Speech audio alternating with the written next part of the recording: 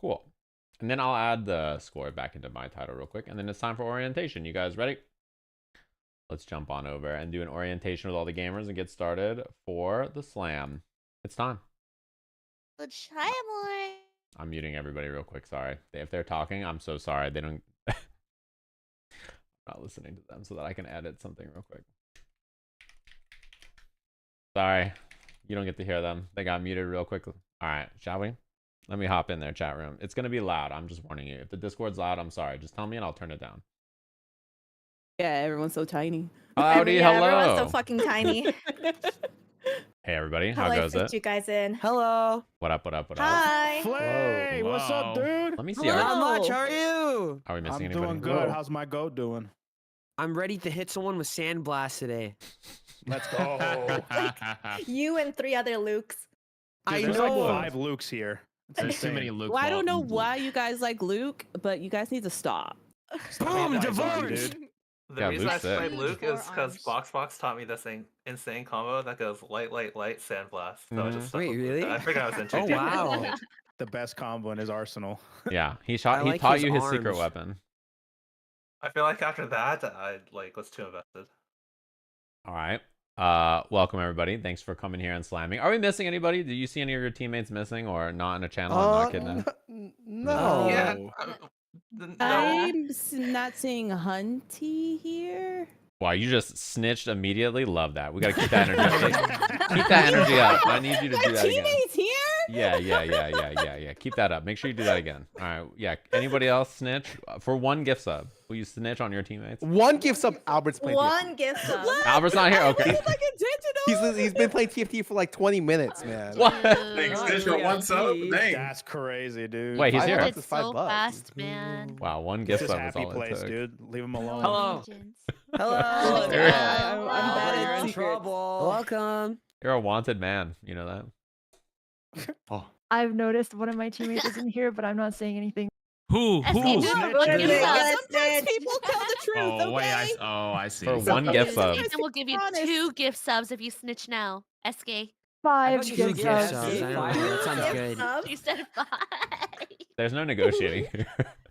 We're not One negotiating. free gift subs win. for tries. 1 free win. I know who's missing from 1 your free team. dub. I know who's That's missing from your crazy. team. He's always missing from your team. No, you don't. You would have no idea if I didn't say anything. Yeah, to you me wouldn't know who that anyway. is.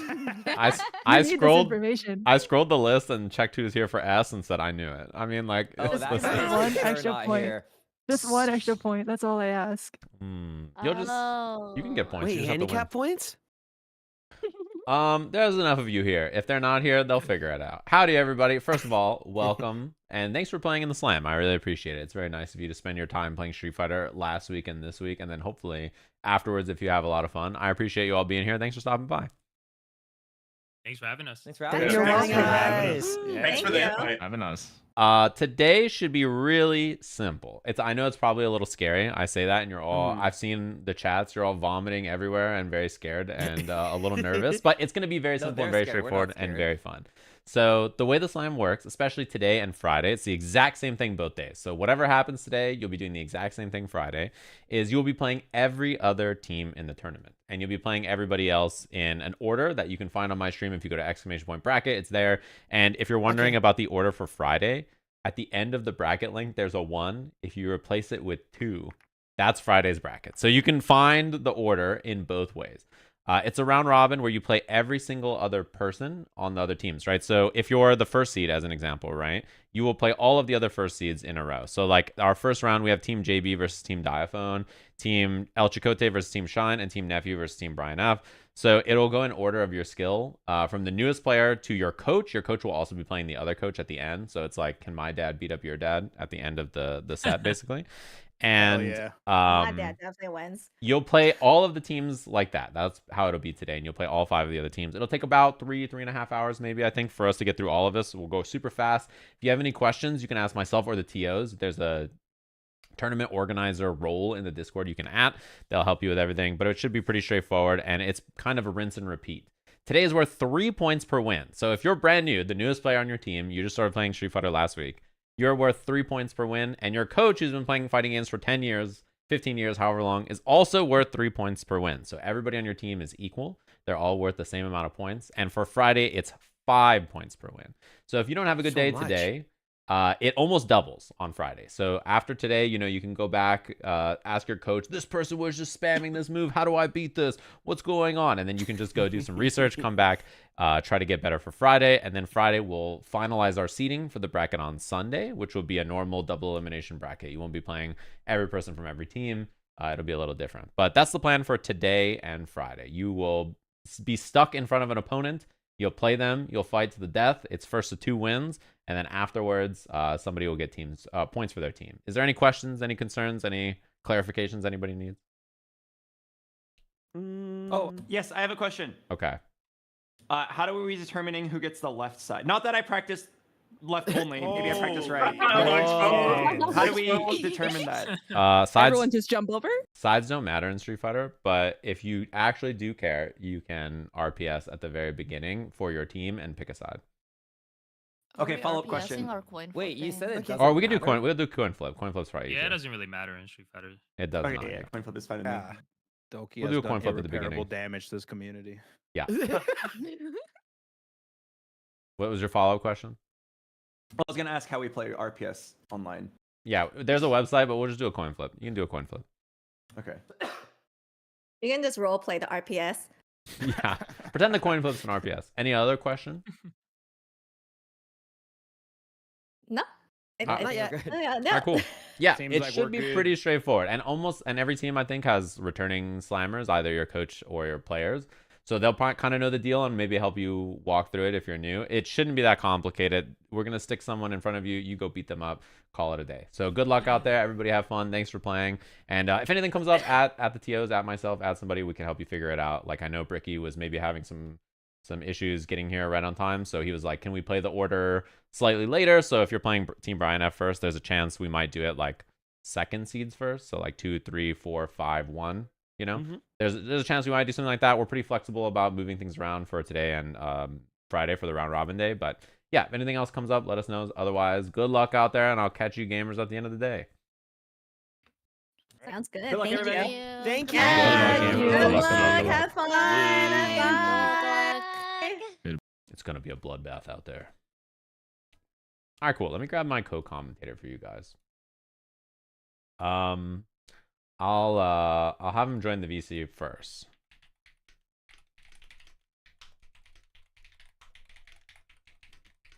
Yeah, I'm in there. What's going on, man? What up? Thanks for joining me. I was gonna tell you I didn't want to grab your camera before they heard your voice, because what if you're like over there picking your nose, picking your butt or something on stream? You know, I didn't want to catch you off guard.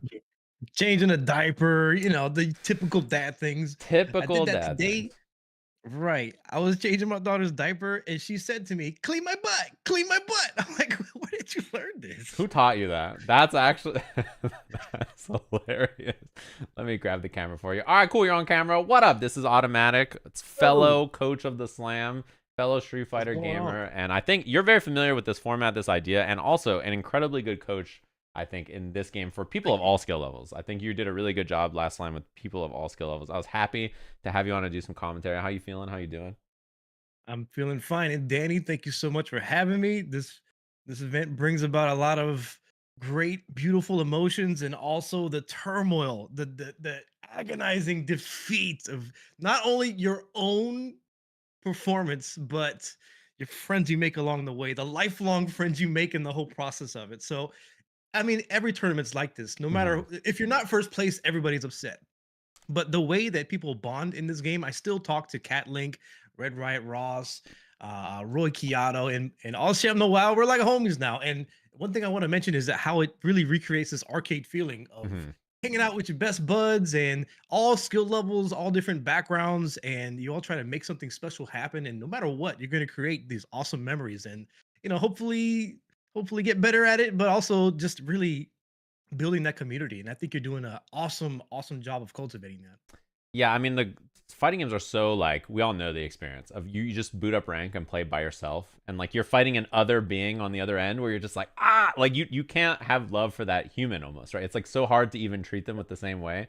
But stuff like this is so fun to me for that reason, where like you create rivalries that are like naturally like you want to beat someone else, and you know the other players in your tier, so you're kind of like scouting them and trying to figure them out and like trying to beat them, and you have your own teammates to rely on, and you're on the same team as them. You have that camaraderie and that feeling that you don't always have playing on a one-on-one game, you know. Absolutely. Don't tell nobody, but I almost cried multiple times on stream when Cat Link defeated Scara. Oh my goodness. I had to like walk away and pretend like I was excited because I was about to burst out in tears. I'm not even like, but don't tell nobody though. I'm a, you know, I'm a 37-year-old dad now. Maybe things get to me like they used to, like, you know, I'm a little different now. But that emotional investment that happens during the process of helping somebody get better at a fighting game. I mean, it's hard to like, where do you find that anymore? Yeah, I think the simple joy of like, you know, for us, there's like the little details of like, oh, cool, I found like a better meaty setup where I'm plus like this and I'm close enough to throw and I did this. Awesome. They're like, I learned how to block low. And you're like, oh, like there's just such the like the breakthroughs they have are so fundamental and huge, and like they happen so often, they occur so quickly. Whereas like when you played fighting games for a long time, they're so minute, and like sometimes it's theory, sometimes it's like, you know, actual stuff in the game. But seeing someone have big breakthroughs like that just constantly and have fun it's very refreshing, I think, if you played for a long time. Yes, it doesn't feel special anymore if I anti-air somebody, but when I see somebody else do it for the first time in their life, and it becomes ingrained in their muscle memory, and then they start expanding upon that, and they start to see how all the blocks connect to one another, and you just see it happen in real time. Like I love, like, this game is amazing from, in my opinion, up until you get to about like maybe 1800, you start seeing the same things over and over again. But when you're at the lower levels and you're developing, you know what's about to happen. It's like we're off to the races. I don't know what I'm about to find out, and it's just always a surprise. And when you're involved with their development, you feel so happy and proud of them for, like, you know, you give them the tool, but they got to use it. Right. And one of the things that's really cool to me, and I think this is something that's really fascinating, is watching the improvements at every level. Because there's so many players that are new to the slam. They've never played before. They're brand new to Street Fighter. They're already climbing really fast. Then there's people like Sham, who you had on your team last time. He hit 1700 MR like right after the last slam, like not too long after, and Boxbox as well. So like the high seed's climbing a ton. Whereas last time, I think in the last slam, Boxbox was like trying to stay around 1500. You know, he's like, I'm like a 1400 climbing to 15, and then now he was like 1700 MR, just, you know, playing in that spot. It's really cool to see the improvements at every single level of skill. And you just feel like, man, you're getting the game now. And whether it's someone who's brand new, who's like learning something simple, like, oh, I should drive rush more. Like they're just like, oh, when I do a button, I should do this drive rush move. This move is broken. Like just like foundational level ideas like that, to like Boxbox optimizing combos, or Sham optimizing combos, or doing like, you know, things like that. You're like, wow, there's a lot to dig into there, you know. Oh, Sham Noel, the fellow boomer with the maneuvers. I played him in ranked maybe a month or two ago when I was grinding Terry. And let me tell you, my Terry was cooking harder than my Jamie. My Terry was almost 2K MR. And I played against All Sham Noel, and he beat my Terry. And he says, well, it's a good thing it wasn't your Jamie. I was like, well, yeah, sure, it wasn't my Jamie. Yeah. Oh, the sun was in my eyes. You know, my daughter came in the room, unplugged my controller. Yeah. Totally beat my secondary. Yep. It was. Yeah, he's really good. Yeah, he's super solid. Super solid. I actually, you know, I've been thinking about that for that top seed slot. I don't know who the favorite is, but I think on paper, I think it's Sham now. I think he's probably the strongest first seed, like top seed of all of the players now, I think. Because last time it was Huntress by record, right? She had the best record overall in the group. But I'm not sure who it is now. Like I by points, it's supposed to be Sham or Boxbox, but tournament Boxbox gets a little nervous sometimes. And Sham, I think, is like maybe a little bit more solid in that kind of environment. But who knows? Maybe Huntress will just beat everybody again, right? I'm not sure. As Shamwell's former coach, I can tell you that sometimes he does get a little one-track minded. As strong as he is, sometimes he gets a little fixated on looking for one thing or the other. But as far as tournament nerves, he has a lot of confidence. Yeah. Not to get into people's businesses, but some of these competitors have millions and millions of followers. So performing under pressure, and, you know, not to say it's one-to-one to fighting games, but they're used to being in a position of like, there's a lot of people watching me. So they you know, it's a different kind of problem that you may see with these competitors. Yeah, that's definitely true. And like I think people assign expectations to themselves and stuff too. And today is, I think, the hard day for a lot of people. I was describing on stream, but I think the first round robin day, everybody's always like extremely nervous. I think Friday people are way less nervous, right? Because it's the same thing. They sort of know what they're doing. It's just worth a little bit more. And Sunday is like everybody's just in a panic. Like it's the tournament day is just really stressful Yeah. for a lot of people. So I think today is stressful, but not in like it's not the most stressful day of the tournament. You know, they just don't know it yet. I'm just hearing Serentina getting flashbacks of her saying, "I'm gonna throw up. I gotta go. I'm gonna throw up. I'm gonna take a walk." Lazy Madman told me he threw up Pissed out. before every slam. You know, he won the Tekken Slam. He got second and first, right? On his team in the Tekken Slam. He told me he threw up before like every day. He just vomited. Oh, we got a special guest comment. Special dang, I gotta get a third camera. Oh my goodness! Look at this little one. Say hello. Hello. Hello. Oh my god. She is so cute. No, man, you can get you one of these, man. They're pretty cool. She just popped out of nowhere too. Just like literally apparated in the background through the third strike stage. She came out the subway and I was like, what the heck? Yeah. She's a third strike enjoyer. That's where she was enjoying jazzy NYC. I don't have a Proceed. child. I only have a cat. That's my fourth commentator contribution for the day. What's he gonna say? She's gonna breathe into the mic. Okay, I'll be a moment, please. I'll be right back. Go for it. I will boot up the game and get in this lobby here. I'll do the admin work while he does the father work. Your cat said, "Nah, he's just sleeping. He's wearing a bow tie though. He dressed up for the occasion." I'm just saying, caught emoji. He is ready for the occasion. He's like ready in his finest bow tie, ready for work. Yeah, I'm gonna boot up Street Fighter real quick, and then we're gonna set up the lobby. Things are gonna start very soon. I see a lot of people saying, "Did I miss any matches? What's going on?" If you're worried you missed any matches, you can just do exclamation point bracket or exclamation point score. Score has a big spreadsheet, right? And you can see the results between every single player and every single team. So unless you haven't seen that, like be updated at all, then you haven't missed any matches. The matches are gonna start in about 10 minutes, and everything's gonna be simultaneous. So there's 5 rounds happening. And each round has 3 matches at once, right? There's 6 teams. So, you know, 2 teams.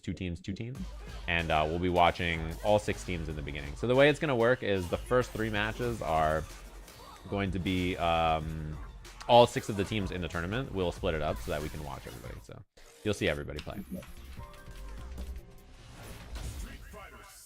I've returned from my my dad expedition. Your father duties. Right. You just walked into the subway station in the back. I'm always in the background. I'm like, Q, there's a way to unlock me through arcade mode. You gotta like win with super a few times, and then some unk comes by and gives you advice. Did you see there is a team Unk this time in the slam? Except I don't think they're even that old. I think they might be posers. They're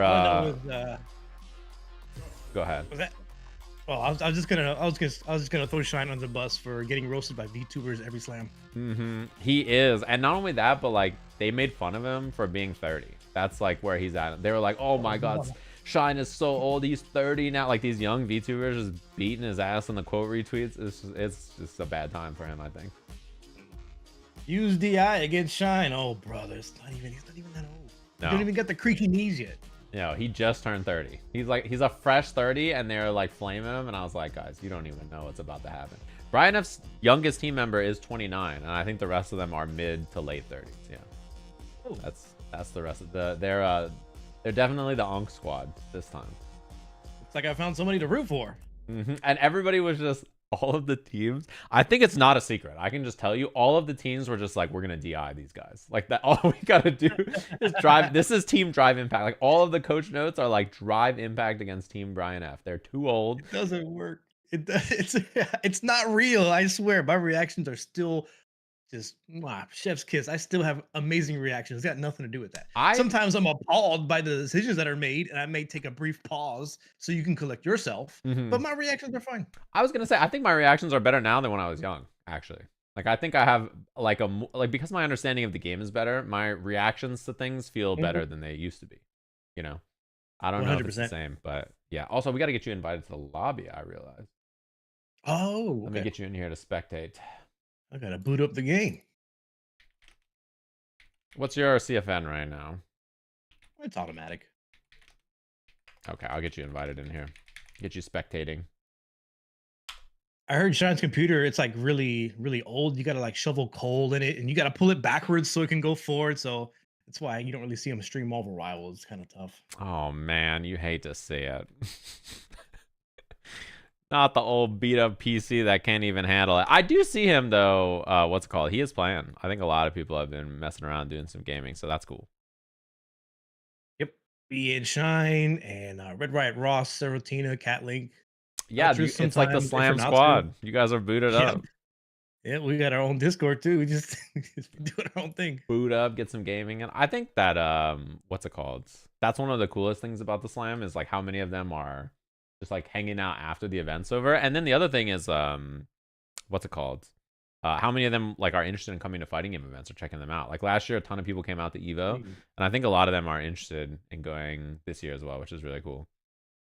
Yeah, I intend to take SK to one of the locals here because she lives basically down the street from me. I was like, what? Oh yeah, There's some good locals around here that their emphasis is on Tekken, but there's some Street Fighter there as well. But I understand she plays both, so yeah, pretty cool.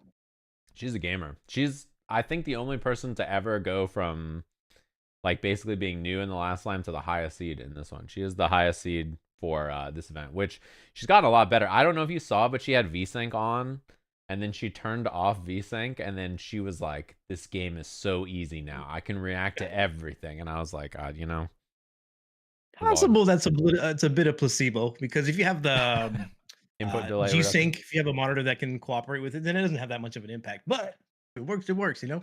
Yeah, I think optimizing that kind of stuff is something you think about so late in the game usually too. It's like anti-airing someone is like a whole other thing. You know, it's funny that came up actually because on the topic of reaction, somebody was asking me like how drive impacts hit people. They're like, yo, it's 26 frames. Like that's not even that fast. You should be able to react to that every time. And I was like, do you anti-air every jump? Because jumps are like 40 something frames, right? Like they're like 45 frames or like 42, whatever. So like if you're getting hit by jumps, then that's double the length of a drive impact. So if you ever miss an anti-air, then that's 2 drive impacts you just got hit by. You know what I mean? Like it's double the drive, like you just got smoked. So it's more just about what your brain is thinking about and what you're ready for rather than like how exactly fast something is, right? You're just so worried about other things.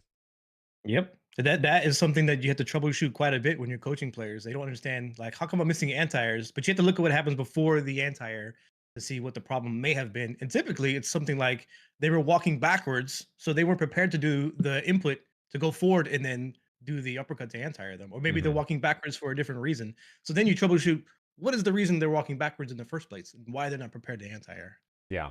And like there's so many like little things too. Like if you start to put the anti-air in your brains and getting it to go from your hands, your brain to your hands is hard.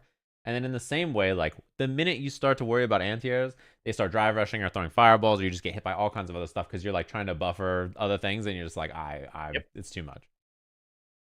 It also reminds me of when you coach somebody, you give them a bunch of new tools. Like I'd say 80% of the time they play worse because they're trying to implement that new strategy. Yeah, that's I have to describe that to people all the time, which is like, listen, it's okay to lose trying new stuff. Like it's fine. If you try something new, you're gonna just lose over and over and over, and it's gonna happen. It's fine. Like yeah. Somebody in my chat says the answer to this is modern, but I see modern players not anti-air things still, even with one button DPs. Like it still happens, which is astounding, right? You would assume that with one button you could just do it, but drive impacts one button. I mean, you know, like these things happen. Yep, same with supers and reacting to DI with modern. People miss it all the time. And some players will make it a point. It's like, I'm going to hit you with this DI, even though you're playing modern. I've seen Punk do that. I've seen Punk That's DI. exactly who I'm referring to. Modern players and be like, you can't react with one button. And then he says a bunch of bad things that I can't say after. So, you know, like that's what he does. But yeah, I mean, it happens to everybody. And I'm in the lobby. Are you in the lobby? I am in the lobby. I'm ready to go. If these gamers want to get things started, I'm ready to start things up as soon as possible. We're 5 minutes early, but as you know, the way we do things here, we just go fast. We try to get through everything as fast as possible so everybody can play as much as they can, get all the matches done. You can like cram everything into a nice 3.5 hours, and then you're good to go. Yep, and it's like the dance floor is empty, nobody's feeling froggy just yet. All you gotta do is click on it, just let it rip. And I think the fun thing about this kind of format too is you don't have that much downtime between your matches, right? You play pretty snappy, like you're like kind of going, and when you're not playing, your teammate's going. So you like, you know, you're kind of checking things out. So it's pretty fast, and you get 5 matches in 3 hours or so, and then you get lots to like digest and improve on. And most people that night, they're like, guys, like I gotta get this person. You know, they lose to someone, they're like, we gotta prep for this person tonight. Like, I want to beat this person tonight. You usually see people get in the calls, like even after the round robins, to like prep something right in their brain for the next one. You know. Yep, it can be. It's almost like you have to prevent yourself from overplaying because the drive is so heavy where you want to help people and they want to grind themselves. And then as a coach, you're responsible for 4 other players. And in some ways, I was a bit lucky that Roy Kiato and Alsham Noel, we would have like a short session to like fill in some gaps, but they just kind of grinded on their own. But the amount of time that I spent working with Serotina and Catlink is just like it was literally like a full-time job, and I don't regret nothing. It was awesome. Yeah, I told the same. Like, you know, I was talking to the coaches and stuff about this. This is why we have additional coaches as well, right? Because one coach for 4 players is a lot, right? And it's like the coaches have the most work to do.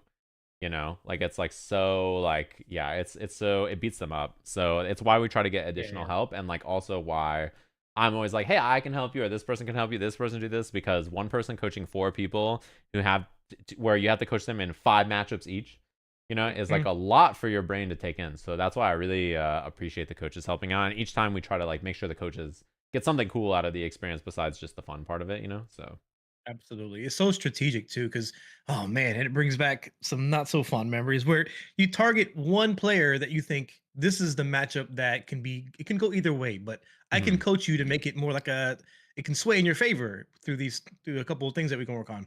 This other player, you won this match every time, so you'll be all right, right? Anything? Let's just review it real quick. Okay, you're good. And then they lose that matchup. So it's so tough to make the right calls. And at the end of the day, you can't. You just try to like increase percentages and min max as much as possible. But at the end of the day, anything can happen. Yeah, it's definitely tough because you just never know sometimes, you know. For sure. It's just always how it goes. You're just like, oh, we'll be fine. Like this shouldn't be a problem. It's gonna be good. And then you're just like, oh god, like what's going on here?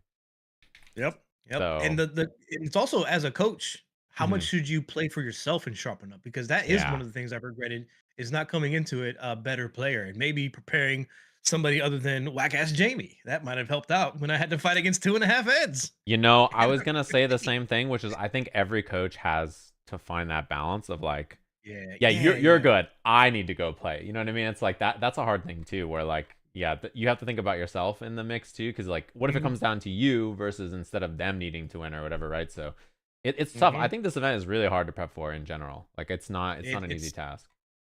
It's really fun, I can tell you that. I enjoyed it so much, and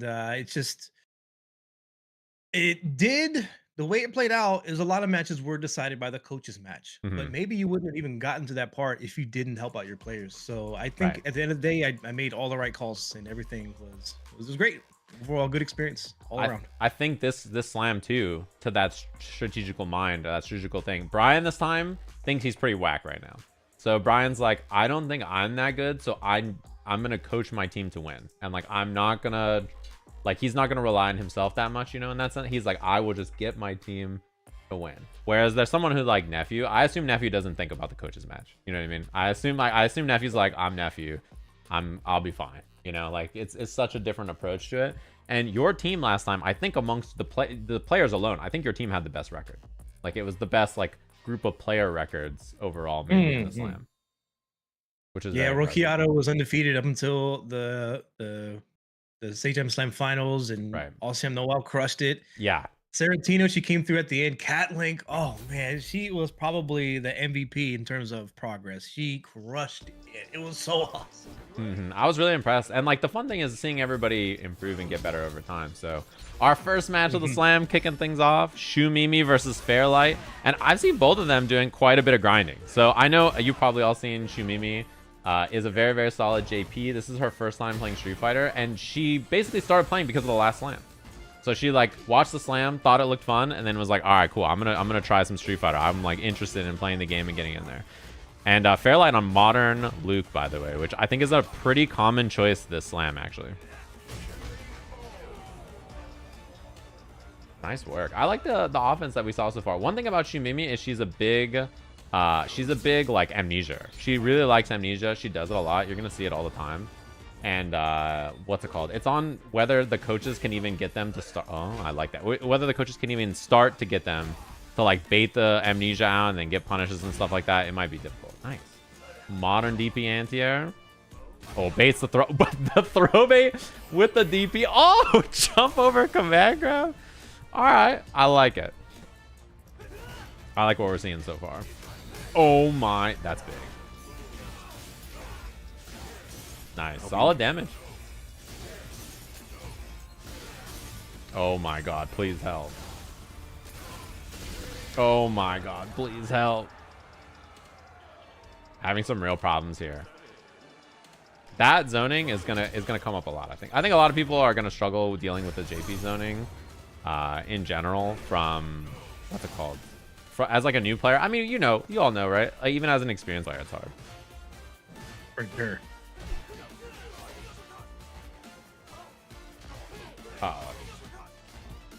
We'll see how she deals with that too. I think like the offense for most people is gonna be a hard thing to handle. So I'm curious to see. Yeah. I'm curious to see how most people handle the zoning too. When you're playing somebody for the first time, it's hard to know exactly what you're looking for in terms of like what they want to do and what you want to do and how those two things clash. So like this first meetup is really where you gather all the data and find out what you need to work on next. Mm-hmm.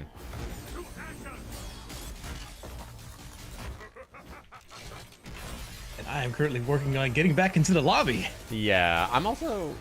I'll figure out. Oh my! It didn't reach. Uh-oh, this actually is... Yeah, checkmate. I don't know if there's a good way for Luke to get out of there. I do like the idea we just saw with the zoning. I'll figure out what's going on with the double audio and get that fixed for you guys. But game one for Shoomimi here. That's a huge comeback. Nice anti-air. All right, I'm back in there. Nice. The audio glitch made the super sound sick, though.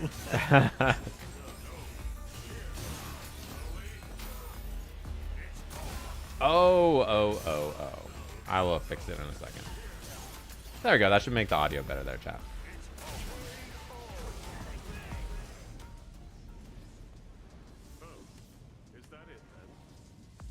Mm-hmm.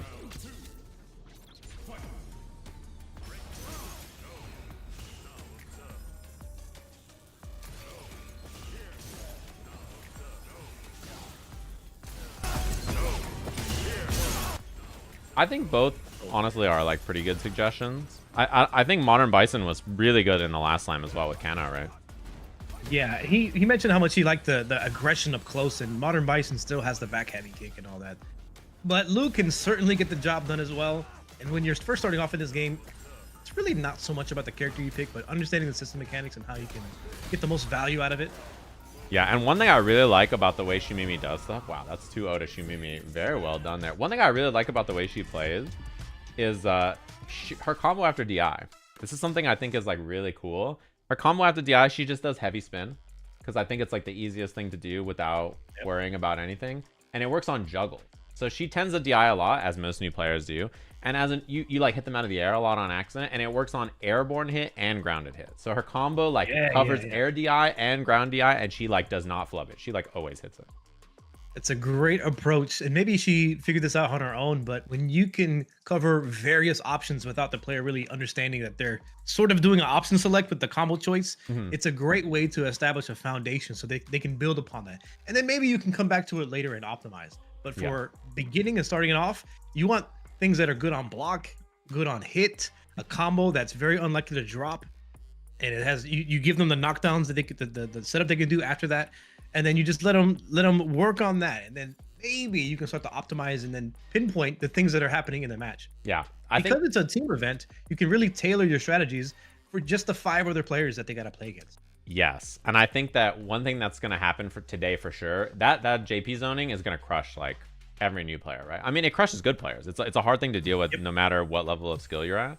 But like the JP zoning is something I think basically every coach in this division will have to like go over. You know what I mean? Like it's gonna be one of those things where I cannot imagine any person doesn't end the day with like playing Shoomimi, getting stuck in something like that, and then being like, coach, what do I do? And you're gonna have to go over like the very basic way of dealing with JP zoning, which I think is gonna come up probably from everyone. So it reminds me of Guile, but way worse. You know how in the Guile matchup, you're like, well, you just got to walk, you got to parry, walk up, be patient, maybe jump, maybe DX sometimes. But against JP is like, all right, you gotta perfect parry this drive rush, use a 5-frame normal. It's not. Yeah. Good luck out there, champ. Yeah, good luck, sport. And then like, it happens to you, and you get hit by everything too, and you're like, oh god. It's just how it is sometimes. I think dealing with this. One thing I really like about watching Mogu play, brand new to the slam, never been here, smile, is that she has a really good use of, I think, flicker and like understanding like the basic offense that Ed wants to run afterwards. She has like really solid, basic, strong options that she just commits to. Whoa! The one button DP on the headbutt was clean. Hey, Jen, yes, did you see that?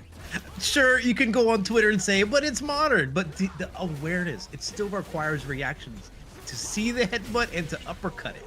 I love that kind of Street Fighter. Dude, the offense too. She's really good at just meaty flicker, basic pressure after, surprising you with things. She's really solid. I'm very impressed with her play. I think playing a character like this is not easy, and that right there is the heavy auto combo in modern. It's heavy punch into kill rush upper, and it's perfect kill rush upper. So I'm sure if you've messed with Ed, you know like doing kill rush upper is missable. Not on modern. If you do the heavy auto combo, it just does it, which is really nice. It's very strong. It's I think maybe the strongest thing about modern Ed besides the one button DP, to be honest. I think Mogu is one of the players that if they really spent time with this game, they would be master rank 16, 1700 MR. Their ability to just pick up this game and solve problems and maybe even just follow directions is superb. I actually did play with Mogu in a different event that Majid Obama ran, and I had to train Amour within like 5 minutes to establish something. It just wasn't enough. Mogu is just really good at fighting games. Yeah, she's super solid. I think she has all the right ideas. I think the same thing of Amour, by the way, who is a beast on this modern Honda. She swapped to it at the end of the last slam. She was playing Ken before that. And I think she's also someone who just like gets how to play fighting games and knows how to like do strong options. And this time, one thing I like is that her approach changed a bit. Instead of just grinding relentlessly, which is kind of what she's done before, she was like, I'm going to spend more time studying and like thinking about what to do and like trying to approach it like this instead of just like play for 10,000 hours, you know? No longer the queen of rage queuing. Now she is a observer and laboratory enjoyer. I like this turning of a new leaf with Amour. She was just like posted up and just watching replays. Like, I'm gonna just like check these out and then let me see how this is going, etc., etc. So I think that's like a good way to approach it. Sight. It's just pure enjoyment and just paying attention and looking at what's in front of her. But I actually grinded Honda to master today, and I did see like where the character does have problems. And the way this game tends to be played lately is people kind of just back up, wait for their drive gauge to recover, and then they'll buffer a button into their drive gauge. But Honda has a hard time catching up to his opponents. As soon as you walk forward, you no longer have a headbutt charge. Yeah. And his normals, they seem like they have good range, and they do, but oftentimes not enough to like poke at them. There's no low forward drive rush with Honda. Yeah, I think he's like a character where when your opponent doesn't answer the problems you're putting in front of them, he feels like the best. But when they do, it feels like it's kind of out of your hands almost. You know what I mean? Like it feels like, well, I'm doing Honda's best stuff, and like I sort of did that, and like it didn't work, and I don't know what else I'm gonna do. Right? Like that's kind of the feeling I have when I played him. And I really like how Mogu is checking the headbutts with the chain combo. That might even beat the OD headbutt. I'm not sure, but there's like a studied response to the way that Amour is doing headbutts on block. I like it an too. uppercut, or they block it and they check it with the chain combo. Yeah, and light kick from Ed is pretty fast too. It's a good check. It should cover basically whatever mash Amour would want to try after. Besides the X, like as you were just mentioning, that's the only thing I can think of that could be a problem. Wow, what a jump! And what a jump in from Amour. She's starting to solve it. You can see some shades of maybe some shades of hope. I have a feeling her coaches were telling her, all right, you have the life lead. You can back up for a little bit. Let them come to you. Yeah, I'm sure, definitely, because I think playing it slow on Honda and this kind of a thing when you have a lead is a good idea. Those fireballs don't really matter that much in this game because of no chip. Yeah, and the fireballs can matter if you're able to use it to manipulate the drive gauge, to chip away at their drive gauge, let the recovery of yours, play out. But in this sort of situation, it's more of a scramble, and it's not going to be as effective. Yeah, and just waiting it out, going for parries and stuff. Oh, that's big. Just DI when you're hitting them like that is always so hard to deal with. It's like it jump scares your hands a lot of times. Ooh, the long distance headbutt gives you too much time to react with the modern uppercut. Yeah, both on modern here too. So like they have access to that kind of stuff. Oh, that could have been double drive rush kill from Mogu there almost. She might actually end up being able to kill with no meter here because of it. Drive impact is Scary times. I mean, you know it's she's thinking about it. Oh, nice. I think there's a conversation in your chat about how good the players seem to be and how, like, maybe compared to last time, I do think the player pool is much better. But it's always surprising how quickly some players just adapt and get good at the game. Yeah, and one thing that's like, you have to remember these players, maybe some of them are similar skill to like you or other new people when they started, and you're like, how did they get to this level so fast? I mean, they have a dedicated coach, and this is like what they're doing, you know, for the time being. So having a coach, nice. I love that sequence. That got was the frame so good. trap off of the +2 media punch. See you Amour. The hit confirm off of the target combo. That's one of those things too that like that sequence you should really just put in your bones because it's good on hit, it's good on block. You should just do it. You know what I mean? It's like you will take those.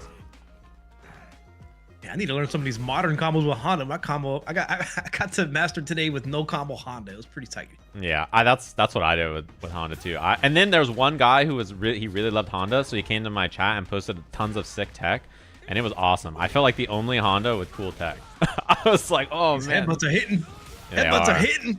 Oh, you can see the hesitation from Amour. You can see that I'm not going to do a headbutt because they're ready to uppercut. But then they do it at like a delayed timing where it may not be expected. You can see the adaptation in real time. I love this. I love that Amour's big chill on this lead too. Like she doesn't feel super pressed. She's just sitting on full screen, pairing fireballs, big chilling, not feeling pressed to go in and do anything too scary. Just light pressure, back it up. Not even like a jump heavy punch over the fireball to conserve meter. Nah, we don't need none of that. Just keep it solid. Keep it simple, stupid, right? That's the acronym. You just got to keep it simple. Like nothing too fancy, really solid, and what a good adjustment from Amour.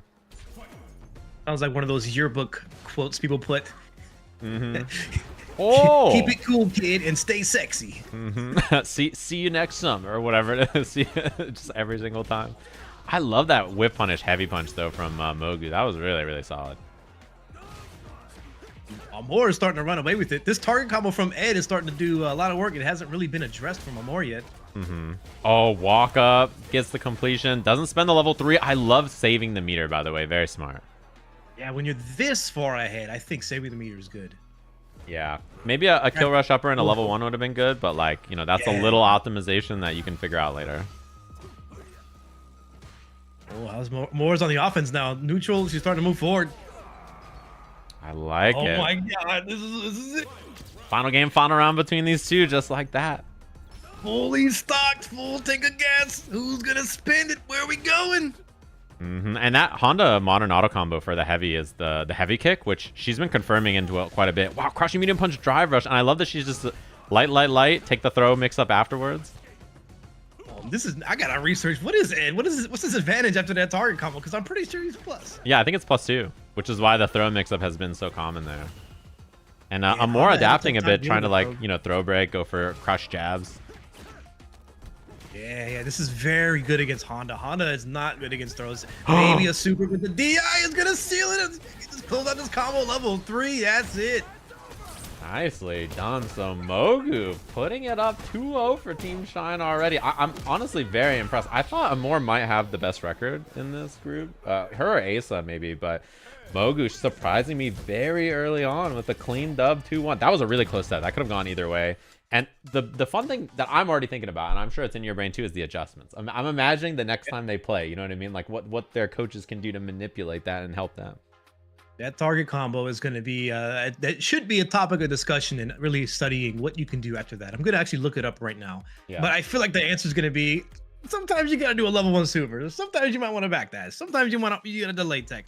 Because it's going to force that guess situation in that Street Fighter 6 is so well known for. Yeah, I love already your suggestion about level 1 super is already something that like could have changed this match a lot. You know what I mean? Like you can just imagine if Amour knew to do that there to threaten a little bit more, that this match could be a little bit like more scrappy already, you know, which is cool. Yeah, that's the light kick target combo with Ed. It looks like the second hit is +1. And then the third hit I think is +2, if I remember right.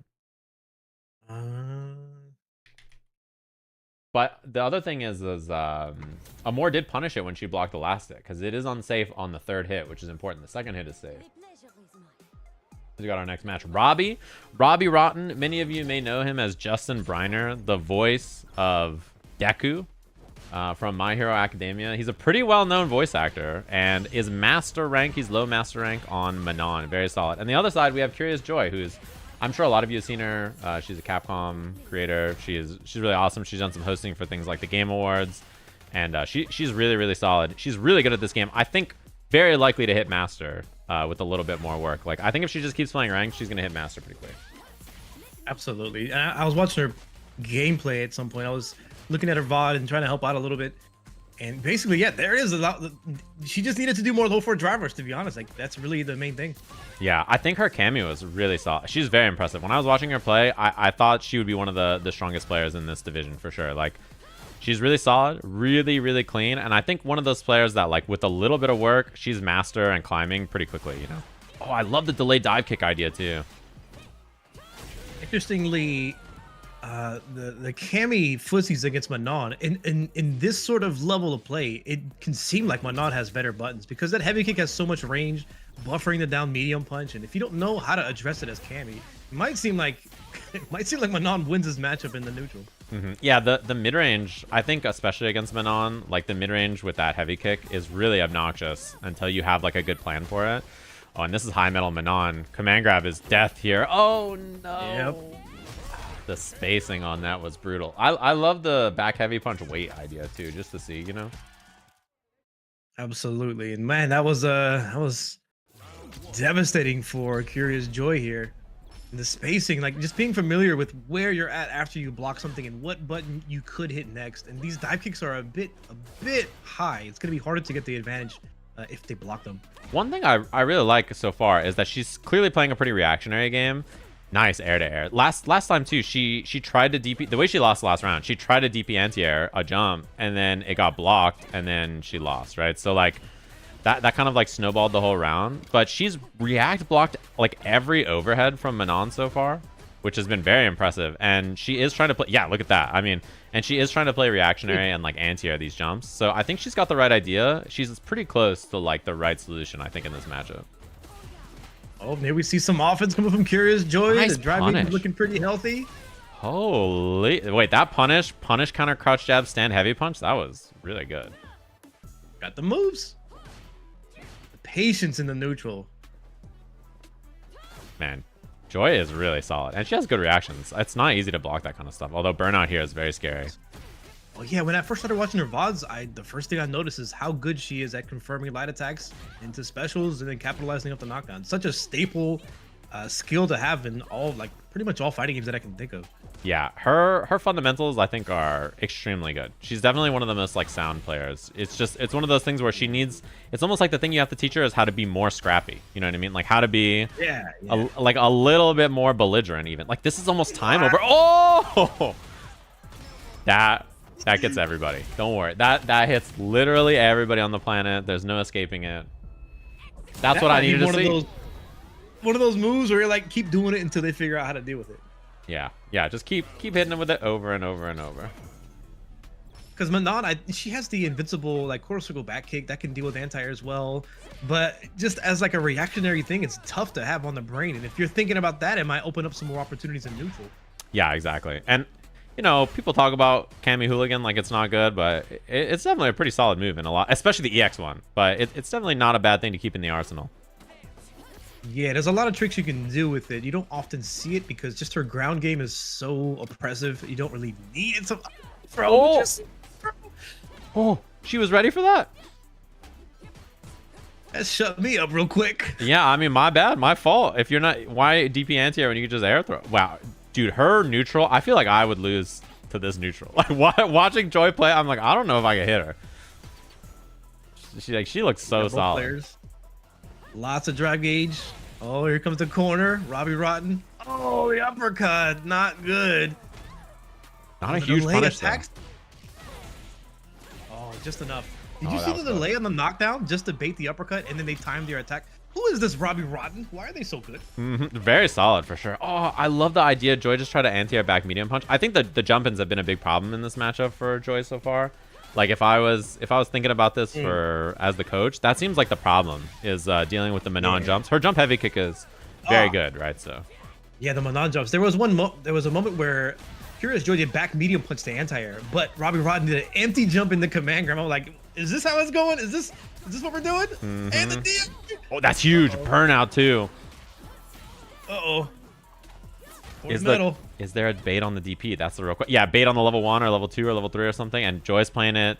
You can see the buffer though. She's thinking about it. Oh my, not enough. Wow. Oh. They've been doing jump in light attacks so often that I you know, sometimes the throw is unreactable. You have to guess. Yeah, you gotta play that game, man. Joy is so solid. Oh man, she's a really solid player. I'm very impressed watching her play, and like, yeah, I initially thought Robbie Rotten would definitely run away with it, but Curiousjoi got that dog. She's fighting. There was a moment with the dive kicks where I felt like maybe she's trying to do the early dive kicks. And yeah, she's just ramping it up to get the pressure, but possibly she's trying to bait anti-airs, like to get them to do down heavy punch. Yeah, and then it whiffs and the dive kick hits. So there might be some special tactics there. I think that's the idea. Probably, I think you're right. Like the idea is to try to like bait something out, but unless you see it, I think you just do the regular dive kick and call it a day almost. You know what I mean? That's like kind of the approach. Yeah, they'll dig into your drive gauge a bit too much if you overdo it.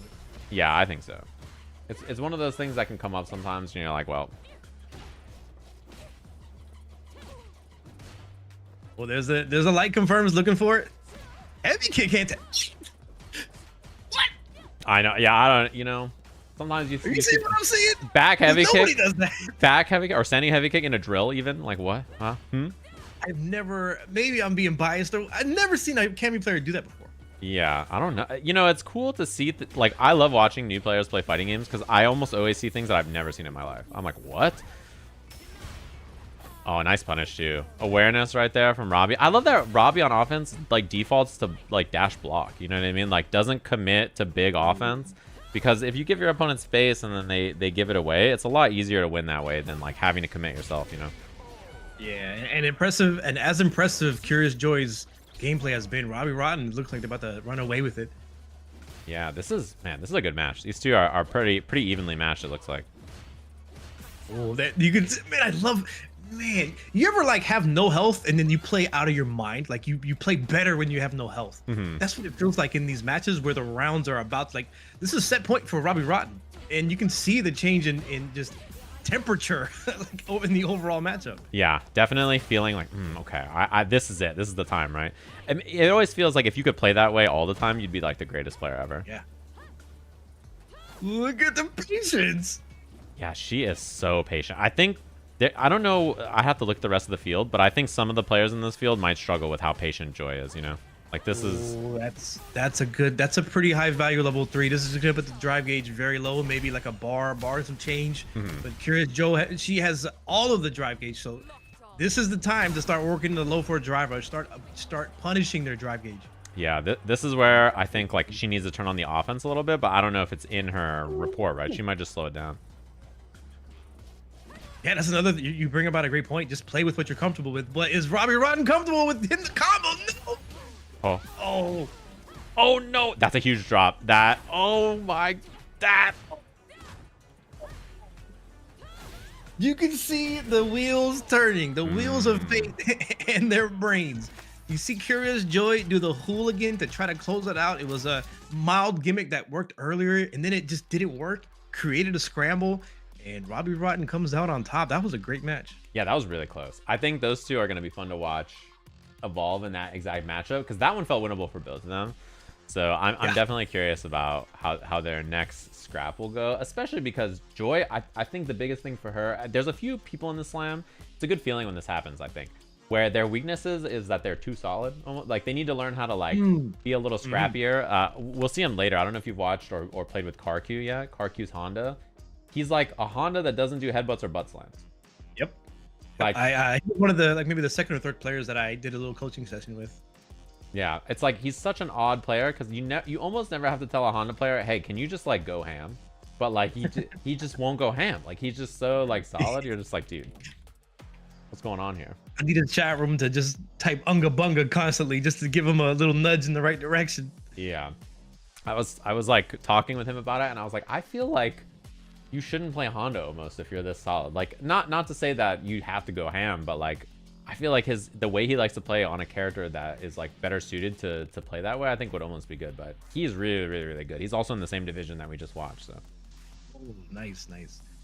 yeah, Yeah, really solid. part of the reason why I picked up Honda was because I was seeing Amour and Q playing Honda, and Honda is such, in my opinion, an underdeveloped character for whatever reason. Like I play against Alter David, he plays modern Honda, and he does stuff that no other Honda I've never seen them use ever.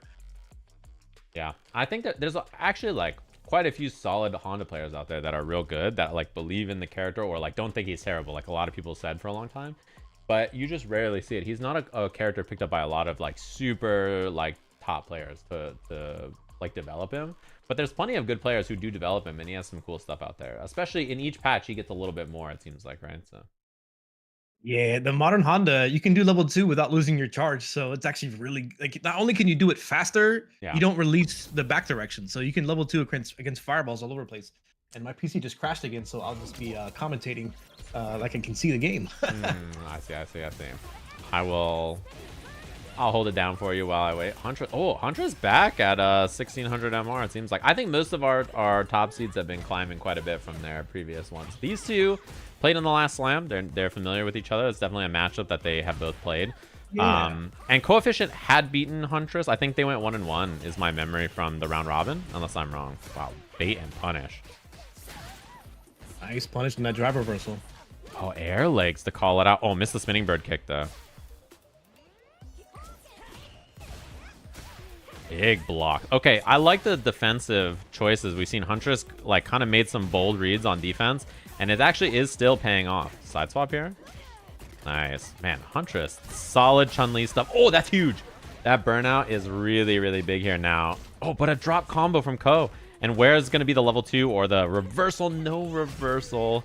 She saves the bar. No bait there from Ko. Aki, when their opponent is in burnout, she's one of the best in the business at just continuing to pressure and apply chip and threaten throws and command grabs. She's so good in burnout.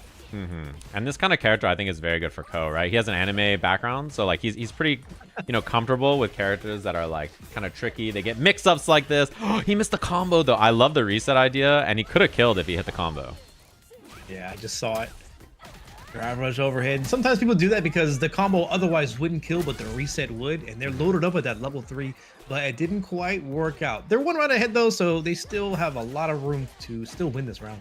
I love this spacing in the corner here from Huntress. I think she is... Oh, this should be big. See if we can get the completion this time. There it is. Easy peasy. One thing about that Aki combo, too, is that heavy lash is quarter circle forward heavy punch, and her level 3 is double quarter circle forward heavy punch. So you kind of just, like, mash it out. It's a pretty easy confirm. Something that I realized when teaching some new players last time how to play Aki. So. Do you recall how these matchups went in the previous slam? Because I feel like Huntress was mostly dominant in a lot of her anchor matches. Yes, I think she beat Ko on the first day and lost to him on the second, is my memory between the two of them. But I could be wrong. I think they were 1-1. Because I think her only loss on the first day was Infernasu. Yeah, all of the anchors in the previous slam were so tough. It was hard to know how things were going to go one way or the other. And I imagine it's going to be exactly the same here. Yeah, this is a rough spot though. Cornered already. She tried to wiggle out of there because she didn't want to lose her drive gauge. Oh, that's big though. Out of the corner, has a bar of drive gauge, baits a drive reversal. She's looking good here. One thing I'm noticing from Huntress from the last slam is she's more willing to maybe get out of her comfort zone and start pressing buttons when you're minus, when you're plus, and neutral, hit toward medium punch, drive rush with it. You gotta force plays to prevent them from making plays sometimes. Yeah, I think she's been a little bit more scrappy, which yeah. I think is important, right? You sometimes need to be that scrappy kind of decision maker on offense where you make things happen. And even when you're minus and stuff, oh wow, that drive rush overhead pushed Ko onto the fireball. And Chun in this version got some nice changes, right? She has she lost some stuff in the patch before, but she has the spinning bird for extra damage on a lot of her confirms, which is really nice. Wow. This corner is gonna be the end of Coefficient. The throw. Oh, what a walk-up medium punch. Amazing. Yeah, her offense in the corner has looked way better than I even remember it being in the last slam, She just looks really comfortable. And so does Ko. I really think that he is someone who is like a really solid player who can do all kinds of tricky, nasty stuff to you if he gets a chance. Oh, I like the perfect parry there. reminded of the previous match where it's like, wow, Huntress is playing really, like, it's really impressive the amount of change that they made to their gameplay. But Coefficient is technically in the driver's seat. They're up one match, and this round is heavily in their favor currently. And sitting on all that meter, it's a one-hit kill here now for Coefficient. So you have to be very careful about what you do. Goes low, finds the hit, immediate level 3. Oh! See what the opportunity is going to be here. Code low on life here. Ooh, that crouching medium kick hit, but no drive rush on it. Oh my god. Oh my. I am so scared. Any hit could do it, and the confirm Huntress tying things up. One apiece just like that. Jeez, I'm glad I get to see the rest of this match. Maybe I'll Discord stream it too. That might make it easier. Let me turn it on. Let me turn on the TV. Thanks. I'll adjust the antennas. Channel 3. Oh. These drive reversals from Huntress, I like the ideas. That she's trying to drive reversal after blocking the EX Cruel Fate, the stabby hand. And it's a good idea, I think, but her timing on it is a little late, so has been blocked and punished a few times now. Ooh, gets out of that poison. It's like, I don't mind the jump in there. Wow, what a wild choice from Coefficient, but it worked out perfectly. You know, as a professional commentator, we call that wild. As a normal human, I say that was random. That was quite a random decision, and you know, sometimes you got to take that gamble. Sajam getting out of his comfort zone a little bit, huh? It's like Majin Obama says, when I call things interesting, I mean that they're stupid. When I'm like, what an interesting choice, like, you know. I refer to them as wild and crazy kids, but you got to be above the age of 30 to even understand that reference. That's true. Okay. Can confirm. Yeah, I'm just qualified. I was just the right height to ride this ride. What wild and crazy kids? It's a Nickelodeon show back in the day. I always say that when I say people make Courage the Cowardly Dog noises, and I'm like, I wonder how many people remember that show. And look at the change in demeanor from both players. When the chips are stacked, your opponent is one round ahead. I better start zoning. Let's take the cautious approach. Oh no! I love that she threw EX Fireball there too. Nice and fast. Oh, she doesn't level 2 there actually. I thought she might. Hold on to the meter. Wants to try to win this round without spending it. And I think if you're a Huntress here, the less is more, right? Your drive gauge is so low that doing less is really good here. Double driver should be the confirm. I think level 2 for the kill. Level 1? Yeah. Oh, level 1, is it enough? It's not enough. Baits the throw. Okay, so she was greedy for the bar, but that means she's got an extra meter for this last round. If I were Huntress's coach right now, I would have my hands in my head like, oh, spend it. That's what I'm saying. It's scary. Overhead. Uh-oh, over the head. Huge. Nice anti-air. Her anti-airs are excellent, by the way. Oh, and the confirm. Really nice stuff. Should be the level 3 for the finish. Huntress clutches it out, showing why she was that first seed with the most wins in the last slam, just like that. Incredible. Maybe it's me, but I feel like there was a little bit too much time spent with the dancing around the fireball. My opponent has level 2. How do I approach? And that, I think, is what opened up the window of opportunity for Huntress to run away with it. Yeah, I'm right there with you. It's interesting to me because it really felt like Coefficient had so much momentum. And as you say, I feel like she kind of lulled him into that fireball game. She was like, oh, don't these fireball games, doesn't this look like fun in games? We should do this for a while, shouldn't we? And I think you're right. He just kind of got caught up playing the same game as her. And that's like a rookie mistake, right? He stopped playing his game and started engaging with her and what she wanted to do. And she was way more comfortable that way.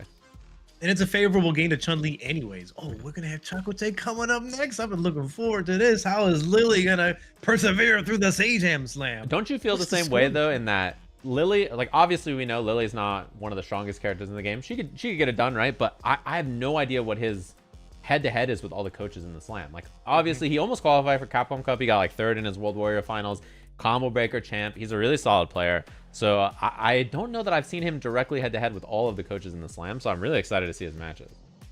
Yeah, absolutely. As far as Lily as a character, it feels like the friend that you have that you don't want to compliment too much, because they're gonna feel themselves way too hard. Like, yeah, I'm nice, Anna, yeah. But like, bro, you're just doing Condor Spire and mixing people, bro. You're hitting crouching heavy punch, bro. Sucks, but I mean, you're literally hitting one button. You're hitting crouching heavy punch. It's a poke, it's an anti-air, it's a buffer, it's a driver's button. Like, bro, you're not gonna impress me. Let me get some buffs, please. No. That's what I'm saying. But yeah, she's a real, like, I think she's like pretty good. She's gotten a lot of like pretty reasonable buffs. I think her big problem is actually not like her as a character, but it's some of the strong characters in the game that are good into her. You know, like matchups like JP, matchups like Dawson. Yeah. There are matchups that are just really hard for her, particularly in this version where I think JP is a contender for top 5. JP versus Lily. I mean, yeah. Pretty tough. Of course, you got Chakotay as the pilot, an incredible player. Combo breaker, one combo breaker with this character when the new patch just came out. A lot of promise coming from El Chakotay. But we'll see. Shine is no stranger to danger. He's got the ed. Yeah, and I think this is a good patch for him. So he's got the boomer maneuvers. Oh yeah. This is a good patch for Shine though, because you know Chun-Li is better, right? Ed's worse, which is the character he's been playing a lot, but not too bad. Chun-Li's better, and Kimberly's better, and he plays a lot of Kim, right? So I think the characters that he likes to play in this game are pretty solid in this version. And I think when you burn out against Lily, you just automatically lose the round. I'm gonna be honest with you. I think it's what a frame kill. Did you see? Look at this uppercut. Oh my. He's a cheater, I'm a little bro. ahead, so it's actually better if I watch your stream. So he's a cheater, bro. I didn't even that. I've never seen that. This guy's a cheater. My bad. That's one of the things when you play a lesser used character and you do your own research and you have these setups nobody has really experienced before, it's going to catch them off guard. Yeah, I think that's the biggest thing about Chakotay is he has a really, really good chance to perform exceptionally against the other coaches, especially in the first and second day of the round robin, right? Because like the less is more with him, you know. Yeah, then the data might come through. But you know, you always got the option select with a character like Lily, like, man, Lily, I couldn't do it. She's not good enough.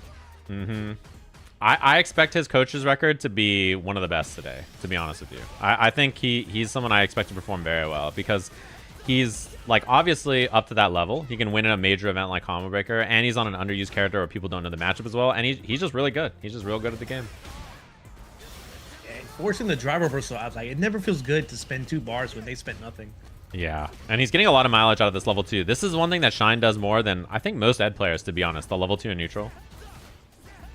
Yep, it helped him reestablish the drive gauge dominance. Now he's way ahead, and throwing his fireballs is going to put him even further ahead, especially that Lily doesn't have a charged counter spire. She cannot go through these easily.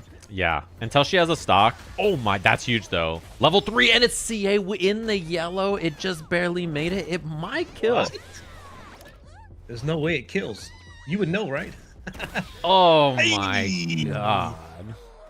That was huge damage. And what a read too. He needed to make something happen. He had no win stocks, as you mentioned, right? And Lily without stocks, it's pretty brutal, I think, to play her normal game plan without it. And we're seeing what we talked about here. I think a lot of people, these other coaches, are really going to struggle in this matchup. I think Chakotay is really, really solid. He's on an underused character, and he's not someone who plays in as many tournaments, I think, as some other people, so... And the corner pressure from Shine coming in. Lily, her options are whack, but the backdash, it's a little bit better when you're in the corner. You either have an advantage or you're able to punish their throw attempt, depending on the advantage they do it at. Yeah, and also, if you're a grappler, backdash command grab, you know, is such a big threat that it forces them to hold up, so sometimes backdash button is better if you're a grappler. There's a lot of scary things about situations like that. Right. And I believe Lily is... just like most other characters where her backdash has the same speed. There are some exceptions like Honda, Zangief, Manon, and even Rashid. They have slower backdashes, but Lily does not, and she has a command grab. Yeah, which makes it very, very scary. And I like what we're seeing here from Shine. The adjustment is good. He wants more offense in mid-range. I think holding space like this, which he just did, gives her the stocks. I think if you can get in and make stuff happen, it's a lot better. The dream combo time for Shine here. Not quite, but for sure he's going to get the corner, get the pressure. And the oppressive thing about Ed's level 2 is that it's halting the recovery on your drive gauge while doing damage to it, and he's building some drive gauge for himself as long as you don't spend none. There's the backdash again! Huge read. Oh, I love that he just did EX Spire there for immediate. That was really smart. I love the decisions we just saw. Immediate EX Spire, string him up, strip the drive gauge, right? Like, everything about that was perfect. Yep, this is not looking like a good round for Shine. If he goes defensive, he does a drive reversal to burn himself out. Oh, how's he gonna zone in? There's the plus frame counter spire into the command grab. Guess better, Shine.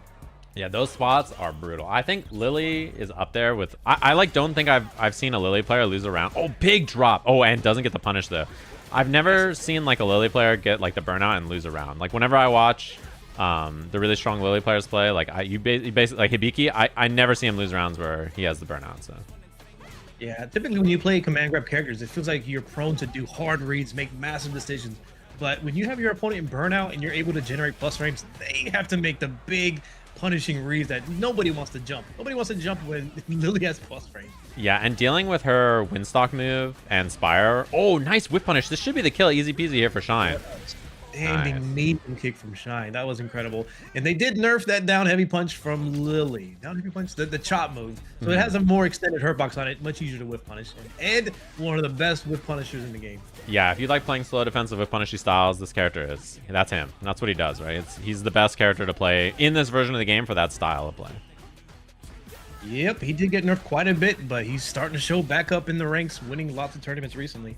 Yeah, I think my opinion about him, I'm not sure if you agree, is like he was obviously one of the best in the last patch. I think he's still probably in like top 10ish, but a little bit weaker. Yeah. Very, very clearly a tournament winning character in terms of tier. He's very strong still. Nice. Yeah, again with the whip punish. Not Good. let him get away with it. And that's one of the problems with Lily is she can be a bit linear with her normals. That down heavy punch, as good as it is, you do it a little too much outside the wrong ranges, it's a verifiable outcome. You can just hit it and punish her for it. I love what we saw there from Chakotay too. Shine giving him any space. He took the stocks, and giving Lily 3 stocks like that, full screen, pretty brutal. It's very hard to win around like this. Oh my. Ooh. Should be able to kill here, right? Yeah, no meter spend, double EX. Very nicely done. Final game, final round between these two. Oh boy, I'm getting goosebumps. Shout outs to RL Stein. Oh, he's just forced off drive gauge so consistently because of that Spire mix-up. Yeah, and it's just resulting in the same thing. The result is Chakotay's getting his charge back, and Shine is just losing his drive gauge. Yeah. Oh, that's huge though. Back there under the corner. This is a round-winning decision, and the level 3 punish counter. It's gonna remove all that drive gauge. Just a sliver left for Shine here. And this is a product of that earlier drive reversal. He would have 2 more bars if he did it, but he would have had to guess for the plus frames off of the counter Spire. The worst part is, damned if you do, damned if you don't. yeah, and now he has to run away, and that means that she can get more stocks. He wants to run away so his drive gauge comes back, and then that means that she's like full screen getting more stocks, and now he's in burnout. Gets to level 2. This is such an opposite way of what you normally see Ed players doing. Usually they're getting high value in the 360 kills.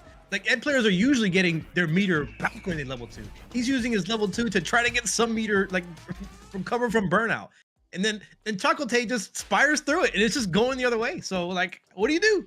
Yeah, it's pretty rough right there. And I have to say, very impressive from him. He made good adjustments. I think forcing the issue was a good choice from Shine, especially in the second game. We saw that a lot more, but there was a few times where like the positioning kind of slipped away from him, and then Chakotay just full screen, you know, getting those stocks, and then the minute your drive gauge is low and you have to run against Lily, it means that she goes to full screen, she gets 3 stocks, and you like the round is so hard to win after that. You know, 3 EX spires is all of your drive gauge gone, you know. Yeah, I've always felt that it's such a tough decision to want to drive reversal the enhanced Condor Spire. Is as much as you don't want to address the mix up, it's digging into your drive gauge, and you can see how it impacted the whole match.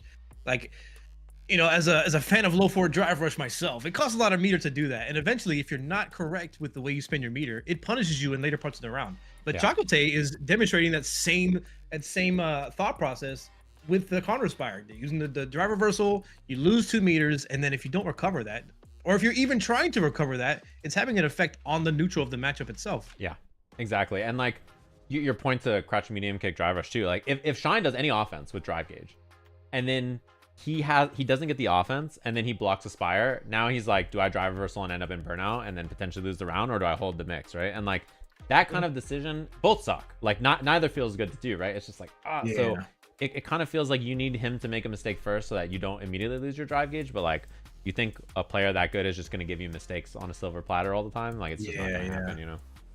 And not only that, it was the reads from Chakotay, the backdashes, the reversal level 3s successfully. Sometimes you just gotta guess better. There's no way you can lab your way out of it other than knowing what options are available to you. Maybe you make an informed decision based on their resources and player tendencies. You still gotta guess. At the end of the day, if you're finding ways to get to that opportunity more than your opponent is, you're more likely to make more correct guesses. That's exactly what I think we saw there.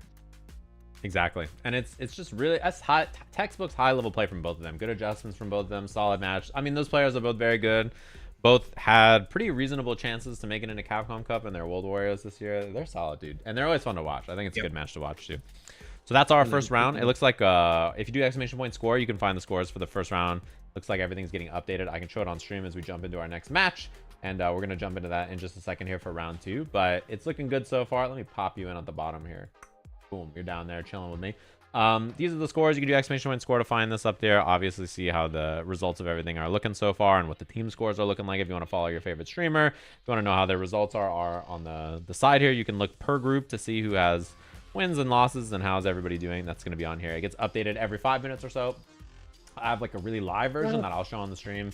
I'm going to grab it after this match. And yeah, either way, you guys should be good to go knowing the scores. It'll be there for you. Exclamation point score will have it all day long. In my chat room, if you're watching on another stream, stop by the Sajam stream, type exclamation point score and bracket and keep those in another tab for yourself. So.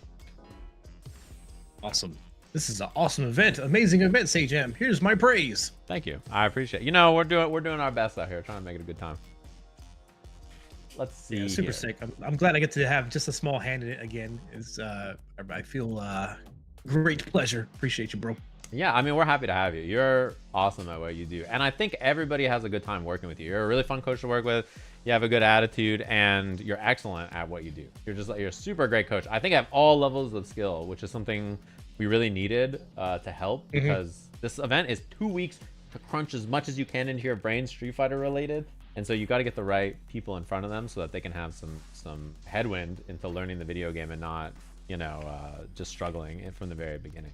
Speaking of, absolutely. I was just going to say our next match should be JB versus Brian F, which I'm excited to see these players go head to head. Whoa. Let me grab him in here. You mentioned that I'm good at teaching newer players, which I to me, you know, I'm a little subconscious. Like, what do you mean? I'm good at coaching everybody. I said all levels of Frodan. Yeah, Frodan hit me up specifically for that reason. So I worked with him. Was it last night or the night before? And yeah, he had nothing but positive feedback as well. Like, I know how to like not really. This is how much plus this move is. Therefore, but more so, this is how this works and how you can use it. And then I try to build like different pillars of ideas that eventually lead into, you know, each other, and you can find out how the game works. They're just, you know, you have a powerful tool. It gives you a foundation, and then now what else can you do with this, and how does it lead to other things? I talked about this because I did a bunch of sessions with Boxbox where I taught him Street Fighter, and then he went to learn Tekken with VDX, and VDX was like, "Do you know frame data at all?" And then someone was like, "How did Sajam teach you Street Fighter like 4 times and you never learned frame data?" And I'm like, "Bro, he needs to know how to fireball. He needs to know how to uppercut. He needs to know what his good moves are and like why he should use them. Like, listen, that the frame data part we can get to later, right? Like, it's all like, you know, you just need to know why the move is good, why you should use it, what's it for, right? Like, these are the kinds of things you put in your brain and you build from there. You know, that's how life works. You don't start with, actually, you must study the frame data on all your moves to know. Like, you know, you got to teach the game in a way that's, what is this move for? What is it do? It's for the player too. If they're into that kind of thing and it helps them understand it, absolutely. Yes. Then if it's a method of helping them understand the way things work, then yeah, you can show them that the red part of the frame data, the frame meter is where the move actually hits. It generates block stun, hit stun. That's why there's yellow, and that's why you have advantage because you recover before. Whatever, you can do that for those players, and then I think eventually, when you get good, everyone should know how frame data works. Right. It's not really like, we didn't have frame data in arcades. I was the opposite that I am now, where people would be like, hey, they would show me some book. We called it a MOOC. It was like, hey, you want to see the MOOC with frame data? I don't need no frame data. I play with my heart, bro. I can win without it. That's the thing too, is like, to be honest, like, you don't really need to know even the nitty gritty of it. What you really need to know is like, is this move advantage? Is this move safe, unsafe, whatever? Like, that's it. Also, Vgumiho is a demon. She was a demon in the last bracket. She had one of the best records in the new player spot. I think teaching new people how to beat Blanca is really hard. I think a lot of people are going to struggle with it. And I think the way she plays is really difficult for a new player to stop. She gets how to do nasty stuff to you and kill you. And I think that's a very effective way to play the game. And her and JB, I think, have like a good system for like developing that, you know? It looks so annoyingly passive. Like, you could anti-air, but I'll pass. Yeah, and like, you can imagine trying to be new to the game and like Blanca's just doing slide, heavy Blanca ball, and command grab and drive impact to you. How difficult that is to deal with. And one thing that I think a lot of the coaches taught to their new players, and I know JB taught it to his new players, was block and drive reversal, and wake up drive reversal. Those are options that I think a lot of the coaches represent to their new players in particular, and they're like, just do this. Like, if you're in trouble, this is what you do. Yeah. That's where the counter coaching comes into play as well. Like I would show Catling how to just neutral jump on their wake up and punish the drive reversal because Scara used it so much, and it was very successful. But the drive reversal being -6, if your opponents don't know how to punish -6, then it's just gonna be a free get out of jail free card, you know? Yeah, exactly. And that's something that I think is like an underrated part of the game, is like when you're new, -6 as a punish. I mean, it's not easy to know a punish for something like that, you know? Like it's actually quite, it's the opposite. It's kind of difficult. The DI actually hit, but no follow-up combo and a parry on a wake up. Wow. And it's also, do you want to invest 20-30 minutes with your player to learn how to punish a drive reversal? And in some, yeah, eventually, yes, you do, because it's a massive reward. And they lose 2 bars, you get a hit, you take away more meter. It's absolutely worth knowing. And she loves the doll, by the way, the Blanca-chan doll. This is part of convincing her to play the character, was how the doll just holds down the neutral for you. The go, my son. Oh, like, I thought you meant she loved the doll as in like she don't even know how to use it. You just put it down there and enjoy its presence. Nah, she was setting out Blanca-chans and igniting them just over and over. And like, look at her gameplay. This is my favorite thing about the way Gumi plays is the game is very simple. The game is slide, Blanca ball, drive impact, command grab. Those 4 options. What are you gonna do about it? He's just a back walking knowledge check. Like, and as a coach, wouldn't you say, just hold down back, and then she does command grab, just hold up. Like, you have to respond to what she's doing. You can't play her. Look at the command grab. There it is again. That's what I'm saying. Like, yeah, the mix. It's actually real mix-ups and annoying, scary things to deal with as a new player, and it's effective. Like, all of the options are good and hard to deal with and require a specific answer. So she's just like, yep, cool. The game is simple. I've got 4 annoying things to do against you. What are you gonna deal? You know? Yeah, this reminds me of like one of the strongest strategies that I established with Catling is taking the throw is so powerful at this level because most people don't know how to capitalize after they throw somebody. Like what drive rush option they can do. They might mistime it. So if you take the minimal amount of damage, you're gonna create so much room for things to just happen for yourself. And it's reminding me of the way that Vgumiho is playing. She's not really like drive rush buffering or anti-airing. She's just running the gimmicks with Blanca, and it's working out. Yeah, simple, effective strategies, and that's it. Like, you don't need to do anything fancy. Like, just do Blanca balls, do jumps, do drive impacts. Oh, they both went for the drive impact, and Bricky was second there by a frame. Oh my god. DI. Yeah, walk up, DI, both of them doing it at the same time. It was pretty good. I can't lie. It's like a whole story that just happened in front of us. I'm gonna walk up and DI next to the corner, and there's like, oh shit, I'm in the corner. I'm gonna DI. Oh, she got out of that. That was important that she escaped the corner because she's in burnout. So drive impact is such a big threat here. Nice. Wow, I like that. Again. Burnout from Vgumiho. And Bricky capitalized on it. Level 3. There it is. That is big. So she's out of burnout, and it's a ton of damage. It's just whether she can close out this round or she's going to be down a ton of meter. Very winnable. Oh my god. Not enough. Oh my god, 2 in a row. Not like this. Bricky got counter hit on that command grab, which may mean they tried to check it, but they whiffed a toward medium punch just before, so it might not have came out in time. Yeah, that's one of those moments too, or like, that's one of those moments where I like I said, I can only imagine teaching a new player, like you just mentioned, how to stop all those options. Like, how to stop command grab, how to stop Blanca ball, how to stop slide. You have to like have a response and a punish for each option. And like, that's asking a lot. Okay. Like, you know, you're asking me to stop all those options. Like, sure. I'll fine. Right. But like asking someone who's played the game for less than a week. Right. Yeah. It's not going to happen. Sometimes there's regrettable coaching moments where you tell them the right thing, but the situation happens where it becomes the wrong thing. Like what happened just now may have been, oh, you can just jab Blanca out of it. Right. And then they whip something just before. So it made their jab effectively slower. So then their jab got countered it. So like, you told me to jab it. Well, no, there's like, a little asterisk. like, yeah, when, you know, you have to tell them like, well, when the move is coming towards you, you need to do it then. And then, yeah, it's a whole thing. Oh, have you seen much of Stan's play in this, by the way? Stan's has been very improved very fast. He's brand new to the game, and he's almost diamond on Marissa already. He is very impressive. Yep, I watched their stream, and I asked if they needed coaching, if their coaches worked with him yet, because I don't want to step on coaches before everything's established. But yeah, he was taken care of, and watching the gameplay, very entertaining. He is like, in some ways, my spirit animal, because he just doesn't know why things are happening the way they are, but he's so upset. Yeah, I know what you mean. He cracks me up. First of all, a showman, very fun to watch, right? Right. And second of all, yeah, he's just like, what, like he's just going through it. I think in a way that's very, yeah, I feel relatable. Yeah. Oh, I've been hearing. I haven't seen. I'm not familiar with Sonic, but I've been hearing they have been destroying the path in front of them is just pure carnage. Is there something special about this player that I'm not aware of? So Shawn played in our Tekken Slams, and he was a Lars player, and he was our second seed. So he's the second highest in Tekken. He was pretty solid. His Lars was quite good, and he wanted to play Street Fighter, but he was like, I don't know if there's a character cool enough. Like I'm like doing cool stuff. So he played this game, and he played a bunch of different characters. He tried Ken. You're gonna love this. He tried like all the characters. He tried Ken, and was like, wait, this is the easiest character I've ever played in my life. I'm just gonna do this.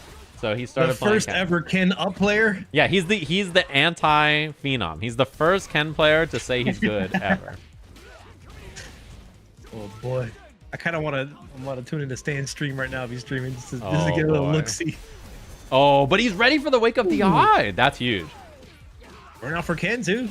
Yeah. Let's see if he got some moves now. Okay, I like the Okay. combo, and you know that Phalanx is coming. He's doing the Superman punch any second now, and it's right into the corner. Charge buttons, it's a beatdown. So much plus frames, but it's on hit, so it's plus in the combo to kill. And you know the funny thing too is I wonder how many people are just gonna send it with the eye against Brian's team. Like Oh no. the meme is that they're old, so like you're supposed to drive impact. Oh my god, whiff throw EXDP. That's the meme. So I wonder how many of them are gonna just try it. Well, we did see a successful DI with stands in the corner earlier. He tried to do it on wake up. It's a dirty DI, and he still responded to it, but could have just been sending it himself. A little early there. Oh yeah, and by the way, Jinrai kicks have been farming many of the slammers so far. Not a fan of Jinrai kicks. They agree that the move is a little good. I think it farms more than just slammers. Yeah, I think you're right. I'm pretty sure. Nice. I like the level 2 spin. My drive gauge is disappearing for trying to defend myself. Whoa. Yeah. Oh, a little slower pace from Shawn. I like the idea. Nice. Perfect. Oh, you can see the synapses firing off. Shawn was like, they're about to do the new Superman punch uppercut. You got to do it. Checked. It's actually a good thing that that Stans didn't DI back. They may not have enough health to survive it. Yeah, you're right, actually. Sonic. Yeah, it was a little scary. And, it's one of those moments where maybe the reactions worked for him. It's like, how you take credit for something that you didn't mean to do? It's like the boomer opposite. Oh, yeah, I got the reactions, but I knew that my health was too low. Yeah, I could have reacted, guys. I just didn't want to spend my meter. Oh my. Okay, maybe not. Uh-oh. Level 2, not the highest value, but something's way better than nothing. I assume it's the medium modern auto combo probably there. Which is totally a fine spend. And one of those things that you can teach your student later, hey, right there, you can just input any super you want. You can do level 1, level 2, level 3. Like, you can just tell them. And that's an easy thing to fix. Oh, the drive impacts. Yeah. He's too ready. I'm starting to think maybe people were onto something. Oh, no.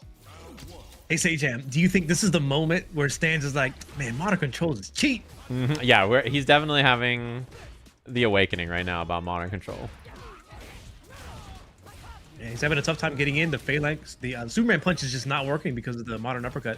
Yeah, modern, you have to change the way you play against it, right? So it's one of those things where you can't reaction test like you would against somebody who's playing on classic because there's just no buffer time, Like it's very different. Yep, and the strategy is obvious as well. So you can do it when you're anticipating, and it's like so easy, or you can do it in the clutch where you're not ready for it, but it's just one button, so you just press it.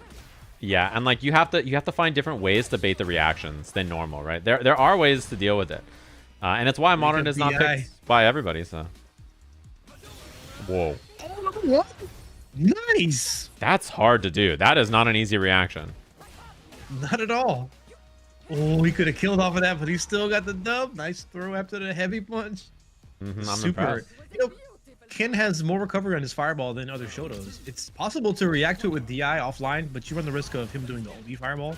Yes, But the level 1 super is pretty reasonable. Yeah, that's definitely a tough reaction check. But easier against Ken, as you just mentioned, but very impressive. You don't see that often. But his fireball is one of those ones where like it's supposed to be the lead-in, right, rather than just a primary zoning tool. So, oh man. Oh no, the meme. Yeah. The prophecy. I think we're gonna He's see got that a lot level today. 1. He might level 1, but it's just not going to be very good value. Yeah. I was coaching Frodan, who's a former Hearthstone player, so I'm starting to say value a lot. I'm sorry. I like value. Yeah. I mean, it's the same thing. The Diaphone team is 4 Teamfight Tactics players. So I basically explain everything in TFT rules, right? I'm like, here's how this right here is really high value. This is like this is like that. You know, it's just the way you explain it. Man, it's just the fireballs are giving Stan such a troublesome time. He's not able to get over it. Easy hit confirm. This is huge here too. I think spinning some bar here is good. Yeah, level 1. I think any amount of meter is good there. Oh, wait a minute. Oh, what a bit. It's gonna be an easy KO. Easy. blocking in his dojo is not happening. He's not about that life. Sometimes the best defense is a good offense. Offense wins championships. That one DI that Shonic did just led to just complete dismantling of his defense. Yeah, and one thing, I love the defense right there from Stans, walking back to try to bait him on offense there. Wow, that was good offense from Shawn. But one thing I was going to say about Shawn in the last slam is the same thing. He's like a cool stuff guy. Like, he likes doing cool stuff more than he likes winning almost, right? So, and he does not like blocking. He's one of those players. Yeah, he loves hitting cool stuff. That's what he cares about. Like, he doesn't want to win if he thinks his opponent doesn't think he's cool. You know what I mean? I can relate. Yeah, you got to hit the coolest thing possible. Oh boy. Stans has the drive gauge in his favor, but if he can't get in and make use of it, then... Oh, bait! Man, how many uppercuts is Shonic letting fly? Yeah, and that's one of those things, too, where Stans has been punishing him, too. He's been recognizing and punishing a bit. Oh, my God. He's going to be able to do auto combo level 2 to kill him. Man. These DIs. Please. My fellow Unk. There's no way that the next DI he's gonna check it. I read that they're gonna be so fixated on DI. There's no way his coaches aren't telling him they're DIing a lot. Yeah. And if they miss it again, they could also be frustrated too. Yeah, it definitely could be one of those. Okay, he's ready. Oh man. Please do a level 1, level 2, some burn him out. Oh, the jump, the modern uppercut doesn't come out. Plus frames on the Gladius. Yeah, and there still is invincible super available. Oh, that's big. There still is invincible super available as well from Shawn, and he might let it rip. On modern, much easier to react to. Just react with one button. Even if he does it though, it's not really that good. Yeah, I think reversal super here would be pretty bad if Shawn does go for it. Oh, if he gets out of burnout and he DIs him. Oh my God. See, he was thinking about DI. He just went for a DI right away there. Oh my. Oh, not enough health. All right. Final game, final round between these two. Very close set. Slightly in the favor currently for Shonic, nearly having level 3, but a big jump in, not connecting. Great scrambles, jump against jump throw. Is there going to be a drive rush? Protect the throw early. Oh, no whip punish, but I like that he took space right there. Yeah, it looks like we're back to the previous matches where the Superman punch is starting to play a role a little bit. Jumps, Stans is just forcing his way in. He's having a lot more success with his like a more traditional approach, like you're mentioning, and Shawn is not responding by waiting as much. Man, this is intense. Oh, the advantage for Ken. Another throw. Is he gonna throw again? He did. Drive impact time. Corner. Everyone's favorite spot. It missed. Oh my God, the auto combo didn't hit, and he got the throw reset afterwards. That was one of those moments where he wanted the heavy auto combo probably into level 3, but it just didn't work off the wall spot. But he cleaned it up. He figured it out in the scramble afterwards. So Part of what I love about watching players develop and this level of play is, if we were watching your favorite pro players, it's like, all right, it's over. Level 3 is gonna come out, but there was 2 more choices made after that drop combo. I like seeing what happens in those moments. Like it's like revealing under the curtain, like behind the curtain, what were they thinking next? And like it's fun to watch too, because you know you can see the brain moving. Like he's smart. He knows I just hit this DI. I do my biggest combo to win, right? Like I do the heavy auto combo in modern, and it's my most damaging option. But then it doesn't work because of the DI wall splat, and he doesn't know that because he's new. But the decision makes a lot of sense, right? You can see why he would think, I got DI, I need to kill now, I have all the meter in the world, me do big combo, right? Like it's totally, it makes a lot of sense. You can follow the logic cleanly. I'm gonna make a Jibble Damas prediction. That was the match where Stans was like, I'm gonna you're gonna DI me to win the match? You think you're somebody, huh? Run it back next slam. I think the next round robin, he will be a little prepared for drive impact from Shawn. I have a feeling that will be on the coaching list for sure if it's not already there, which is cool. And this match I'm really excited for. Have you watched much of either of them play? I think this is gonna be an awesome match. It'll probably be quite close, I think.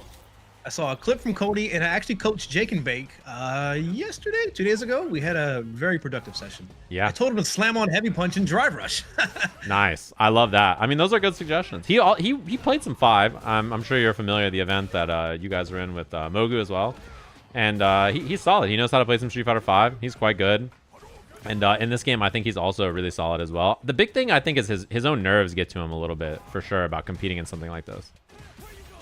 Saw that viral clip of him in Japan with the lady and like the horse face today. I did see that too. I know that guy. Yeah, Jake is quite funny. That's for sure. Nice. Okay, this is something I was gonna set. Dude, wow, really solid round from Jake.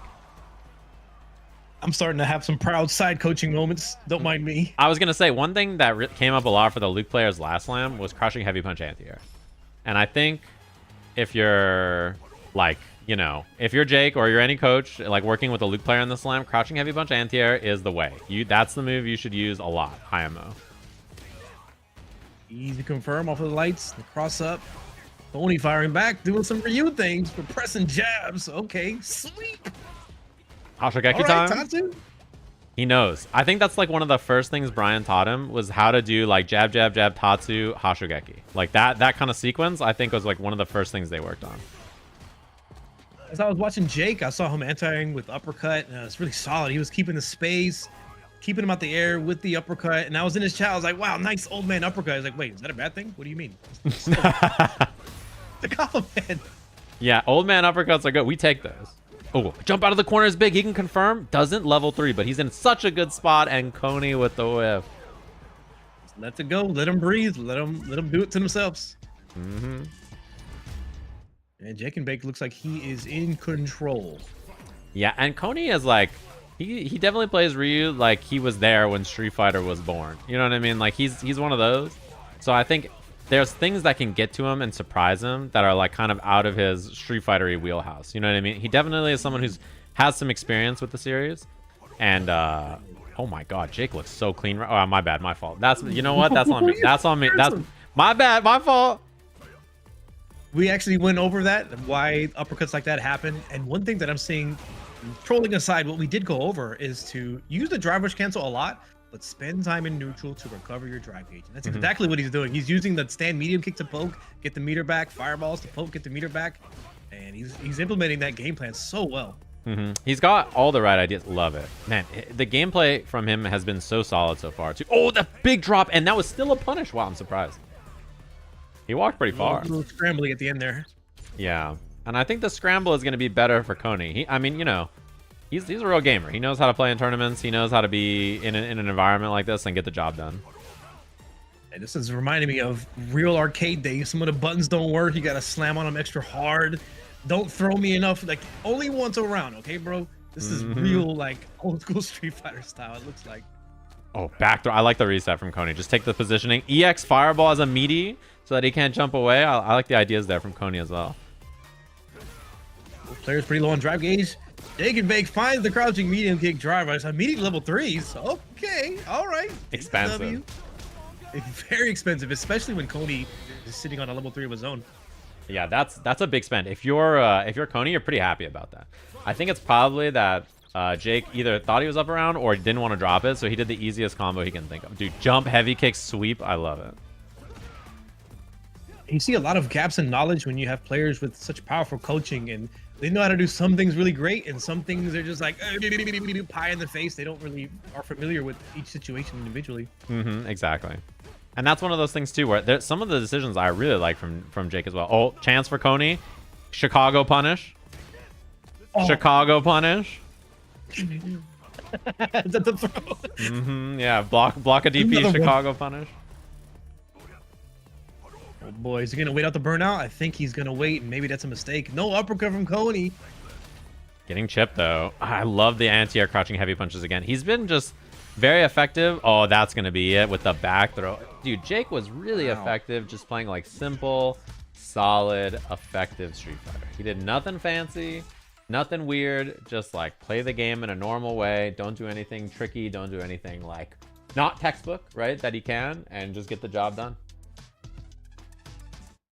For sure. I feel like I need to side coach for Coney now, so I'm not biased, but I do feel bad if I coach somebody and it helps them win a match, even though it's kind of the point. Yeah, I want to like help the other player too to balance it out a little bit, because the strategies that I was showing to him, you saw a lot of it just now. So that was very well played by both players, but Jake and Bay, he just played really good Luke play. He just managed the drive gauge, anti-air, and when they're close to you, turn green.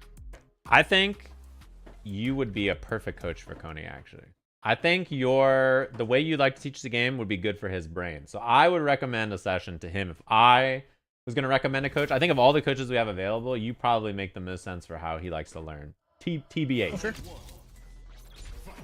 I think you're because Brian, you know how Brian is like, yeah, so the way frames work, and I don't know if that is going to work as well for Coney all the time. So I like this though. Icon. Your former player, the bald icon. Yeah. No bias. I'll be upset if he wins every match though. You said that, and he just immediately whiffed machine gun upper.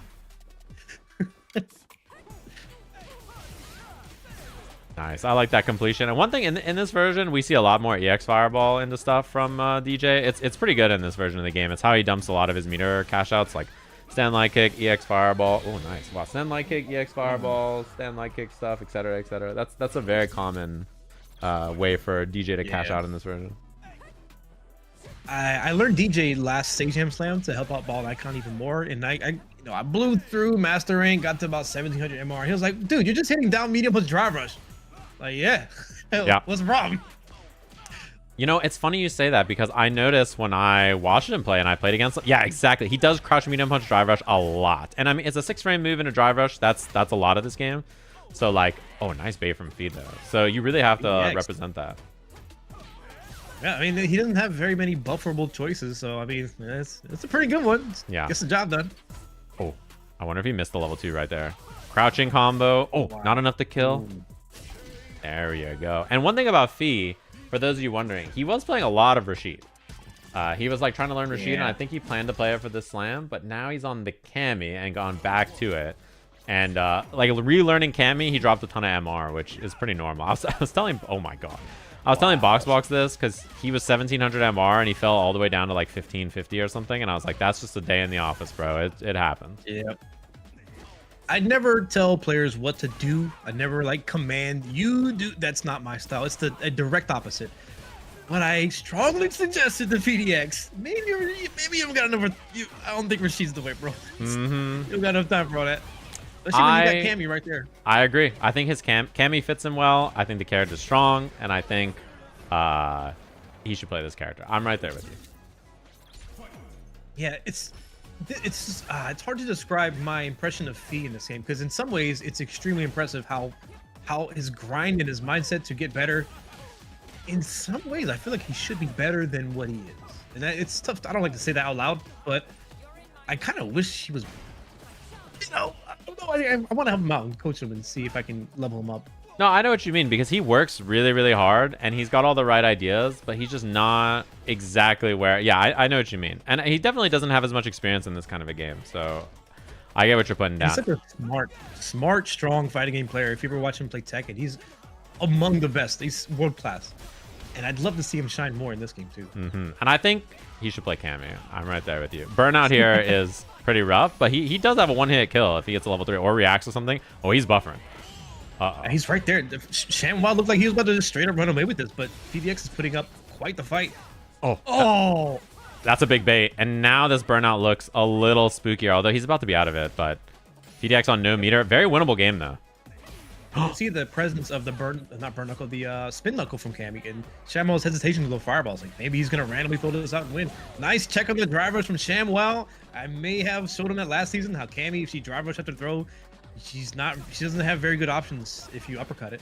And nice. I love that. Okay, so one thing about Sham, and I don't know if VDX recognized it, maybe his coach recognized it, what it is. He does like drive rush button, walk back, crouching heavy punch a lot. Like he really fishes for that throw bait. So that check from Fee was very good. I think that was like a really smart choice to like kind of recognize that, you know? Yeah, sometimes you go full DJ brain and you autopilot these amazing options, but there are answers to them. Yes, and walk back crouching heavy punch it's real good because like even if they jump, you can still anti-air, and like it's hard to like whip punish it, and like it's got good horizontal range. It's just a good option. There's not a lot of bad things about it. In isolation, a lot of DJ's normals are very whip punishable, but it's just the combination of fireball, sobot kick, medium kick. It's like hard to place yourself in the right moments and the right space and time to actually whip punish him. In VDX, the experience to do that is going to be very challenging.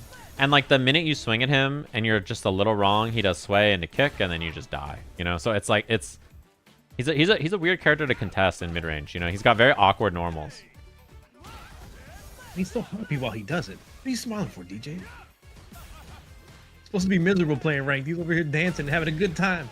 Dude, that's my experience with Sham too. He's way too happy of a human. I'm like, oh man. Definitely a joy to be around.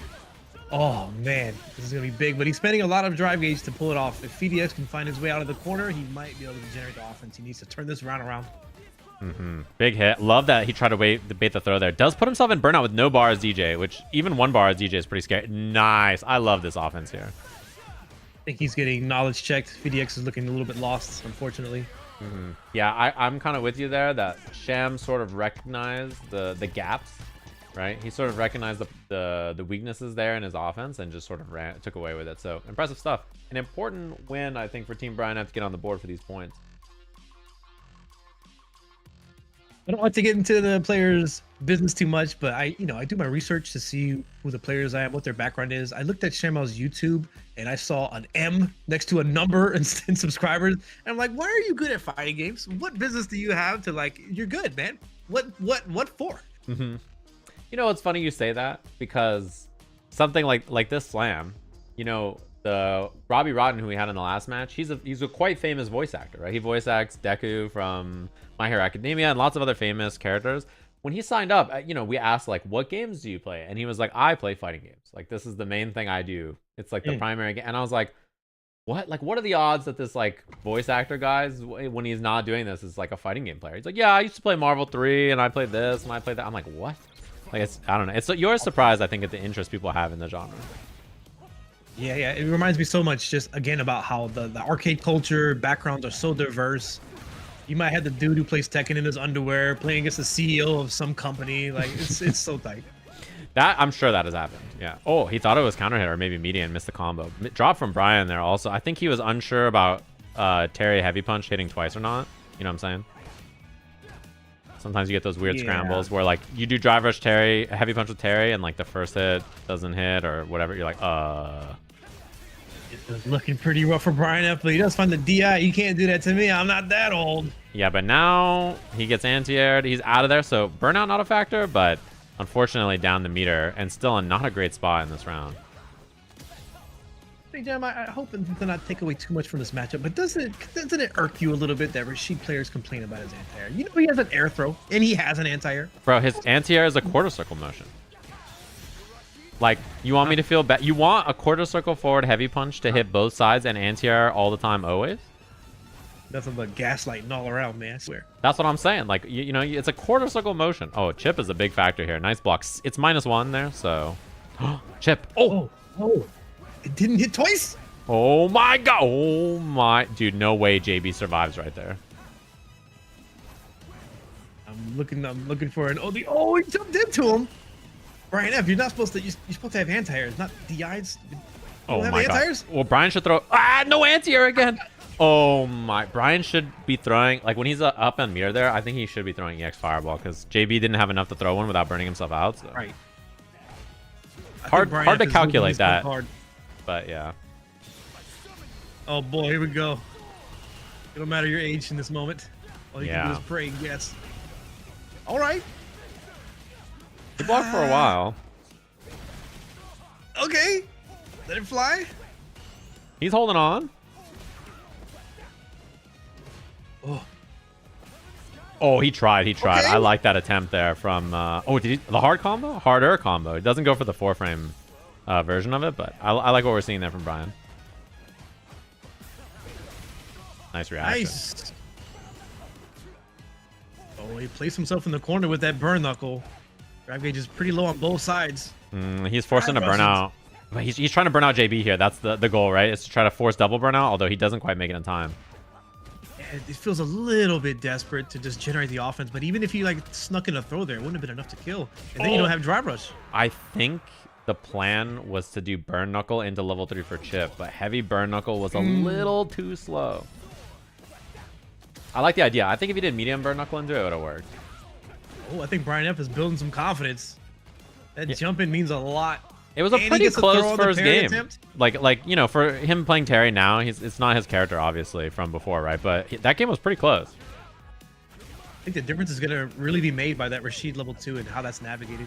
Hopefully, if you can win that first round, and then you can have more life pool to sort of tank the level 2 offense, and maybe you can have a better shot at this. Nice block there from Brian. After the stand tech got baited last time, he's looking for that level 2. Brian is parrying. Yeah, he's just gonna hold it out. Okay. Do you eat another throw? Is the overhead coming? Oh boy. He had time there. I feel like the design of the level 2 is intended like, well, if they hold parry, they're just gonna get a bunch of meter back. So it's balanced, right? But it just doesn't pay off. Like you get all the meter back, but you're still in the corner. You get hit by a throw or an overhead or anything. It's just so tremendously oppressive. I cannot believe that he had time to sneak in a throw on that parry there on the level 2 in the corner. Like I thought the level 2 was gonna be immediate for sure. I'm sure Brian did too. Yeah, and even if they missed the throw up, the whirlwind's got his back. Yeah. I think the spacing there, he didn't believe in the combo, so he tried to take a throw bait. And it's looking really bad. Brian F's drive gauge is so low. JB almost has level 2. He's got it now, and Yeah, if he's wrong, he gets to be right? Like he has level 2 here. Yeah, even if he got pushed away, it was going to be immediate. Pop the level 2 from JB.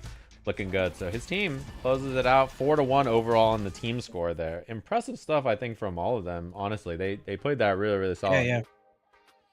Yeah, I particularly enjoyed the match with Jake and Bacon Coney. It seemed like such a solid and like a good starting point for both players to see how they progress, which I think is one of the more interesting aspects of this. It's not only how people start, but how they progress and how they finish. Yeah, exactly. And I think what's it called? That was one of those matches too, where there's a lot to take away from both players, right? Where you're like kind of looking at it and thinking to yourself, you know what? Like I can see a lot of improvements that they could both make to counter each other, right? Back and forth, which I think is the most fun when you see the improvement, but you also see the room to grow. Those two things are like where I think that the slam gets interesting and what makes fighting games fun. Yep. It's on the coaches, it's on the players. And I mean, oh man, do you know what Jake and Bake was doing when I coached him before? He was fighting the AI battles that you get in Battle Hub. So he was fighting like the Grandmaster Honda to see how like this character operates. It's like, it's a pretty, like I would have never thought to do that. Yeah, Turns out I don't think it's the best strategy because it still reads your inputs a little bit. It doesn't behave like a human would. But just the idea of like, this is a convenient way to train. I can always target the character that I want to fight against. It's like I would have never thought of that. I think it's cool because that feature is new since the last slam. And I saw a lot of them use it. I saw Stans using it. I saw him use it. Basically, when you go online for the first time, it's just there in front of you. And I would recommend it for most people if you're like, you want to fight something that's not the CPU in like training mode, or like the CPU in like arcade or something. You want something that's a little bit more of a look, but you don't want to like jump in against a human yet. I think that's like, it's good to get your, you know, your hands and brain moving, and then you go and play other players online. Yeah, not so much pressure either. It's not like a person that's gonna go into your chat room. That would be pretty funny if they had a AI built like that. You go in your chat room and just start talking junk to you. But yeah, it's pretty low. Not necessarily low effort, but it's just something you can do as like just to see how things work as a baseline. Yeah, I think that's like a pretty smart way to jump in and not feel too much pressure about like, oh, I got to do this, and this. We take an updated look at the score as well. I'll pull up. I have like the esports sheet. I'll pull that up real quick. I've got like a super fancy one that has like everything updated immediately. So let me grab that real quick, and we can get an updated look at how the teams are looking so far. But if you want to see your own version, you do ! Score. Yeah, GG's. I was the robot. It was me. Updated look at the score so far and how everybody's looking. So from what I saw, and let me go over, let's see here. Let me go over to the side here. From what I saw, we can get an updated look at the overall team so far on the points. It seems like Chakotay and Shine's team are tied, 18 points a pop, with Nephew 1 win behind. I don't know if their last match is done. It looks like their last match is probably done. We're gonna get that set up in a second here, but team scores are pretty close on those top end, those points there. Oh, I didn't even notice Team JB is also at 18. It's not in order. So there's 3 teams at 18 points right now. It seems like here. Oh no, and the boomers are looking so hot. It happens sometimes. They got to get going, you know, like morning coffee's got to kick in. They got to get ready, you know. Just how things look. Although you gotta limber up, do some back stretches. Yeah, I noticed. You got the machine that you turn upside down on. Oh, they all have rowing machines and pelotons and stuff. I noticed that Sham and Huntress 2-0 in their group so far. Jake and Robbie 2-0 in their groups. Asa's 2-0. That's kind of what I expect. And then down here at the bottom, Shoomimi 2-0. Everybody else pretty close right here. It's a scrappy little spot, so looks good. I like that. You got to see everybody put up some wins on the board. It's always nice. I think Brian has one of those little mini elliptical that you just move your feet on. He uses one of those as he's playing just to keep his legs warm and his blood flowing. That's smart. I have a standing desk now, and I want to get like a walking treadmill that I can put under my standing desk. That's like the strat. A lot of people do that. So like when I put on the watch party to watch like, you know, World Warrior Japan for 2 hours, I can just stand up and walk. So that way I'm not just sitting here the whole day. I was trying to hold it in, but Would you have one? No. I just go to the gym and you know, do what I can. Yeah, that's a good way too. Yeah. I mean, I just want to stand and not sit all day. You know what I mean? That's like the big. All right, we got our match. Frodan versus Machina X Flayon. I've just been calling him Flayon. I think that's what most people call him. He's real solid. He talks like an anime protagonist. So every time I tune in, he's like, "Oh, I could have anti-aired there," and I'm just like, "Oh my god!" It makes me hype. I'm like, "Damn, that could be me." He has an aside, like a soliloquy. The spotlight shines on him. Oh, could use more low for a drive rush. Oh, that match was pretty close, I guess. I'm just like, "Oh my god." He cracks me up. He's fun to watch, and he's gotten real good. I mean, you can see his rank already for someone who's been picking up fighting games. And Frodan too, also very, very solid. Both on Classic as well. Yeah, the Flayon gameplay is starting to run away with it, but the drive gauge is starting to even out a little bit. Frodan is behind in life after spraying that fireball. It makes it even worse. Oh, he was committed there to that Jinrai. Unfortunate. That's one of those things about DIs too, is like if you're already going for some kind of other cancel option or thing, and then they're committed to the DI, you're like, oh god, you know, it's just an immediate tough thing to deal with. One thing I saw as well is that in the first round, we didn't see it on stream, but Frodan actually beat Gumi, and when I played him, he asked me to play Blanca. Oh, nice reaction. So I think, you know, this is one of those matchups, the Luke matchups, where he might just need some more practice or training if this is going to be a problem, because I think there's a couple of Lukes in this tier. So. Nice. Yeah, I feel like you invest 80% of your time to learning your character, and then you tailor that 20, you crank it to 30, 40%, learning what your matchups are. And I feel like this is a match he's gonna have to crank it up to like 50% and learn how Luke and how Flareon's gonna work, because he's looking a little bit lost in the offense. Yeah, and I think a lot of it actually too is this mid-range, this like zoning game here. Flareon is just taking a lot of it. Like he really is like kind of commanding the whole screen with jumps, with fireballs, with just like lots of solid options. Wow, that's the combo. Wow, if he hit that. Ay, ay, ay. Not looking good for our hero Frodan. Not quite. And I gotta say, I'm impressed so far. One thing about him, his defense is pretty good. I think his blocking is good. He just doesn't know when to challenge, and I think the neutral is the problem here. He looks a little lost about what to do against Luke in the middle of the screen. Oh my god, in the middle of the screen. Holy smokes. Real anime. He's just turning golden. He did a gold move. He whiffs his DP and then gets his jab. Oh, guess I got lucky. Wet drop. Oh, nice whip punish. Okay. Oh, that happens so frequently. A regular uppercut works on wake up, but it's not invincible at all. Yeah, it's like, for some reason, it just seems to happen more than you think it would. Uh-oh, burnout against Jinrai. Nice level 1. I like the ideas we're seeing. I think I know the correct dose of what I could work on with Frodan next. It's how to walk and block, basically. Walk and parry. Yeah, I think that's the biggest problem he's had so far in this match. Is there a DI here? Oh, nice bait. Oh, dude. I feel like this match could have gone either way if he whiffed that DP and Frodan got a punish. Because he clearly had the right idea there. More firepower. He needs to know how to generate his offense a bit better. And there were some input problems. So he would try to walk forward and uppercut, and that would give him like a fireball, or he would try to uppercut. He would get accidental uppercut inputs when he didn't intend to. So that's something he has to work on with his execution, and that's basically how the whole offense started. Execution mistakes, and I saw him getting a little bit fixated, like his uppercut whipped, and now what happens next is going to be even more of a scramble. Yeah, and one thing I love about this slam for our players here is man, our character choice that we're about to see right here is fantastic. So Sykkuno played in the last slam. He played Cammy, and his Cammy was really, really solid. And this slam, he decided to be an evildoer. I think the Marvel Rivals event for Twitch Rivals changed him.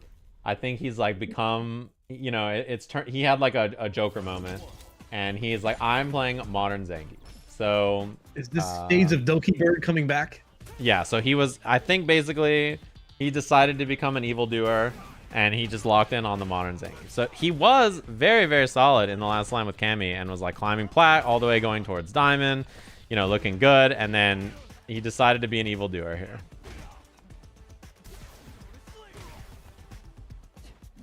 And that is one thing. Yeah, the throw loop into the modern DP reaction after. This matchup, I think, will be quite hard for Sykkuno on this character. I actually think he could do this on Cammy. But Asa, for those of you who don't know, had literally never played the game before. And he's put in 100 hours in the last, like, week and a half, and is now Diamond 2. He's like, maybe even, like, more than 100 hours. He's put in, like, even more than that. Like, he's put in an insane amount of time in the last week and a half, and it's gotten really good. Like former Amour hours, just like I watch her stream, and then 20 hours. You've been playing this game for 20 hours. Like after 3, I'm ready to hang it up. Yeah, his endurance. I mean, it's TFT brain. You know, these TFT players put in such long shifts. And he told me he just sits there in training mode, like watching another stream, doing loot combos on his other monitor. So he's just practicing stuff while doing. Oh my! There is no way. Okay, well, this is gonna be a long road. I don't know how Sykkuno's getting in here. Asa probably could have blocked that level 2, but he chose violence instead and still was able to punish. Man, impressive stuff there from Asa. And yeah, for those of you wondering, Sykkuno was like mid-plat on Cammy. He's pretty similar rank to most of the other people in this division, but he decided he wanted to play modern Zangief. So he started playing this like, I think yesterday or something, and now he's gold 5. I do respect the confidence in the cheats. Like, I'm gonna run this, and whatever happens, happens. Yeah, I think what's it called? He could do it on either of his characters. I think his Cammy is really good. Oh my! No way. Okay. All right. My bad. Speechless. Yeah, my fault. I think I he don't could even do think it. that was a read. I think he saw them in the air and used his modern super to punish it. I'm pretty sure you're right. Nice. Okay. I think he's gonna empty jump and then try to bait something like that. Oh, and he tried. Do he you got- have he got- medium? Do you know if you have medium kick? Jump medium kick with modern? That's a good question, actually. I mean, that's such an important button.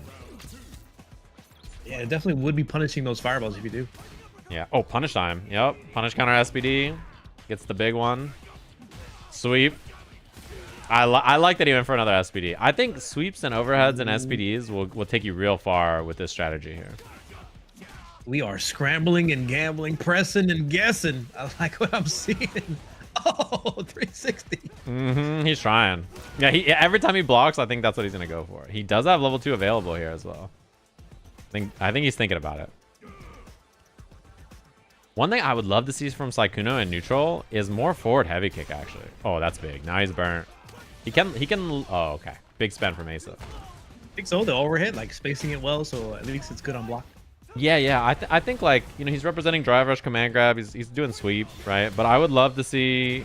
Oh, that's big. Wait, he has a chance to win here. Command grab kills. That didn't punish. Oh, and the dome. Oh, we're out here with the gamba. Yeah, I think if Sykkuno did a little bit more overhead and baited reversals a little bit more, this set is like very easily winnable for him. Yeah, I like Sykkuno's use of the heavy punch. It's really important for Zangief. Got the armor. It's good against anti-airs. Establishes space. The range is great. Maybe Yeah. a little more of that will help him out. There it is. But they held it a little bit longer. Maybe would have anti-aired. Yeah, I think you're But right. I'm so impressed by Ace's offense. He's really going at it. Like, he knows what he's doing. Yeah, The and like aggression is absolutely there. when you're fighting modern Luke, like, and he whiffs a throw in the corner, he just one button DPs you every time. And Asa just like consistently anti-aired and like stopped that option basically in every instance so that you couldn't escape it. You know, very, very impressive. Devastating. They put the hours in. They earned it. That's how it goes. Yeah. He's put in a lot of time. Like, Asa's been grinding. And the other thing about Sykkuno is he's been playing in the Marvel Rivals event. So he didn't get a chance to play Street Fighter until like Monday. So the difference in like time, I think, is like going to be a pretty big factor. By the end of the week, I think he'll look a lot sharper. Yeah, and that is not really a cheap. I mean, you can describe it as a cheap tactic, but initially, what you can do is just train your players to just go full offense. Don't worry about the matchup.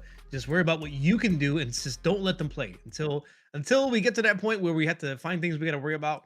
Just go at them and Yeah. overwhelm them with offense, and they have to respond to what you're doing. And that's what it seems like Asa is running away with against that matchup in Sykkuno. Yeah, he definitely looks very comfortable doing his good stuff. We haven't really seen anybody put him on the back foot, right? And like make him deal with their stuff. So yeah, I'm curious to see how that goes, like you just mentioned, because I think that's going to come up quite a bit. Wow, this is a treat for me to watch. Scara from the last slam, Caru, who I briefly coached. Caru very much so plays such a slow-paced game. Scara very methodical with the Manon, and they're both command grab characters. So we're gonna see some pressing and guessing, but they're players who like to spend time in neutral and just wait it out and see how the other person responds. Yeah, and one thing I like, so Caru's on classic Honda, and like the way he plays is very solid and defensive. Like, it's really funny to me that he doesn't play Honda very belligerently, because when you're a new player, the expectation is like you learn Honda by being very like doing round star butt slam and then doing like 15 more. But I think to me. like Nephew had to tell him, hey man, you should like do your special moves more. You know what I mean? Like, he had to be like, yo, like you actually need to be a little bit more gambly than you are. Especially at this level of play, it's very hard to perfect parry, butt slam, headbutt, and it may just make you be so one-track minded to start looking for those things that then you can start running your general offense. And that's what I think we're seeing here. The butt slams like that. So one thing that Nephew told Caru was, hey, what you're doing is too solid. When your opponent is in burnout, I need you to butt slam them to death. Like, just do it over and over and over and over. And I mean, you saw him do it right there, right? Like, he took that advice and he just butt slammed him 12 times. Like, you just got to do that when your opponent's in burnout. It doesn't matter what level of play you're at. It's hard to deal with that. Well, look at the punish on the OD headbutt. Scara was not. They just did some jabs and that was it. Nice. That is a problem though. If Honda does headbutt, it's -3. Manon can show the command grab card, and then you got to put that in the wheel of choices. Yeah, it just becomes something to worry about. Oh, I he learned got today the that other players are particularly, they don't like the Zangief matchup very much for that very reason. If you headbutt and they block it, they put you in the 360 Mitch, they can just command grab you. And Manon, I imagine, is pretty much the same way. Yeah, and Zangief, that sending heavy punch is really, really hard to deal with, I think. For a lot of the Honda options, like, he has armor that naturally just deals with a lot of things. Oh, unfortunately, a rookie mistake from Scara, trying to DI the butt slam. Oldest trick in the book. And now, very, very scary spot. Now he's chip range. Ooh, that DI is, yeah. I don't think anybody on the planet's getting away from that one. Yep, level 2 would have won it for Scara, but you got to have so much situational awareness, and you're +1 actually after the headbutt is blocked like that. So very tough situation to be in. Butt slam. Whiff punish butt Missing slam. that medium punch. Yeah, that's Scara's favorite button for sure. It's one of his favorite things about playing this character, I think. Whenever they're in burnout, Scara's like, all right, I won. I'm gonna just keep hitting medium punch. Oh, Jeez. tricky. Is that it? Oh, I love the backdash shoot. Dude, come on. That backdash to bait whatever he thought he was going to do on Wake Up too. Nicely done. So solid from Caru. You would think he's been playing this game for months. Yeah, that was impressive. I love it. Every time I watched him play, like when I saw him play before the slam, and because to determine the tiers for all the players, I watch everybody play. I saw him play and he was like mid plat or something. I was like, this guy's gonna be master really fast. Like there's no doubt in my mind. Like his play is way too solid for him not to be in the tier he's in. I think he's really good. It's good that you mentioned that. I was just about to ask you, like, what was the toughest player to place? Oh, I don't know. There's a lot of like decision making about each player, and it's hard to get everything right. I'm not sure. So this next match we're gonna have is gonna be a good one too. But the hardest ones are players like Asa, probably, where they haven't played much, but their improvement is so fast that placing them feels hard. Same with Flayon. He also got real good real fast. I think maybe not to quite the extent, but pretty similarly in terms of how good he got. Yeah, not to get too deep into it, but I imagine sometimes you gotta weight it against the teams. Like maybe they have an anchor that is going to be the strongest anchor, so you give them maybe the weakest first player. Yeah, the way we try to do it is we rate every player on who we think the strongest to weakest is in every single tier, and we created a heat map and tried to balance the teams such that it felt like in any matchup they were like, they had a chance to win 3 matches, right? Absolutely. In this matchup, it's going to be hard to be biased. Since the slam, I learned about SK, became friends, we hung out at TwitchCon, and now I am just a binge watching viewer of her stream in Marvel Rivals. So I'm a little bit biased here. I'm gonna try to keep it to myself though. And one thing that's interesting about this tier, especially, right? So these two played, right? And I think it was in Boxbox's favor when they played. But then Sham, who's like the same rank as Boxbox, played against SK, and their score was 15-14. Like it was like neck and neck. I think modern Luke and the way Boxbox likes to play is very good into SK's playstyle, because she wants to run at you and hit you. And that's really hard to do against modern, right? Because of the one-button reactions make it so that he can just, challenge whatever the situation is so easily. Just like that. And yeah, it's so hard to, like, maybe you see a disparity in the ranks, maybe like just like we see right now. It seems like a 1600 versus a near 1400. This is it should be unfair on paper, but it's not quite the whole tale of the tape, because you got the coaches in your corner and you got the players who are, there's a lot of knowledge gaps there. And what a modern super on the drive rush. Yeah, that's what I'm talking about. I think that is the reason this matchup's hard for her. It's not even the MR either, because she climbed like 150 MR yesterday or something like that. It's really the modern reactions and game plan is very strong into how SK plays, I think. Oh my god, this guy Boxbox. Excellent. The parry was smart there. The DI would have lost due to not having enough health. The drive impact is actually SK's turn there. The Boxbox turned it around with the uppercut. And I think he improved a ton from the last slam, by the way. He's one of the players that improved the most. He is really, really, really, really, really solid. So I expect him to be like a terror to basically anybody he runs into. I'm seeing the vast improvements. The last time I saw Boxbox play was that event with Yipes and Beckman and Justin Wong, and Beckman kind of ran away with it, but Boxbox was in there. He was so locked in and like really trying to, do his best. and you can see the level of improvement is astounding. But SK firing back, got a round off. Yeah, it's definitely a scrappy match. I think these two are like the most aggressive of basically almost anybody in any tier, to be honest with you. It's kind of what I expect between the two of them, to be honest. Like these two they're scrappers. They like to get in there and swing. Yeah, they are definitely pressing and guessing. I like what I'm seeing. The corner position for Boxbox. Look at the heavy punch. It actually didn't punish the light kick. It just clipped something, but the driver's got you covered. Burnout for Boxbox, looking like no other prodigy. And I think the other thing too is the modern reactions means that he's so comfortable going into burnout. You know, like I go into burnout, I got one button DP, I have one button super, I'm chilling. Yeah, there is an art to putting yourself in burnout. Like if you have a lot of super, if you're ahead in life, if you're ahead in drive gauge. I mean, if you put yourself in burnout, you have a way to recover so that you can take advantage of having 6 extra bars again.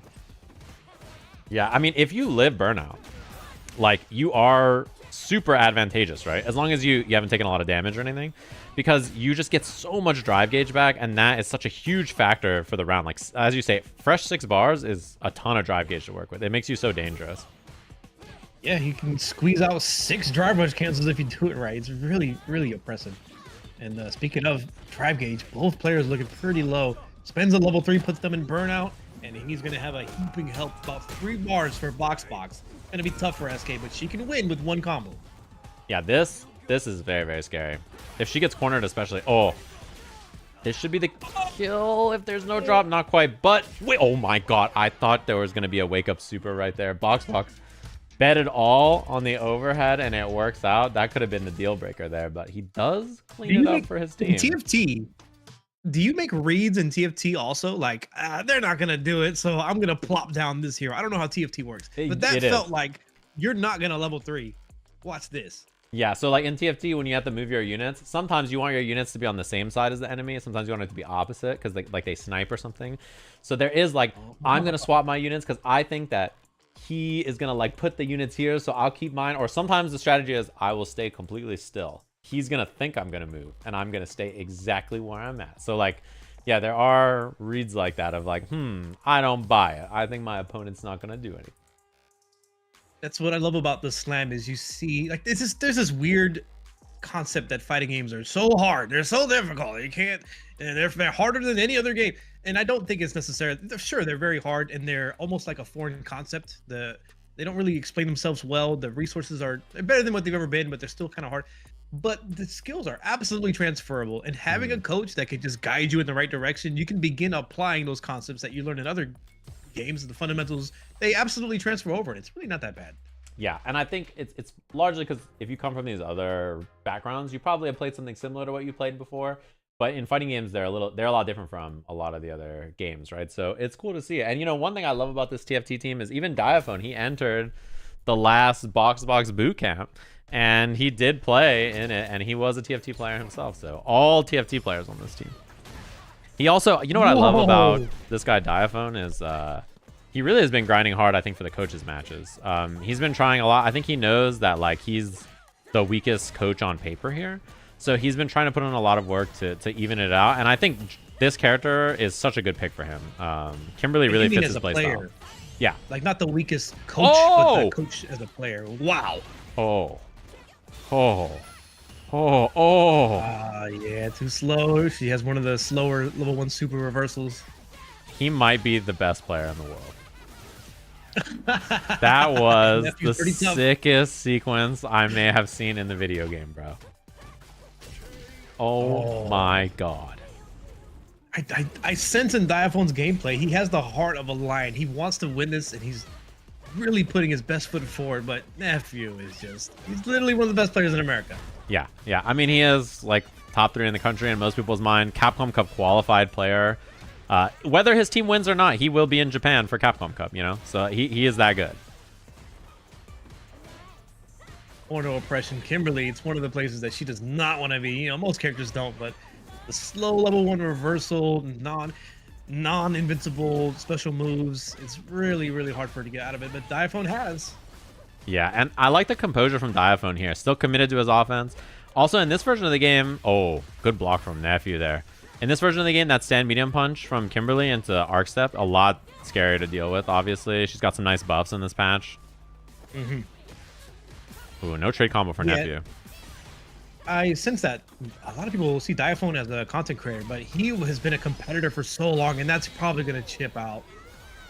Yeah, he is. I think of almost all the coaches in here, I think he's one of the best tournament players. He has so many years of tournament experience, not only in this game. Oh, new combo, nice. Not only in this game, but in so many different games. He has tons and tons and tons of time playing in tournament in basically any fighting game you can imagine. He's good at it. Yeah, I remember at any beta that was an anime game, and I saw Diaphone's name, I'm like, oh boy, this again, I gotta deal with this.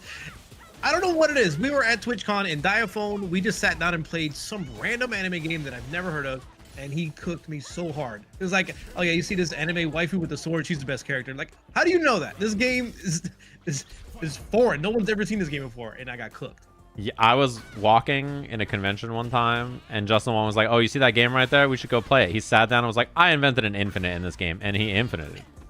That's the kind of guy I think of. Like, him and Diaphone are those kinds of guys where, like, if I had to pick, like, the kind of person who could defend us on the planet from the aliens if they invade in a fighting game, you know, these are the kinds of players I think of who are just good at lots of different fighting games. Put them on the front lines. They'll find out the cheapest strats. Yeah, the aliens, yeah, they're weak on their left hip. How do you know that? Yeah, he's like, yeah, this waifu right here, the aliens can't react to her mix-up. Like, what? Sword's too big. Oh, I love that forward heavy kick idea. He's still in there. He's up one round. Nephew's in the burnout. Oh, he finds the drive rush medium punch. I think he kills here, too. Oh, he could have definitely killed her. Maybe. I think there was enough to kill there with the level 3 conversion, especially with critical art. Yeah, he could have killed, I think, with the double drive rush. Oh, now chip is a big factor for Nephew as well, but... Mix! He's got to guess, and he guesses wrong. One apiece, just like that. Incredible. You can't parry when you're in burnout, so the left right mix-up is real. If you try to input a super, you don't correctly input it, that's a problem too. So, nice move by Diaphone. Yeah, very nicely done. I think he's going to have I think he'll have better results in this slam than last for the coaches, in the sense that I think Kimberly fits him a lot more than Aki, and she's a lot better now. Those two things I think will help him quite a bit. As well as, like, Ed is not as good, and... Yeah. He's probably much more motivated in playing. Like, me and Diaphone were the coaches that went 0-2 on paper, though our teams were so good, incredible. Like, we both felt like, man, we could have won this. Yeah, and like that's the thing that I think makes the slam fun, is like deciding which part you want to invest in as a coach is so good. And I think, you know, similar to last time, his team is quite formidable, right? He's got a good little team for himself here, so I think there's a good chance to do well. Speaking of which, he's kind of smoking Nephew in this round. Looking pretty good for Diaphone, but he did get side switched into the corner. An overhead off of the run connects off a Nephew. One round away. And if this was tournament, this would be the deciding match, right? This is the coaches match between him and Nephew. So they're 2 apiece right now. Oh, nice reaction there from Nephew. Nephew does tend to use a lot of reversal supers. In that situation, it's good to check the run stop. He does not have advantage after that, so it's a good way to, like, stop the offense, and it's working out for Nephew. He's starting to find his footing again. This may be where we see a turnaround from Nephew. The overhead connects. Corner pressure coming in. Drive reversal with Kimberly. Yeah, I think it's good for her. And I like the attempted anti-air bait from Diaphone there as well, the jump elbow. Trying to catch Nephew, like, maybe in his nerves, maybe, like, fishing for something right that far away over. If he just whiffed, like, a DP there. Oh, okay. If he just whiffed the DP on the jump, like, it could have been the round, you know? Diaphone's looking sharp. He's looking like he this is the game that he plays. He's not only a content creator and expert anime player, but he plays Street Fighter 6. It's really cool to see. Yeah, I mean, he's over the holiday, he was like, should I start playing Street Fighter right now? Is there going to be another slam? I'm trying to lock in. Like, he's serious. I think he really wants to improve, and he feels the pressure of the other coaches. So this is big too. Nice lead. Immediately has burnout as a threat, and now... Oh my, next hit, and that's gonna be the level 3. You just mentioned how Nephew likes to do reversal supers and to save his drive gauge, as you see right there. That's why he commit. If he lost, if that was an incorrect read, it was over. I like the jump back there. Oh, no stock. Nephew a little nervous. I don't think he recognized. Anti-air is good. He's in burnout. No way out. Oh my god. But back throw. That's huge. If it was front throw, it was checkmate. The game was over. Now instead, there's a very playable round here for Nephew. The mix-up. Diaphone clears Nephew in the coaches match.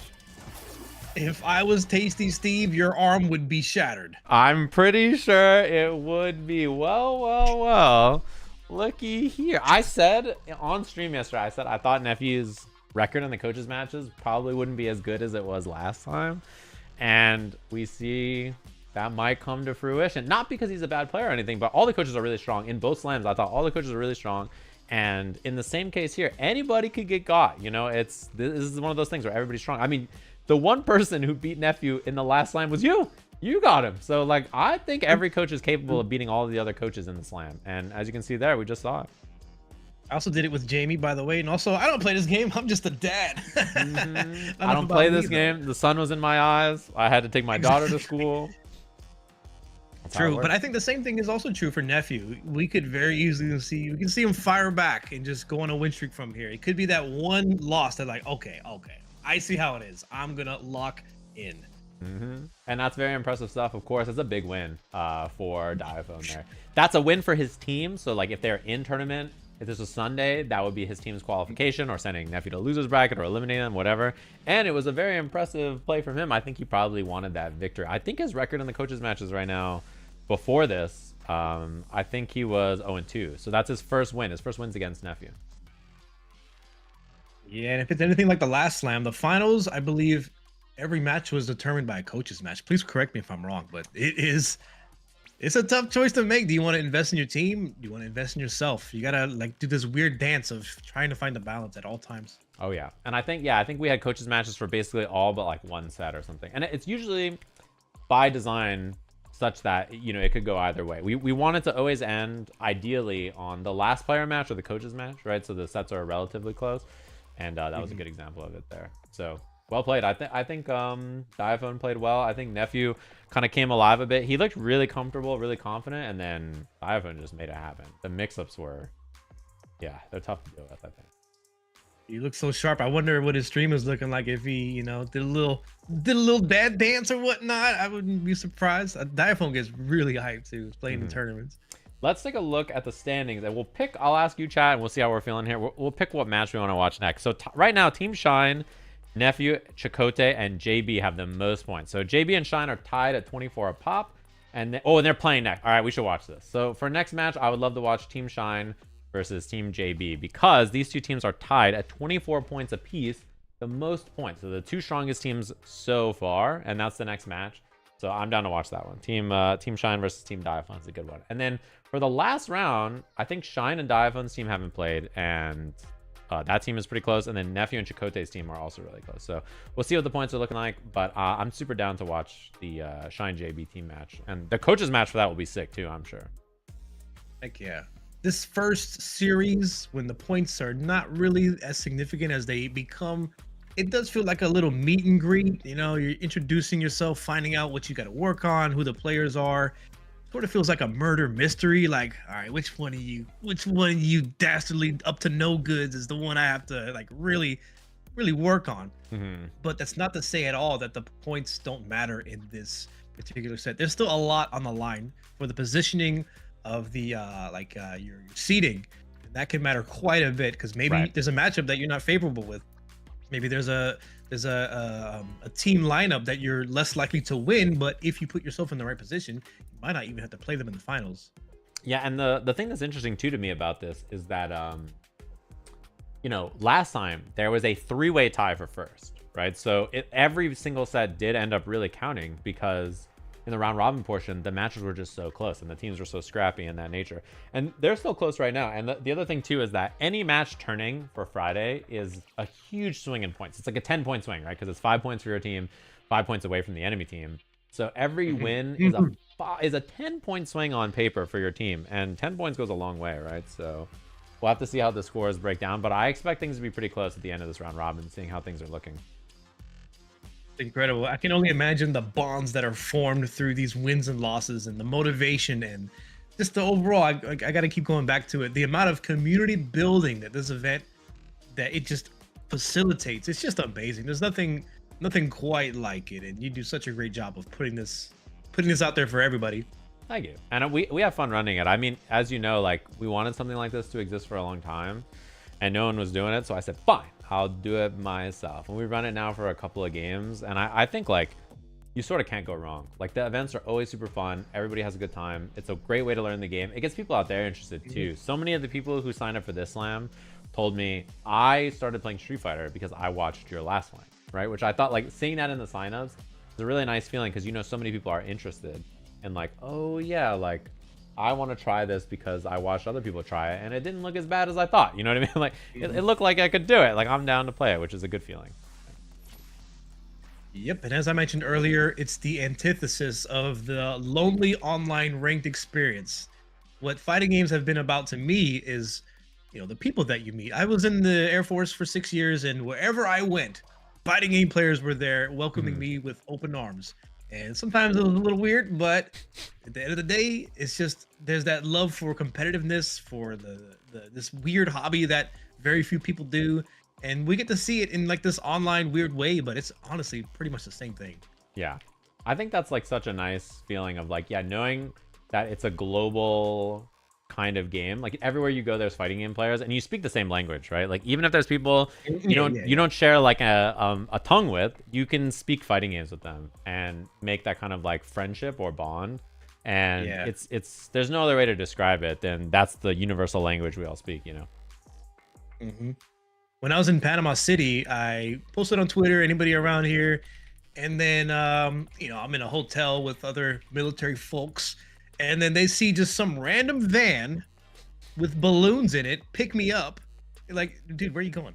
I'm about to go play some fighting games. It just happened to be his birthday, right? And his coworkers put balloons in his car. So I jump into this somewhat dusty van, and then I go to a neighborhood that didn't have any street lights. And then there was kids playing in the dark. They would just like, it was their spawn point. I just all of a sudden saw children playing at like 9 p.m. Like, and then I met somebody who played Street Fighter Cross Tekken. I was like, hey, let's play some Cross Tekken. It was tight.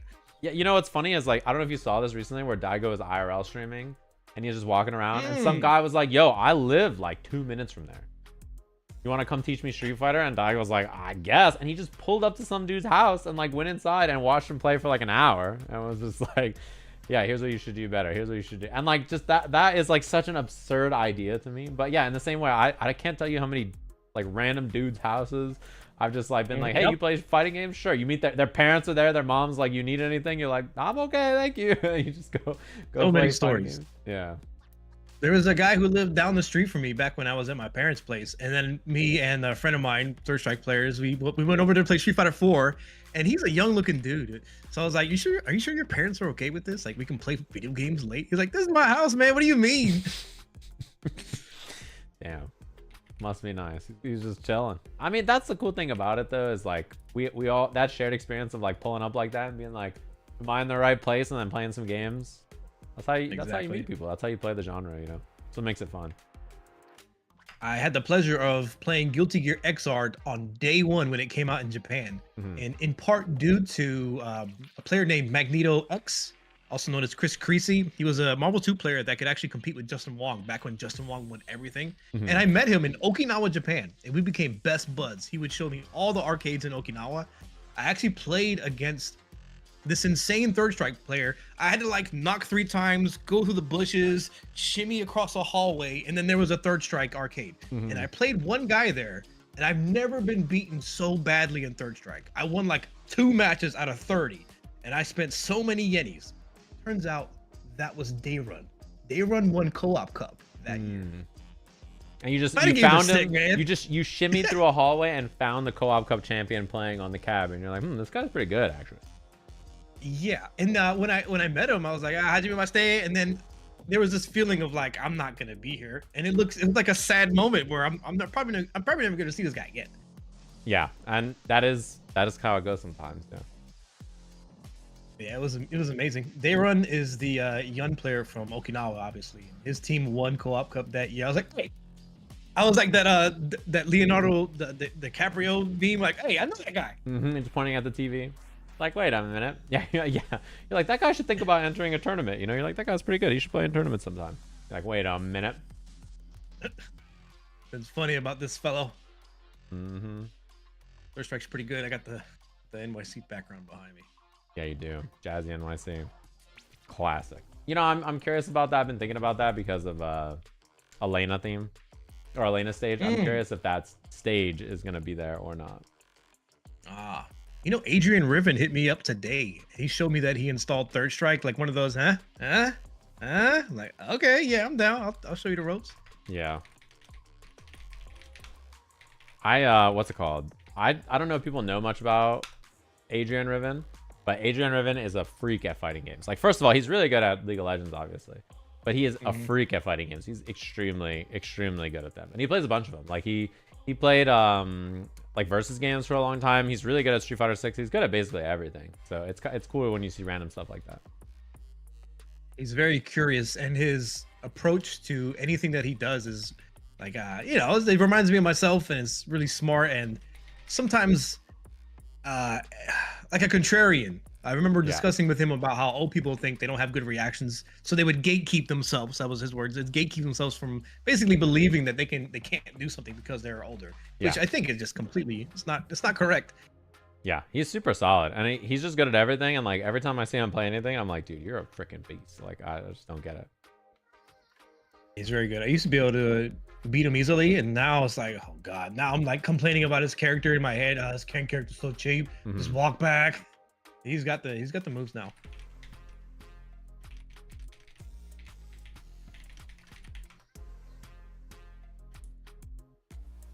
Gonna look through the bracket status and see how that's going. Yeah, I think we're inviting people to the lobby right now and grabbing a new lobby to join. So as of right now, I think I recall you mentioning that JB and China are ahead in points. Yeah, so they're tied for first with 24 right now. If you do exclamation point score chat room, you guys can see it. And if you're not in my chat, you can do it in my chat and it's there. And what's it called? Yeah, they're tied and they're playing right now. So I figured it'd be a good one to check because whoever wins that will be in the lead overall in points, which is the big deal. I don't think they're in the match. I could be wrong though. They might have jumped in while we were getting this set up here. But yeah, okay, I got a room invite. I'm pulling up. I may have missed a match here. It looks like we're getting a new lobby set up. Okay. Oh, they're on 30 now. Wait, did the sheet get updated? Then let me take a look. I'll pull it up on the stream real quick. Maybe I was a little ahead. Ah, okay. So Team JB is now at 30. Team Shine is at 27. I'll put this up on the screen so everybody can see it real quick while we wait for this to start. I'll hit the bathroom so you can chit chat to the chat room real quickly. But you can see the team points in the top right. Oh, sweet. Well, what's going on, folks? How's it going, everybody? I feel like this is the moment where I tell boomer old stories that's like, okay, all right, we get it, Mr. Rocking Chair. But how y'all doing? Where's everybody from? Thanks for having me. I really appreciate being able to commentate. I haven't commentated anything since like Third Strike Combo Breaker many years ago. So I really appreciate y'all having positive feedback and being welcoming. I saw some people asking who the commentator is. Tell a joke, nothing comes to mind. Tell a joke, low for a dry rush. Entertain us. Jamie propaganda. Jamie's all right.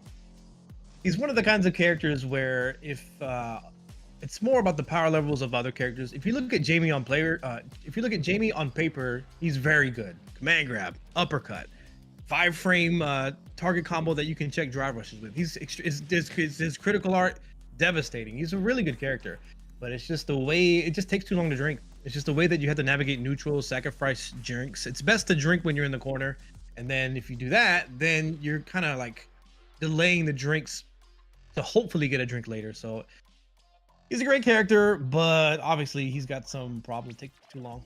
Takes too dang long. Wait a minute. Is this just the Jamie downplay stream? Is that what's going on? Yeah, man. This whole time I'm trying to like, I'm trying to do my own propaganda. I'm an old dog learning new tricks. Everyone downplays their character and tries to get some buffs from the devs. I don't think it has any relevance to what actually happens. But I gotta join in the content. I like that idea. To be honest with you, I'm kind of with you. I think there's a vast web out there, a twisted web, if you will, of evil doers whose whole purpose on social media is to trick you into thinking that they're working harder in the video game than everyone else. And their names are Phenom and Big Bird. And you can find them on the social media website and you can see their evildoery ways at any time. And they're just always up to no good. But the good for nothing ragtag a gang of misfits. You never know. Like, it's just like the way they play the game. You never know what they're about to do next. Are they being honest? Did they mean to do that mix-up? I have no idea. But it worked. So, well, at the end of the day, I just got to hold that. I am impressed at their tireless work ethic, too. Like, there's truly no one else working so hard around the clock, discussing their characters in such a nefarious way, if you will. I'm impressed by their ability to keep it up. Yep, bias. I agree because it agrees with my philosophy. But is it the truth? Doesn't matter. This is what I want. I even saw Logan Sama saying something about Ken players qualifying early in the season and this and that, and I'm like, there's no way to defend 9 Kens. And then I saw Phenom say that if you think about it, all of the other characters are fighting against Ken, and it's 9v31 or whatever, and I was like, he's a genius. He's the greatest down player to ever do it. They're basically like that. What was it? The Romans, when there was like 300 Romans and they fought off the whatever. The Spartans fighting. That's the players. thing. The way that they battle is beyond my mortal understanding. We see Gumi again against Shoomimi. This is gonna be tough. I'm not sure if Vgumiho is gonna be able to implement the game plan just the same against JP. I don't know. I think Heavy Ball is gonna put in some work in this matchup. And Command Grab, I think it's probably quite hard to zone Blanca in the same way that Shoomimi's. Oh my dude, she could kill here. Not quite. Oh, this is my fear. The pass through. Yeah, this is my fear. Like that low profile and then that. Oh man, that was sick. Yeah. JP's projectile. There's some moves you can do with Dry Rush where it just goes through it and you can actually punish him for it. Apparently, Blanca Ball does it.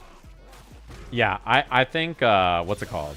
I think that it's very important for lots of other people to worry about the zoning in this matchup, not Blanca. I think Blanca's gonna handle the way JP zones pretty naturally just by doing slides and Blanca balls and command grabs, and I don't expect it to be too hard for her to get in if she sticks to that game plan. Well, you suggested Blanca to me in TwitchCon. You're like, hey man, you want to have some fun? Pick this character. That's my recommendation. No fun allowed. I think he's like the most fun character. Oh my god, I think he's like the most fun character if you just do heavy Blanca ball and stuff. That seems to be what we're witnessing with Vgumiho. Second round, not so hot, but the slide immediately coming through. Super. Is this gonna be a punish slide, perhaps? Yeah, slide probably would have been the best, easiest thing there. Something to investigate, maybe. Oh my god. Double pits the chesties? What in the... That was a sick mix-up. DI? A slide again? The knees? Oh, they couldn't have DI'd back and they got countered. Maybe they meant to.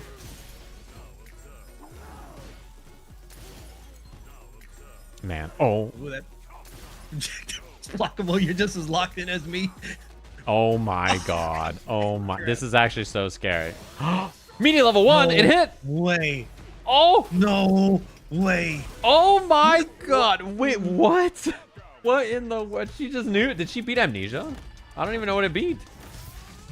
I think it does beat Amnesia. Super? I don't know. Yeah, I'm not... That was a wild choice. I'm not even sure.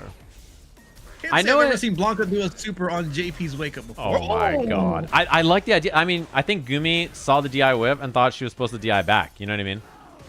So that's why she did it there. But like, yeah, she could just hit throw or something and beat that option. Yeah, I don't want to like replay that and see what could have possibly happened. Yeah, I feel like you can DI later and then it'll just beat the DI. Uh-oh. Waking up with the uppercut. The legs are exposed.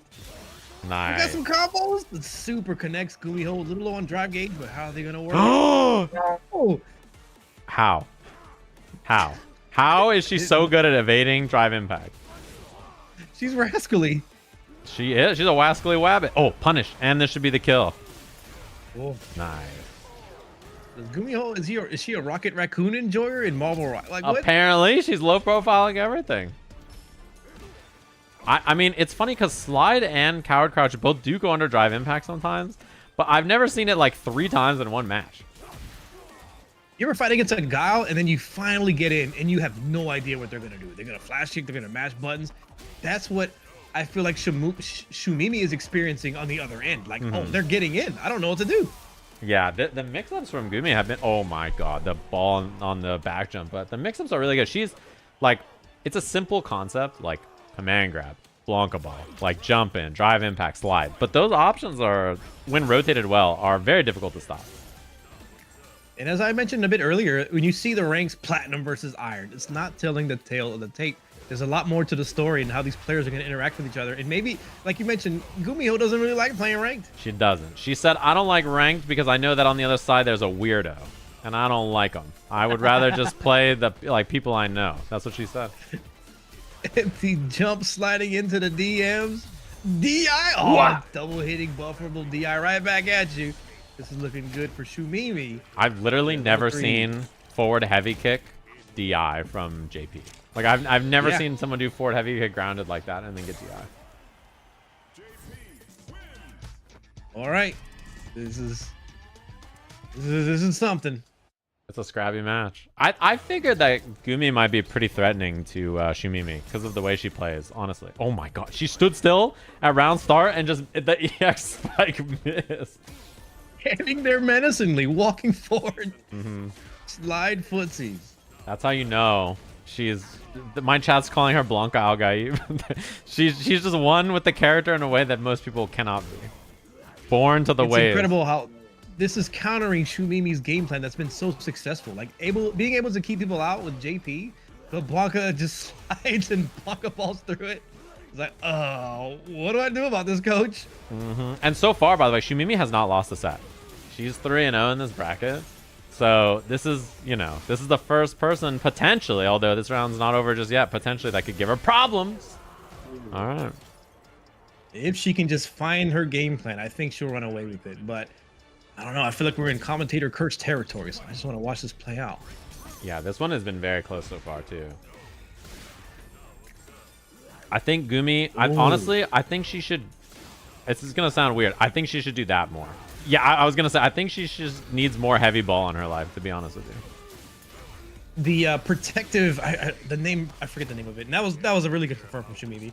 The protective projectile in the air, she's putting it close to her now to defend herself against slide and Blanca ball. And that really, really solidified her ability to start playing the neutral like she's so good at. Yeah, the departure, the portal. Yes. Putting it up close next to her, that's a great point, because one thing that was happening is the ball would happen and she would just bounce back and then Gumi would just do it again. So now she's putting it next to her so that she has like that little force field, that protection. So yeah, that's a good call out on, I think, like a smart adjustment that she made. And she's so far undefeated in her division, which is very, very impressive. I don't know if you saw, but she's a VTuber brain. The brain controls the body, and the brain now has a little beard and a little JP cane. She added it to the VTuber model. So there was a player you mentioned that wanted to be a brain surgeon, but then that's her. Oh, it is her. Yeah, that's how she's become too powerful. JP's quite the fit, I think. And up next, I mean, this team has been cooking so far. Team Shine and Team JB. These teams now, I guess with that last win, they're tied. They're 30 apiece in terms of points because Team Shine got the win. But it should be Mogu versus Shawn as the next match, which I'm excited for. A little family revenge, maybe. Gumi's cousin showing up here to try to get the job done. We'll have to see. We will see if the reverse VTuber Whisperer Shine can pull through. Yeah, the only flesh tuber that can solve that team. The only one with human skin and a body.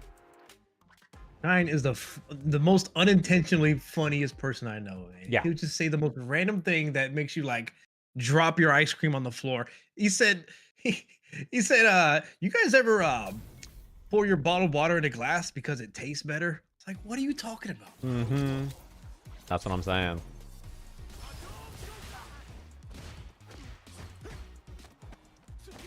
He is using that same target combo we saw earlier.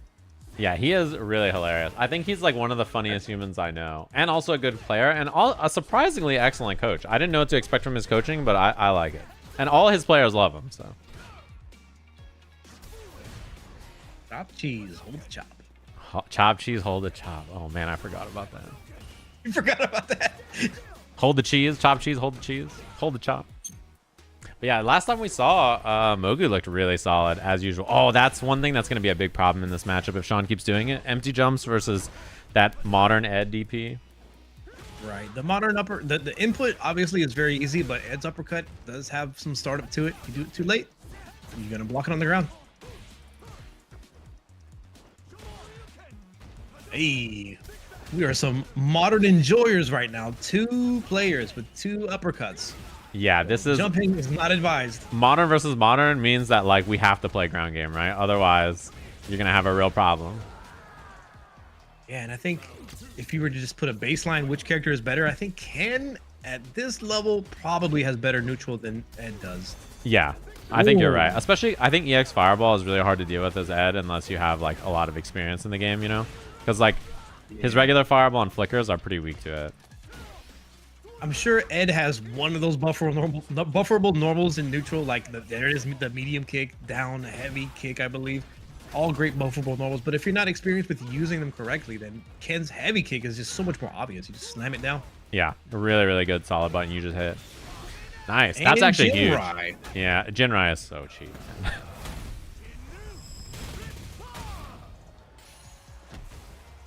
Pretty tough for Mogu. Low on health, can't jump.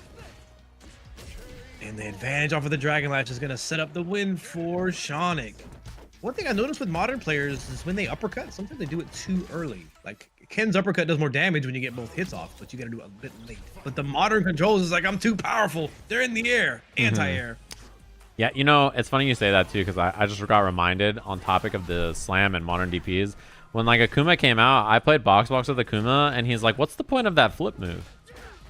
Like every time you're in the air, I just do the DP and it beats it whatever you do. And I was like, man, modern is truly a different world, huh? Move seems inert. What is the purpose? Yeah. What is its purpose? Some kind of Easter egg Akuma has? He just flips in the air? Yeah. I wish I could say that about Demon Flip. I wish I saw Demon Flip and thought, oh, that's not a big deal. And he probably earnestly asked the question, like, for real though, like, what's this for? And I respect that. That's what modern's here for. I think good baits though. One thing about playing Shawn, I think probably everybody will recognize this after today. Shawn DPs a lot. He does a lot of reversals, a lot of DPs, and so just waiting him out seems like a pretty good response on wake up. He's not trying to block. And so I think we're going to see that adjustment probably more and more as these games go on. Wow, the target combo coming in pretty clutch for Mogbird. Even on block, it's not very good, but sometimes you're trying to tech a throw, you just end up throwing them, and they're just not aware of what the options are at a given moment. And the DI coming in the corner. And always doing that target combo so he gets side swapped out of the corner, which is kind of unfortunate for him. But if the DIs keep landing. It's one of those things. You can try to coach things that are optimal, but it's better to coach things that are just working. It's better to have a combo that's hitting than something that's not. Yeah, exactly. One thing I'm curious about here too is like now shines down all this bar. How do you make this happen? This is, I think, pretty tough. Mogu can just kind of set up, throw a fireball, yeah, approach behind it. No DP.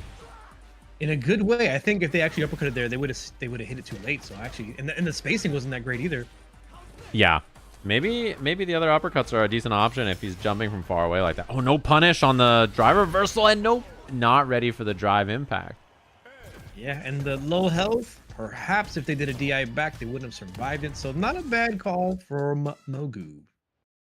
Yeah, and so far, I've been really interested to watch this. So far, their records, we saw Mogu win her first match on stream, and she lost her other sets after that. And Shawn is 2-1, so this could be both of them 2-2, seeing what their final scores are for the day, or Shawn could go in to have one of the better records in this group. I think Asa is also undefeated so far. So, man, I'm getting goosebumps again just seeing this fireball war and Mogu diffusing fireballs and sending them back, and then recognizing an OD fireball and just blocking it. I love when you're paying attention. It's so cool to me. Yeah, and that's something, that adjustment right there. Mogu does a lot of jab, jab, jab, DI. And I like that Shawn was so ready for it there, looking for that option a little bit more. So now it's on her to change it up and go for something else. Ooh, the recovery on the parry probably threw Mogu off a little bit when you have to block even though you let go of parry. They got punish countered from a jump in after that. Yeah. Oh, uppercut. Oh, I think she jumped and tried to bait it there, and that's huge. It should be an easy peasy auto combo for the finisher. Mogu now set point. I mean, squeezy. Ooh, the jump-ins are starting to get unchecked, but Mogu finds it. Oh, that's The big. bait on the uppercut. I think you should spend it. Yeah, I think spending it here is good for the drive gauge. It's good to get the big lead. Make Shawn kind of make all of this comeback back. He has to spend bar and stuff. This is good. And it also will deter him from using uppercuts. Now it's like uppercuts, and then you got a super. You're going to be in burnout if you do more uppercuts. And these fireballs are helping out so much in controlling the drive gauge. Nice anti-air from Mogu. I love that she just Shinra played it gets so back. safe, too, on offense. Didn't commit to a lot because she knows that Shawn likes to go for DPs. Yeah, they're not even playing in pussy range. It's just fireball war and jump-ins so far. I like it. Look at this patience, too. No need to commit to anything. You have the lead. Just chill and parry. Oh, and there's a DI. Shawn was expecting her to DI there. Oh, that's big. Ooh. One weakness of that Ed crouching jab, because it's not cancelable, you can't cancel the DI right there, so. Oh, is that a modern thing? No, his crouching jab is not special cancelable. Oh. Yeah, that's I'm weird. thinking of crouching like I think. But the jumping was too far away. Almost enough to kill with the combo. I love the patience, Back by the to way. neutral. I love the patience. I love that she knocked him down and just waited for him to get up. Like it's such a good recognition of how he's been playing so far. Back to fireballs. Oh, man, there might be a jump coming. I don't know what's going to decide if the Dragon Lash gets hit by the fireball. Good stuff from Mogu. Yeah, I think her adjustments there were perfect. Honestly, very impressive to like recognize basically what was going on and how Shawn was playing, and then make just clean, solid adjustments. Like you'd love to see it. I think for a player of this level, to do that is not easy. I mean, you have a coach with you as well and things like that, but to do that as a player of this level is very impressive. Yeah, and I think again at this level you see tactics that you don't get to see it as often in the higher level play. Not to say that they don't exist, but this is exploitable. I can throw this fireball and let them come to me. I can just do this all day until they figure out a way to address it.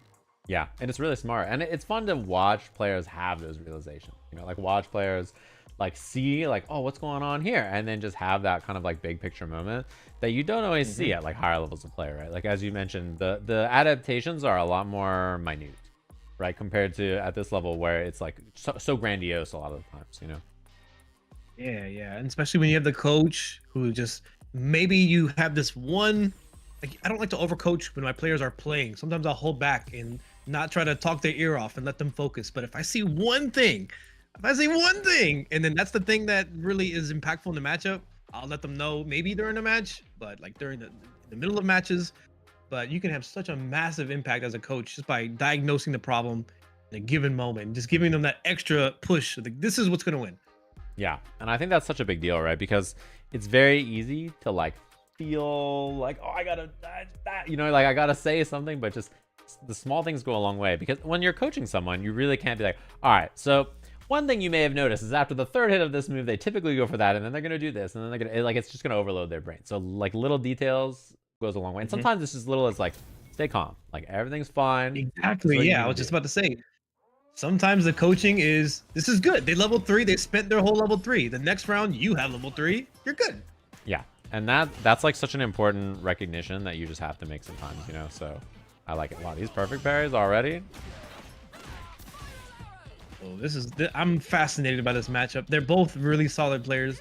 Curiousjoi with patience in Cammy, and Jake and Bake with the overall solid play with Luke managing his drive gauge like I showed him a few days ago. Curious to see how this plays out. Hopefully he slams on heavy punch and drive rushes with it. All the good stuff. That's really what you got to do. And one thing is, both of them are 2-1. Their records are really solid in this division so far. So this will probably be for who has the second best record in their group besides Robbie so far. Oh, man, Robbie's been crushing it. I feel like I've seen the least amount of like in terms of content coming from Robbie, but they're really showing out here. Yeah, and Joy is so solid too. We talked about it earlier, but her patience is her biggest strength and maybe the biggest problem she might have as well, honestly, because she does so little sometimes that it can maybe feel a little detrimental. And you can see Jake and Bake, with the miss input, but he's managing his drive gauge. He realizes that he's pretty low, and he's going to play the fireball game until he recovers a little bit. Oh, she had the right idea there. I think she tried to do the target combo and just got the heavy kick and not the medium punch part. And one thing that I'm seeing with Curiousjoi anti-air, it's not really her ability to see the anti-air and hit something like back medium punch. It's where she's standing before the anti-air occurs. And man, that was wow. Curiousjoi runs away with it, huh? No, I think what you just said is a perfect point. The spot she's on the screen is just not right for the anti-air she wants to hit, you know? So it's not just like, oh, see a move anti-air. It's a lot of it is like also just like positioning yourself in the right position so that you can find the anti-air that's correct. Exactly. Oh, and the miss combo from Jacob takes in a cost, and Cammy escapes the corner. Bates with the hooligan. Joey got those. I like it. I like what we're seeing there. I like the late dive kick she did too. Jake was trying to anti-air crouching heavy punch, and that kind of an anti-air is pretty susceptible to that sort of approach. Yeah, I think this is just Curiousjoi is able to win this through information, and on top of both her being solid, I think she just has more experience, and it's going to be tough for Jake and Bake to figure this out in real time. Nice. I like that too. He's pretty consistently gone a crouching medium punch there, so I like her adjustment to do it. Oh, didn't quite get the trade combo, but yeah, even jump back air to air looks really good right there. I did suggest to Jake and Bake to use down light punch, so there's no gap between down medium kick try rush, and we're seeing the reason why. There's a gap. You can perfect parry, you can uppercut, and that's what put him in this position in the first place. All of that. Ooh, that was a very scary sandblast because she tried to spin knuckle through it and didn't quite make it. But if she had, I mean, that would have been round winning. And again, we're seeing this. My opponent is on set round. I'm gonna play slow. The nerves, the willingness to want to like get a clean hit rather than scramble for it. You see it a lot with these players. She has to be the most patient player I think we've seen all day too. But to Jake's credit, he's really not overcommitting in a way that I think is too bad so far.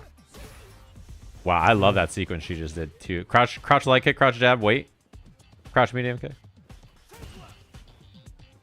And the patience from both players is incredible. Just trying to figure something out, find it. The uppercut was not what comboed there, but it's what won the round. Curiousjoi runs away with it. Very nice. Yeah, and you know what's funny is like Shawn is getting carried by his team. Like I was just looking at the results, and so far the weakest link on Team Shawn I think is Shawn. I imagine like a VTuber art where they're just hailing him up in the sky and just Shawn is just chilling. They've looked It's really a coach's solid so dream. You far. don't have to play. Yeah, I mean, that is. I don't think that's a bad feeling though. When your team is just locked in doing the work, like sometimes it's nice to just you know, sit back, let them do all the work. Take all the credit. Well, sometimes I feel like you don't get credit as a coach, but you kind of just, you got to hold that. You can't, like, you know, they did it. You helped, but you got to take it on the chin. That's how it goes. Nice work. I mean, I have seen, you know, all the coaches, but Shine has been in there with the squad, just like, you know, rinsing, running through everything, making sure everybody's really ready. I think it's like impressive how much time they've all been committing. And one thing that is like kind of fortunate, unfortunate is last weekend was going to be SFL, and then the Fires here actually got it moved. So many of the coaches who I think would have been very busy prepping and training for that actually had a lot of free time open up, and they had more like kind of availability to help. And Shine is one of those players, right? Obviously his team is in SFL, so he's somebody who really benefited from that, all that extra time, where we were going to have the additional coaches take over a lot of those responsibilities. Yeah, it still works out. I remember that's what you you asked of me, because they would not be able to coach their players, that I would fill in. But now you just have a lot more coaching opportunities available. Access coaching. I mean, it's never a bad feeling, you know. And people appreciate it. Like even, you know, Huntress, to her credit, right? Like her team was available. Like she worked with Shine a little bit, and then she took a session with Punk as well. So like a lot of them have been taking sessions with you, with Punk, with Justin. I've seen people working with all of the other coaches to get that extra training in, right? And even people who are not a part of the slam, like last season, Broski worked with Saratina quite a bit, and I definitely appreciated that. Yeah, I think that's really smart. And one of the things that happened last time was Lily worked with Chakotay, right? On Lily. And that was like a big factor. And, you know, seeing him coach and work there, I was very impressed with what he did. And I think that's, you know, transferring to his team here as well. Very impressive first round there from Huntress. Looking so tough for FDX. I might have to hit him up there. I want to see him succeed. It feels like he's so far in experience and even confidence, I feel a little bit. Yeah, he's definitely, I feel like he needs to pick this character and just grind this for the next 4 days. You know what I mean? want to see him go dumb a little bit too. Just send it. Just low forward drive rush. Wake up, EX dive kick. Yeah, I mean this kind of pressure we're seeing from Huntress is so clinical. Like she is just so comfortable, so in control, dominating space with that Chun-Li jab, which is a sword normal that's difficult to deal with. Just too confident. Sheesh, I don't know. I wouldn't even know where to start. Yeah. I think your point though about Fee, I think there's a lack of confidence in some of his decisions sometimes that can really cost him, you know. And then when you see something like air legs beat your throw, it's like, I didn't even think about that. Yeah. Man, and just like that, you know, coming into this, Team JB was actually the most points, right? They had the most points in the event. And now we're seeing like 4 straight wins potentially for Team Shine could put them ahead. Like the turnaround, and maybe VDX can make a turnaround of his own. Finding some offense in the corner, but not quite connecting all the dots. But the neutral's looking pretty good. The jump over is not so great. The dive kick spacing not so great, unfortunately. Huntress is gonna run away with it. Yeah, that's an unfortunate one there too, because you really needed that dive kick spacing to work out for you, so that you can make your way in, make things count. But Huntress is really ready with a perfect punish.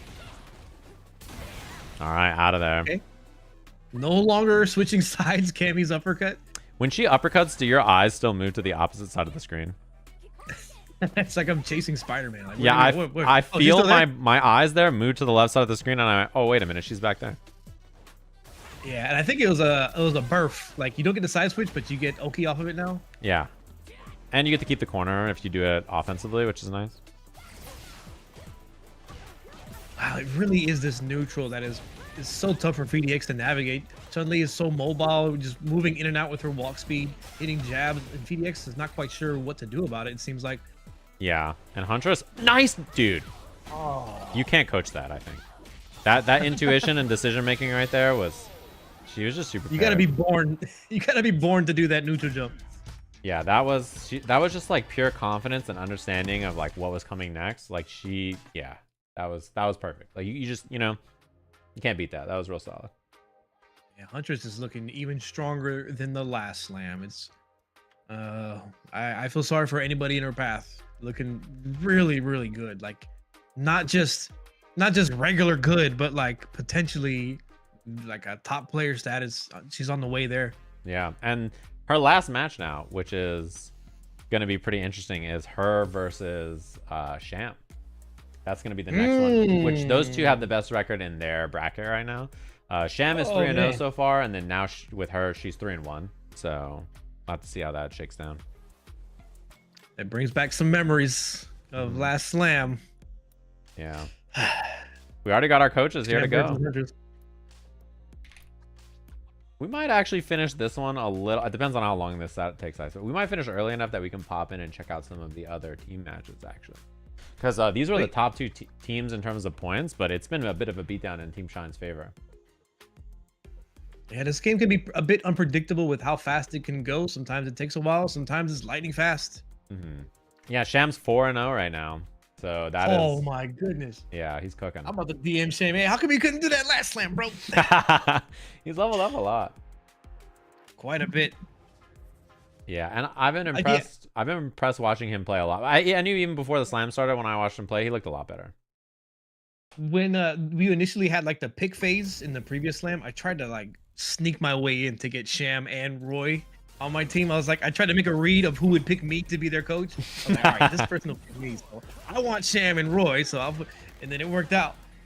Yeah, one thing that's cool. I felt like he was the strongest player last season. Well, one thing that's cool is like you end up with people who request each other in a way that just makes a lot of sense. Like a lot of the people that are on these teams, they requested themselves and like at least 1 or 2 other people. Like Team Shine it took 5 seconds to make. You know what I mean? Like, like it was not a difficult team, I think, to put together for a lot of reasons, right? And like you can see how well they're doing. So.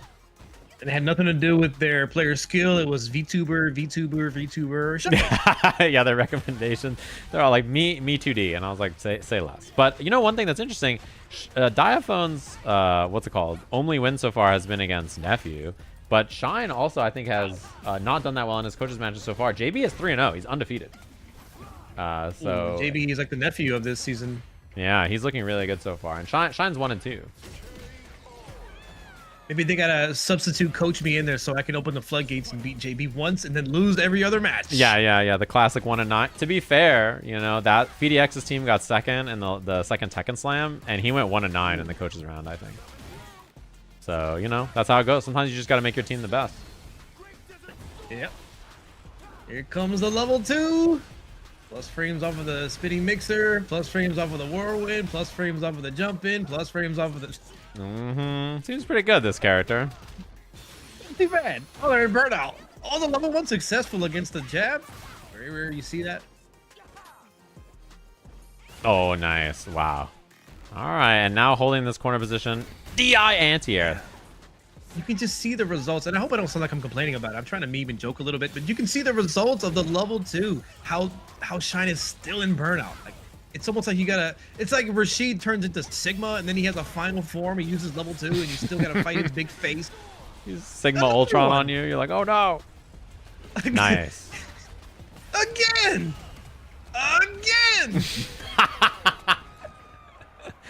No, not the again on the throw. Oh man. Man, that was tough. I wonder if there's gonna be I was just gonna say. Okay, swap. He's playing Ed now. I think a good choice. Ed's probably a better pick here.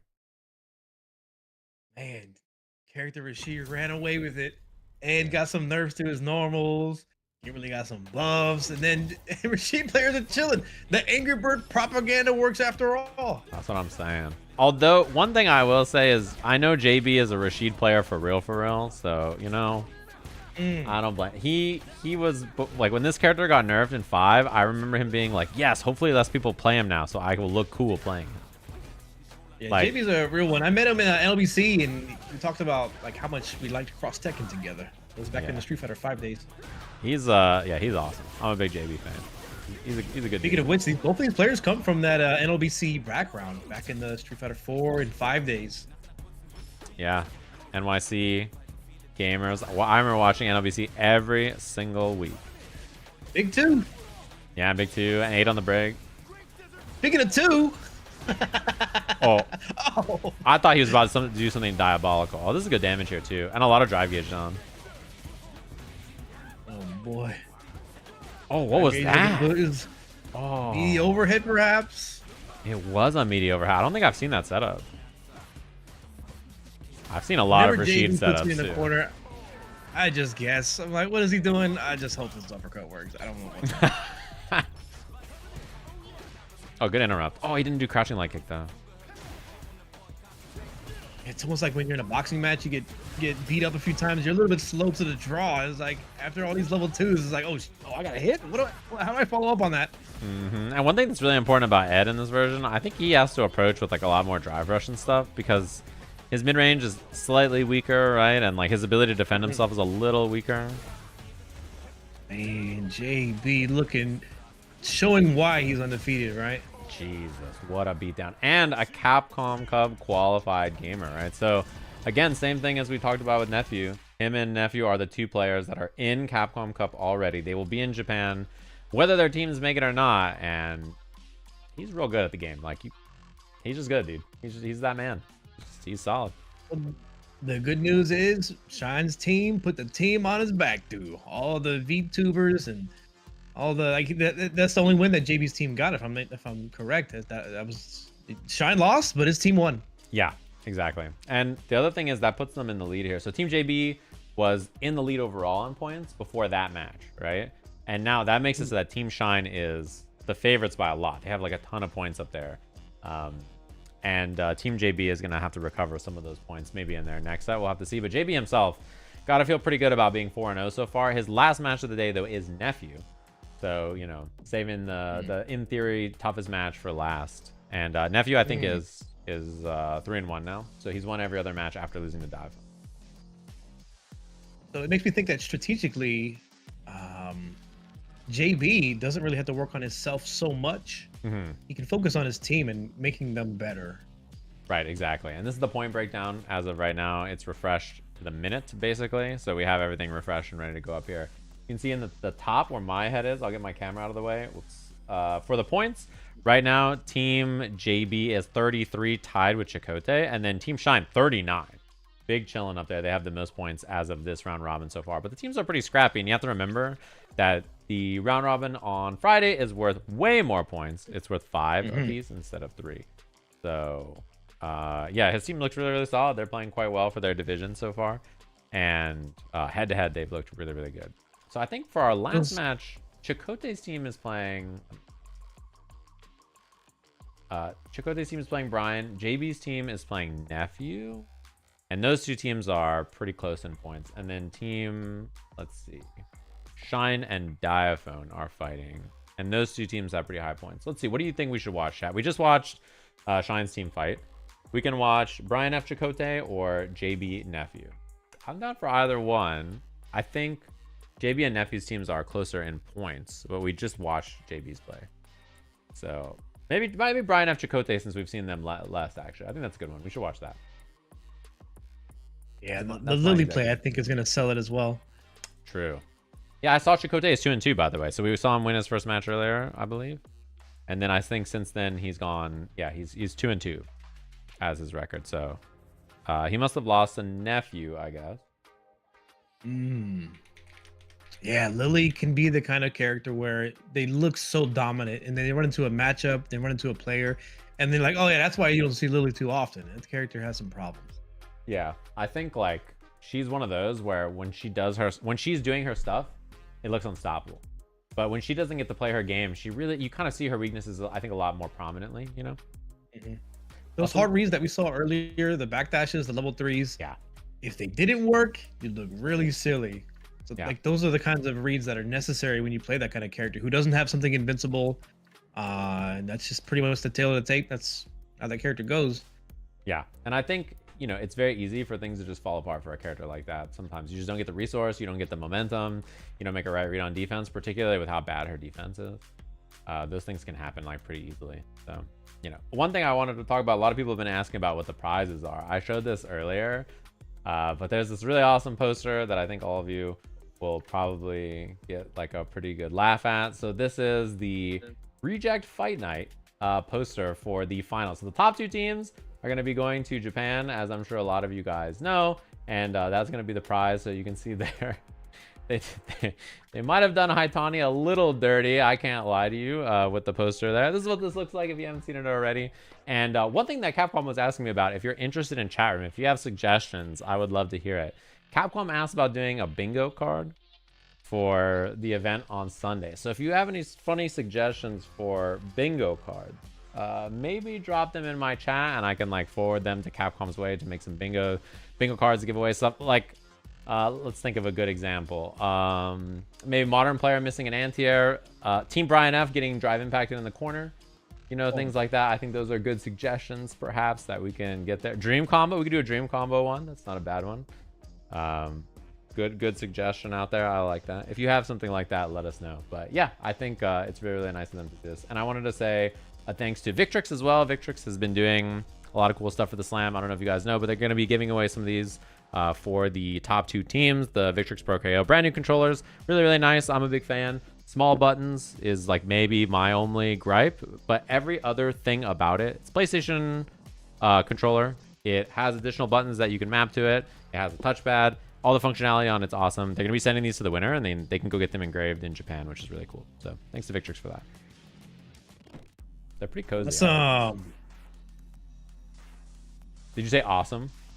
I did in the form of SK. I said awesome. Awesome. Oh, yeah, she does say that. That's an SKism that I've picked up, too.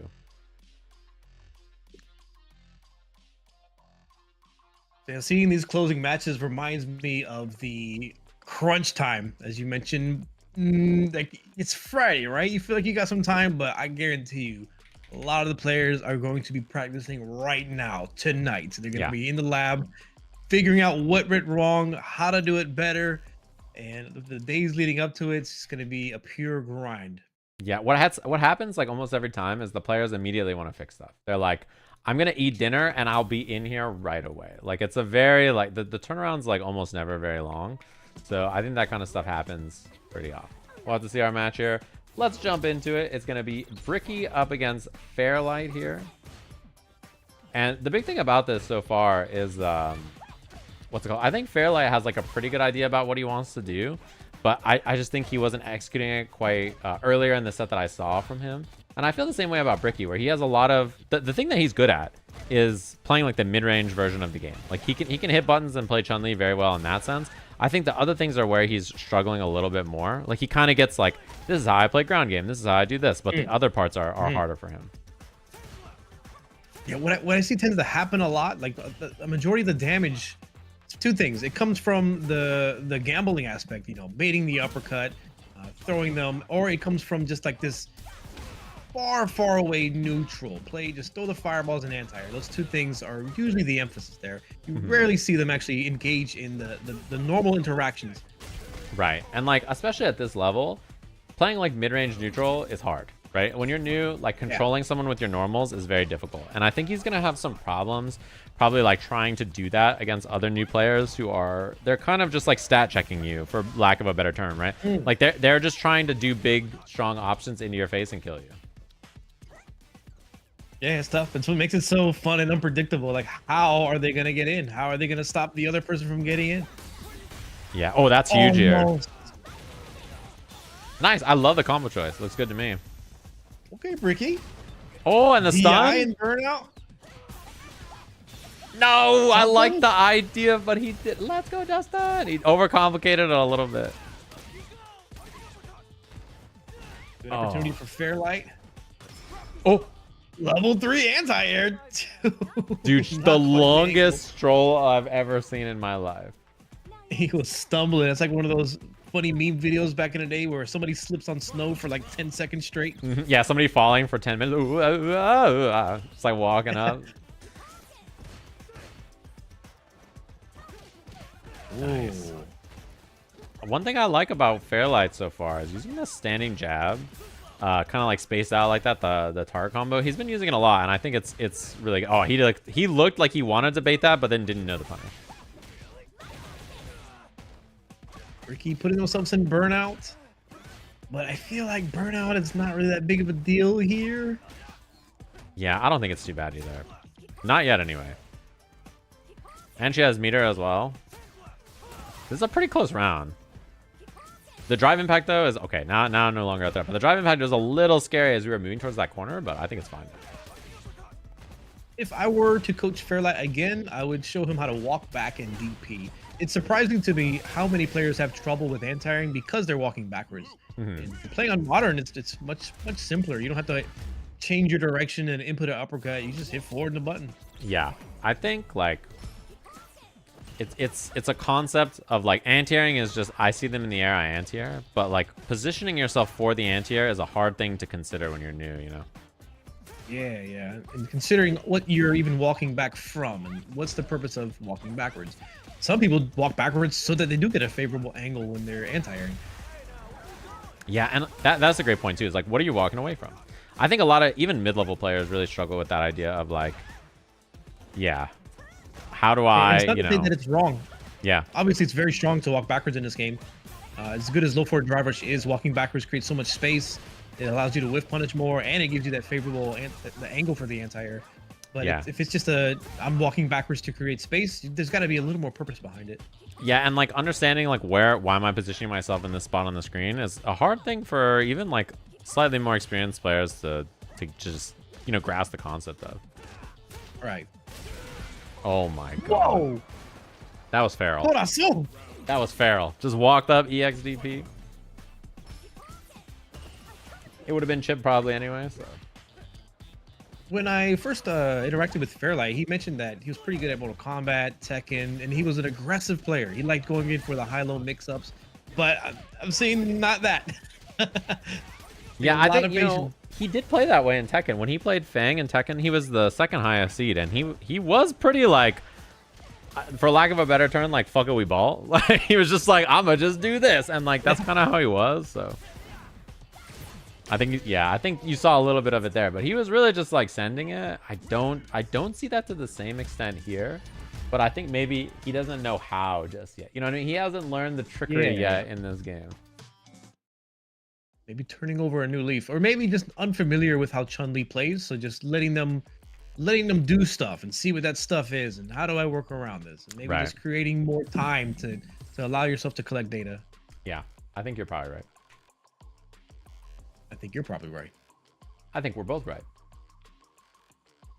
That's correct. Up next, up next, we're gonna have Amour. Oh, I saw. Is it true that Shoomimi went 5-0? She did. Wow, undefeated in the first round. Look at the is- big brains on Shoomimi. Look at the big brains on Shoomimi. That's true. She looked impressive. I think she's done a lot of prep for this for sure, and she looked awesome. When she signed up for this, she said she wanted to play Street Fighter because she watched the slam and it looked fun. And here she is, right? Made it all the way into the slam. 5-0 as a new player in the round robin. Really impressive. Oh man, this is the kind of matchup where I would love to see both player cams, Amour and Stans. Stans is hilarious, and Amour is hilarious. Both are just almost like the Rage Q type, even though Amour has changed her Rage Queen ways. I'd love to see how this turns out. I can imagine frustration from both players happening. Oh yeah, and that's the thing that I like about this is that both of them. He did, and he punished. It was expensive, but I'm glad that he got the punish out there. And you know what? I don't blame her for that. That happens to everybody. Yeah, slow move happening. Oh, easy DI. Yeah, it's just a natural decision making. Although this drive gauge for Stans is very, very spooky. Although you see it, her headbutting slowed down a bit because I think the perfect parry is maybe have an idea in there. Yeah, and now it's really good being close to burnout, but Stan's almost about to seal it. There it is, heavy punch. Nice, I like it. Yeah, this is modern Honda versus classic Marissa. Oh, I saw an accidental overhead. Perhaps they were trying to that move called the uppercut move, maybe. Oh yeah, the scotum, whatever it is. Whatever made up word. Nonsensical. Putting him in the sumo ring. Drive gauge in favor of Amour. Screen positioning, life, everything's in favor of Amour. Butt slams in favor of Amour. Yeah, I mean, you know, not an expert here, but if I'm a coach, I say you should butt slam until he dies. Basically the strat there. Oh wait, maybe you should just keep butt slamming. X hand safe on block, but not your turn. Counter hit. Level 3. Trying to cash out early. I respect it. I think also having a drive gauge advantage as Marissa, wow, just headbutted out of the drive rush. Having a drive gauge advantage as Marissa is a big deal. Like She's she can actually just very strip good drive at- gauge. Yeah, target combo into Gladius in general, heavy punches. Like her normals do so much to your drive gauge. Yeah, especially if you don't know how to perfect parry them and stuff. Like if you're not looking for them to parry them, it's a big factor. It's pretty tough to anti-air with Marissa against Honda. This sort of environment especially. Like, it's just hard in general. But if you're looking for headbutts, you're looking for EX hands or whatever, butt slam, and then boom, there's a jump in. Marissa does not have the easiest convenient anti-airs. Though they are good, they're a bit slow, and you have to be prepared to do something like jump medium punch. I like what we're seeing here from Stans. He's played like a very solid, kind of thoughtful game plan against Honda so far. And like, that's kind of not the approach I was expecting. Because, you know, it's not really Marissa's forte, I think. But like, the way he's played this has been perfect, I think. I think the best Marissa players are like that. They look for the whiff punishes, they're patient, and they find their moments to really abuse the opponent's drive gauge and eventually sprinkle in the command grab. And then it's like, oh, this character's actually pretty good, huh? Even though, you know, she's not the best tournament character, but she got some moves. And in this level, it doesn't matter. That's kind of what that's what you see with her, particularly at a high, wow, what a challenge. Particularly at a high level, but from what we saw from his game plan earlier, he was trying to go in there and play the game, you know? So this stylistic approach has been really surprising and impressive for me.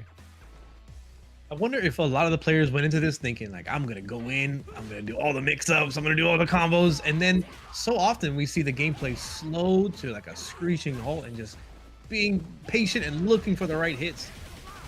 Yeah, I think, you know, that's kind of how it's funny, but like that's how the game is once it starts to develop a bit, right? And it slows down a bit, but it's rare to see it slow down this early. With stakes here, especially, I think like people are gonna play a lot more cautious, you know. True. It's like the first match feels like an opener. Like you're just gathering data, getting to know how people play, what to work on.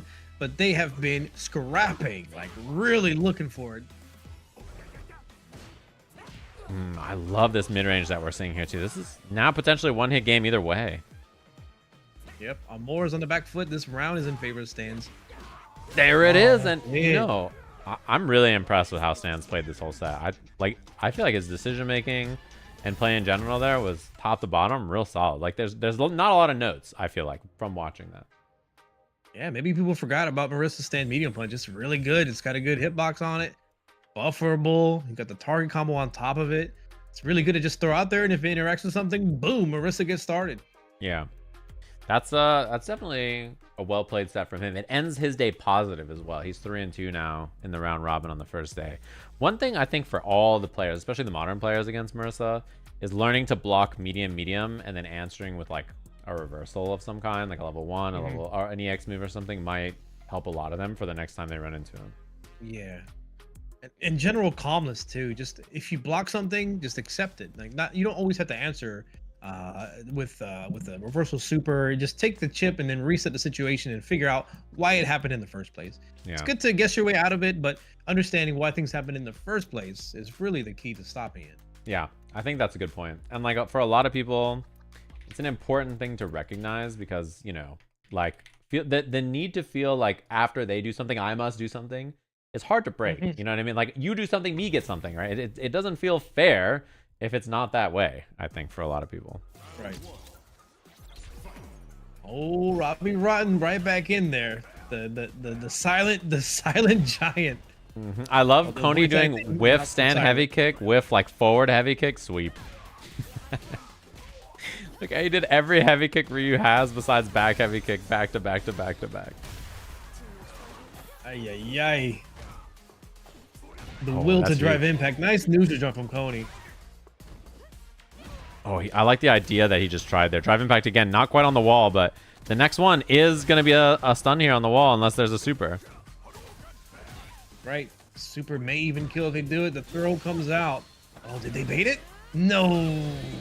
You know what I love? The way Coney played that. He did like jab, jab, jab, fireball, immediate jump kick. Like it was like the most old man Ryu play of all time. And I like seeing that in his gameplay. I think the big thing he needs to do is just refine for like modern decision makings a little bit more. Not modern control, but like how people... Oh, the Coney cash out? There it is. Okay. Now, will he play it patient enough and recover his burnout, or is he going to get right back in there? I know the Oki's not so great on reuse level 3, so he may be forced to just slow it down a little bit. The sweep coming out, speaking of old school moves. Nice. Ooh. Everything Going about front off that of the was right. textbook. That was good. Oh. 3S? But to do the Kara uppercut. Yeah, cancel. Cara, the second DP? What the heck? Oh, again? Is he going to spend it again? He does? That's his combo. This is my combo. Oh, he tried the early jump heavy kick again there. All right, he's got the reversal level 1. Sweep again. Actually gets punished. Robbie Rotten on top of things. This kind of a game plan, I think, Whoa. is very annoying to fight when you're playing like a grappler like Manon, you know, where you have to be a bit respectful about how your opponent wants to approach and stuff. And then he's doing this kind of stuff. Although this, unless there's a drop, this should be the kill here. Raw level 3, good choice. Ooh, right into it. Yeah, quite smart, I think. And like the way Coney plays, I think, is not an easy thing to deal with when you're Manon trying to walk him down, you know? Right. When I see Robbie Rotten doing down medium punch drive rush buffered in neutral, I'm like, if I were the coach, I'd be like, we have a problem. We gotta SOS. take care of this. Funny enough, Ryu doing a random sweep can solve it, even though it is obviously very risky, especially that Robbie knows how to punish it on block. But it can be a solution to something like that. Yeah. The punishes haven't been so bad. Honestly, these DIs have also been working a lot. Oh my god. Oh, resets for extra damage on the Coney cash out. America! You know, that's how it goes sometimes. Does he wake up super is the real question. Oh, I wonder if he tried it there. He got hit low. Vocabulary. Oh, his Heavy Coney point. cash out. All right, both players burnt out. Is it going to be a command grab? He's going to back off a little bit. The sweep comes out. Is he gonna chip him out? Oh my god. Medium kick. Didn't even need the chip. Yeah, that's something that is very good that I wonder if they'll get Coney to tap into is like jab into Hashogeki and a jab into Hashogeki when you're in opponents and burnout is so good. Anti-air jump medium kick. I like it. It's not even an air to air. It's an anti-air just in that whole motion. Yeah. It's such a like I've played Street Fighter before and these are my ways kind of a decision. Seeing all these sweeps makes me think he's gonna activate V-trigger off of them. Sweet V-trigger time. Uh-oh, this got a little dangerous all of a sudden. Okay, that was minus probably on hit, I think. I feel that if Coney had more structured offense, he would be winning right now. Yes. Yeah, I think you're right that his ideas and intuition are good. It's just learning how to like formulate everything in a way that's just do these 5 good moves, you know. What a command grab on that neutral jump. Robbie Rotten is looking quite dastardly. Oh, the tick into yep. That is structured offense. Mm-hmm. That's the difference right there. I think you're absolutely right. Coney kind of thrives on like doing that same kind of thing himself. He's very good at like learning a flowchart and running the flowchart. That's kind of how he did things in Tekken.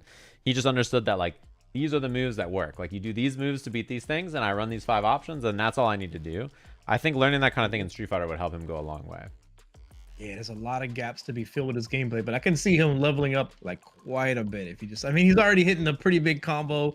He knows the right moments to do big damage, and he's thriving even though he's in burnout after that. So if you see him starting to do combos where he doesn't put himself in burnout and then he's able to generate offense more, you might have a dangerous opponent on your hands.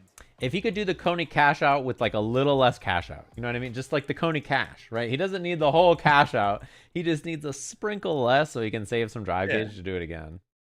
Save the farm, maybe use a few bales of hay, and then start the work. Keep the farm. Yeah, exactly. We don't gotta spend it all in one place. All right. The Coney cap. The Coney cap. Just that part. That's all he needs. So bald icon, by the way, record incredibly good so far. He's the. I swear to gosh darn it. He's about to go 5-0 potentially. If he does go 5-0, I'm gonna write a nasty worded letter to him. Ko's record though 2-2, also looking solid, and Huntress is 3-1. I'm assuming her loss was to Shawn. I don't know if that's happened, or that must have been the loss considering he's undefeated. Get him coefficient. Show him. Yeah, look at that mix up. Yeah. Nice beat. Oh, the perfect parry from Bald Icon. What's he gonna do with the plus range? Finds the Sobak kick, gets the offense off with the medium punch.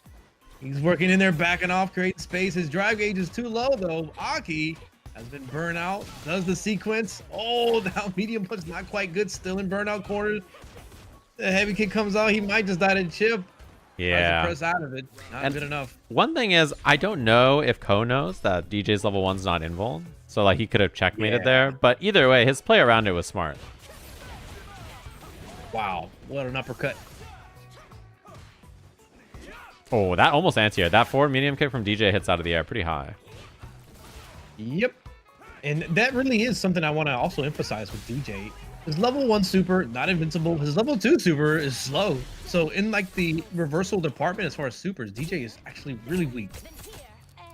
Yeah, and not being able to level 1 to save your drive gauge and level 2 being slow is so brutal for so many different kinds of interactions. As we see, okay, this should be a punish. Yeah, as we see the first game here go to coefficient, and his defense, his EX flash kick is excellent, but yeah, the other aspects of his game is pretty rough. Right back in there, no pause, no reason for concern. Bald Icon's probably like, nah, I got this. Let me cook.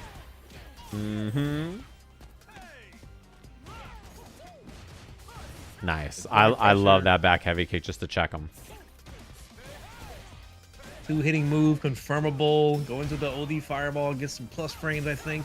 Oh, she tried to dive through and it actually got caught in the active frames there. This that space is pretty tough for Aki. It's not a whole lot of options. She does have to walk up and block just a little bit to get some zoning off on DJ, and that's gonna be it off of the perfect parry. One more round for Bald Icon, aka All-Shin. Wow. Yeah, I like that is a good point about Aki. Her anti-fireball game is actually it's weird. Like sometimes it's good, sometimes it's kind of bad. You know, like there's a bit of both. I think in her gameplay. Right. She has to be the one who is fireballing and put the OD fireball out. But as you know, DJ, he can do his OD fireball and fire it right back at her. So it's a tough choice to make. Yeah, his EX fireball is nightmarish to deal with. This is really, really, really good. Oh my, his guesses here on these have been really good. Oh, he burns himself out. Uh-oh. I think he dies if he gets a drive impact. Okay. Oh, he's got the moves, and that I think will do it if he finishes the rest of it. Oh, that was scary. You know, I think it's because of my coaching in the first slam. He's doing so well now. That's what I'm gonna cry in a corner about. Yeah, exactly. The reason it didn't happen last slam is because it took time for your coaching to sit in his brain. Yeah, I planted the seeds. It just took a while, and here we are. Nice. I like that Oki from Ko. One thing about him is I think he's really good at running offense. He like understands offense and like defensive tendencies from players quite well. So like when he has offense going, he knows like this is how you're feeling, this is how you're thinking, this kind of stuff. He has really smart decision making, I think, once he gets going. Yeah, he's confident sometimes to a fault, but most of the time to his favor. And set point now for Ko. Looking pretty solid. Whoa. I wonder if that was for positioning or an accident. Oh, that sucks. A little bit of a drop. Wow, finds a drive rush down medium kick, converts, but doesn't fit he doesn't hit the whole combo. And gets the bait. He could have done stand heavy punch there, I think, but for safety, he did Sobot. Nice check. Wow. Got the moves, the boomer maneuvers. That was a really impressive check because, like, at that range, oh no, at that range, it's really, really easy to like not, you know, just like try to walk up throw and then he does driver's jab and he gets caught. But this spot for Sham here is brutal. He's got to super out correctly, basically, or deal with the chip and nice anti-air. That's going to be it. So the first loss for Sham here. He didn't go undefeated on the day after a very, very strong start. Still an impressive record, and I feel like that was so close. You never know what's going to happen in the next time they meet up with each other. Yeah, definitely. He's been the one on this team that's looked most consistent so far, so that's definitely a big one. And we'll have to see because I think each of the divisions has someone who is or is pretty close to going undefeated. And that would have been Sham if he won that very match there. So now no undefeated player in the top seed division. We'll see if JB wins, then there will be an undefeated coach in his match, but he's got to play right now. I think he's fighting Nephew, so. Ooh. I'm kind of hoping for the no undefeated player. There's definitely an undefeated first and second and third seed, but not an undefeated fourth seed. And so far, Really? we'll have to see about the coaches. And yeah, for someone asking, someone asked about Coefficient's record, but he was he went 3-2 overall. Looking like a tight race. This is probably the last match, is it not? Yeah, this will be our last match, and then afterwards we'll have a final tally of the whole day, and scores are pretty close so far. There's quite a few teams that are in the running, and like obviously the next round robin, within 2 matches the entire thing could flip because of how the points are. So how it goes. So Chakotay up against Brian. Ooh. I can tell you in my experience playing Terry, this matchup seems unwinnable until you start using more medium power waves to challenge her mid-range. Yeah. But let's see how Brian F solves it. Definitely looks like it can be pretty tough. I think in general, you know, for Terrence, there's like weird ranges where his buttons don't feel quite right, but the medium power wave and Burn Knuckle solve a lot of those little gaps in his, you know, kind of pokes and pressure. Exactly, and I'm not sure how fine-tuned Brian F's Terry is, but it's really tough. And I guess a player like Chakotay, if you're not like on fire, it's gonna be an uphill battle. Nice. I like the spaced out Burn Knuckles. So far, Brian's spacing on it has been good, and he hasn't been perfect parry just yet, which is a big factor, right? Drive gauge management looks good too. It was in favor of Brian F, especially if he got that combo in. Drive reversal's not that bad. Both meters are about the same. Nice zoning with the power waves. And Chakotay does not have a stock, so it is a good opportunity for Brian F to just keep poking away at that drive gauge. And now Chakotay's burnt out. Yeah, he's won this neutral just on like, I think really, oh, that's a miss. He tried to walk back and hit medium or heavy kick there, and he got the power or the tackle instead. Right on cue with the commentator's curse. He's won this neutral power charge. On accident, it happens. Nice block. Chakotay, good defense here. And now Brian's burnt instead. Man, this is what I mean with having a fine-tuned Terry. He had so many plus frames off of the heavy punch power wave. Then he goes for the target combo and doesn't really quite cancel it to get the, save himself, because they're in burnout. You have a lot of time to do stuff that you normally couldn't do. Corner position Not now. bad first round. Yeah, I think the way Brian played that though, and things like that, right? Just not quite as familiar with his character, and he's still working on the Terrence. I think it's not a bad character choice, but clearly it's gonna take him some time. And I just want to say the backdashes from Chakotay are clerical. I don't know how he's backdashing so much and getting rewarded for it. Oh my, you're kidding me. No. I almost said the Zoomer thing. No shot. I'm putting up a breadstick on the board. Damn, he's good. He just threaded the needle there in burnout, looking like a scary position potentially, and then he just sneaks in a nice little crouch medium punch, gets the job done. Man, Chakotay, wait till your lower back starts hurting. Let's see if you can still do some jab level type too. We'll see in a few years how solid he looks. You get some creaky knees. Oh, nice. Wow. And the first time you don't drive reversal, he takes advantage like that. There's a lot of tricks you can do in this matchup as Terry, and I don't think Brian F knows most of them.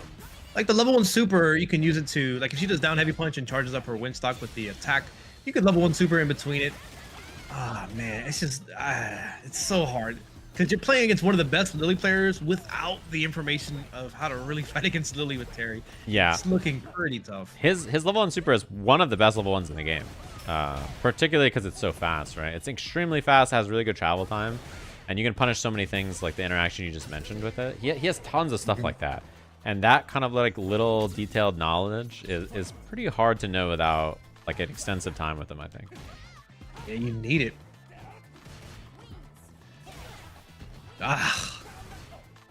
Right there, you can use level 1 super because it doesn't matter if she's charging it or holding onto it or whatever. It'll just punish it. But it's tough. Yeah. I expect Brian F is more likely to pick J. He should pick JP. What is he doing? I said the same thing. I think he should be a JP player this patch, but I don't know how fresh his JP is. Even Ed, I think, honestly. I know his Ed is rusty, but same feeling. This matchup is totally winnable as Terry, but if you don't know it, it's definitely the kind of matchup. If you don't know this matchup, it looks like it's bad for Terry. Nice block on the overhead. He stood up like even before Chakotay did it. Oh man, that positioning is so brutal. So Chakotay is gonna end the day 3-2. Good record for him overall. And I think what's it called? We'll have to see how Shine's match looks. I think he's playing Diaphone, but Diaphone's also 2-2. Him and Chakotay both at the start of this, so that's the end for them. So nicely played there, and a big dub to Team Chakotay there. They needed those points. I think we can get an updated look at how the points are looking for round robins, and also check in. I'll check real quick if the other coaches matches are happening. They might be right now. Let's take a look. Spy on their stream, take a look, see. Yeah, I'm gonna pop open some of these other streams real quick. It looks like Nephew versus JB is happening as we speak. So let me pull that up. Yeah. Close my Discord stream. Grab this JB stream. JB. I can close Street Fighter actually now that I think about it. All right, cool. Let me pop this open. Take a look. Oh, you're on the Capcom Fighters channel too? Nice. Yeah, that means you're on the Capcom Fighters channel. Oh, low forward drive rush. Throw low forward drivers. Give Jamie a buff right now. Do we know the score? Do we know the score in this, by the way, chat? I'm watching on JB's stream right now. Nephew's up around. I don't know what the score is overall. Oh, nice confirm. 0-0, they say. Okay. This is for JB to be undefeated overall in the day, or Nephew can go 4-1. I like heavy kick. It's just one round. Yeah, just one round. I liked heavy kick a lot there from JB Because you know when the opponent's cornered, I did heavy kick catches a EXTP. lot of did I different things. drop You can catch them jumping, you can catch them trying to wiggle their way out. It has a lot of range, so you kind of don't expect it sometimes. Yeah, and especially it'll do damage to their drive gauge even if they just block it. It's a heavy attack. Yeah. Gonna do a better exchange there. And Nephew takes it. Yeah. Oh yeah, JB is listening to his team while he plays. Actually, I just realized. I know Shine always muted because he didn't want those VTubers to yap at him. You can tell he's scared.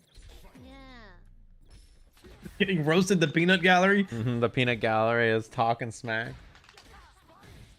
I have a good feeling about Shine this season. I think he's gonna go pretty far with his team. Yeah, his team, and he is a good. He's very good. He can pull through and get some wins too. Obviously. Yeah, I was gonna say not only is he a world-class player, but his team is like good, and they're all happy to be there. You know what I mean? Oh my god. I think that's what that goes along. Quick round. It was like 2 sentences discussing Shine, and then JB runs away with it. Yeah. Oh, I like the back heavy kick there. I wonder if he's looking for backdash maybe. Nice. Good little stagger. Oh, here comes the. Oh man, when jury players say their throw isn't good, I just gotta. I don't get any Oki full screen. Well, you put me in the corner with it. What do you want? Oh, kicked it in. Mixed time. Nice fuzzy block there from Nephew. Also, Diaphone beat Shine. So I think his record is 3-2 for the day. He lost to JB and I think probably Chakotay then. And Diaphone's coming back with a vengeance. I thought he would do well. When he messaged me, I was like, "Yo, should I grind? I'm trying to be a beast." And I was like, "All right, he's taking this serious." Like, let me know. We doing this or what? It's already giving you the power move. Oh, he missed his crouch medium kick there. That sucks. Oh, devastating! He tried to connect off of that down light punch. Yeah, he did crouch jab, counter hit, crouch medium kick. Really common counter hit confirmed for Rashid, right? So. Yeah, there's like 2 approaches you can do against Jury's Fireball. You can walk away from it, or you can walk into it, so she has less advantage. And JB walking backwards, just leave me alone. Let's see what you do. And this matchup, that jump heavy punch from Jury is a real problem, by the way. Oh, this might actually be enough. I'm pretty sure it is.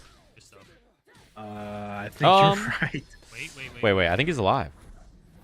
Maybe when it's like at half the drive gauge, if it's a critical art, it's gonna kill. But in this situation, regular super, maybe not. But so far ahead, Nephew is. Yeah, and no level 2 for JB means this is really hard. Oh, he tried to light kick to beat the fireball there. He's out of burnout though. This is really hard for JB now. Oh no!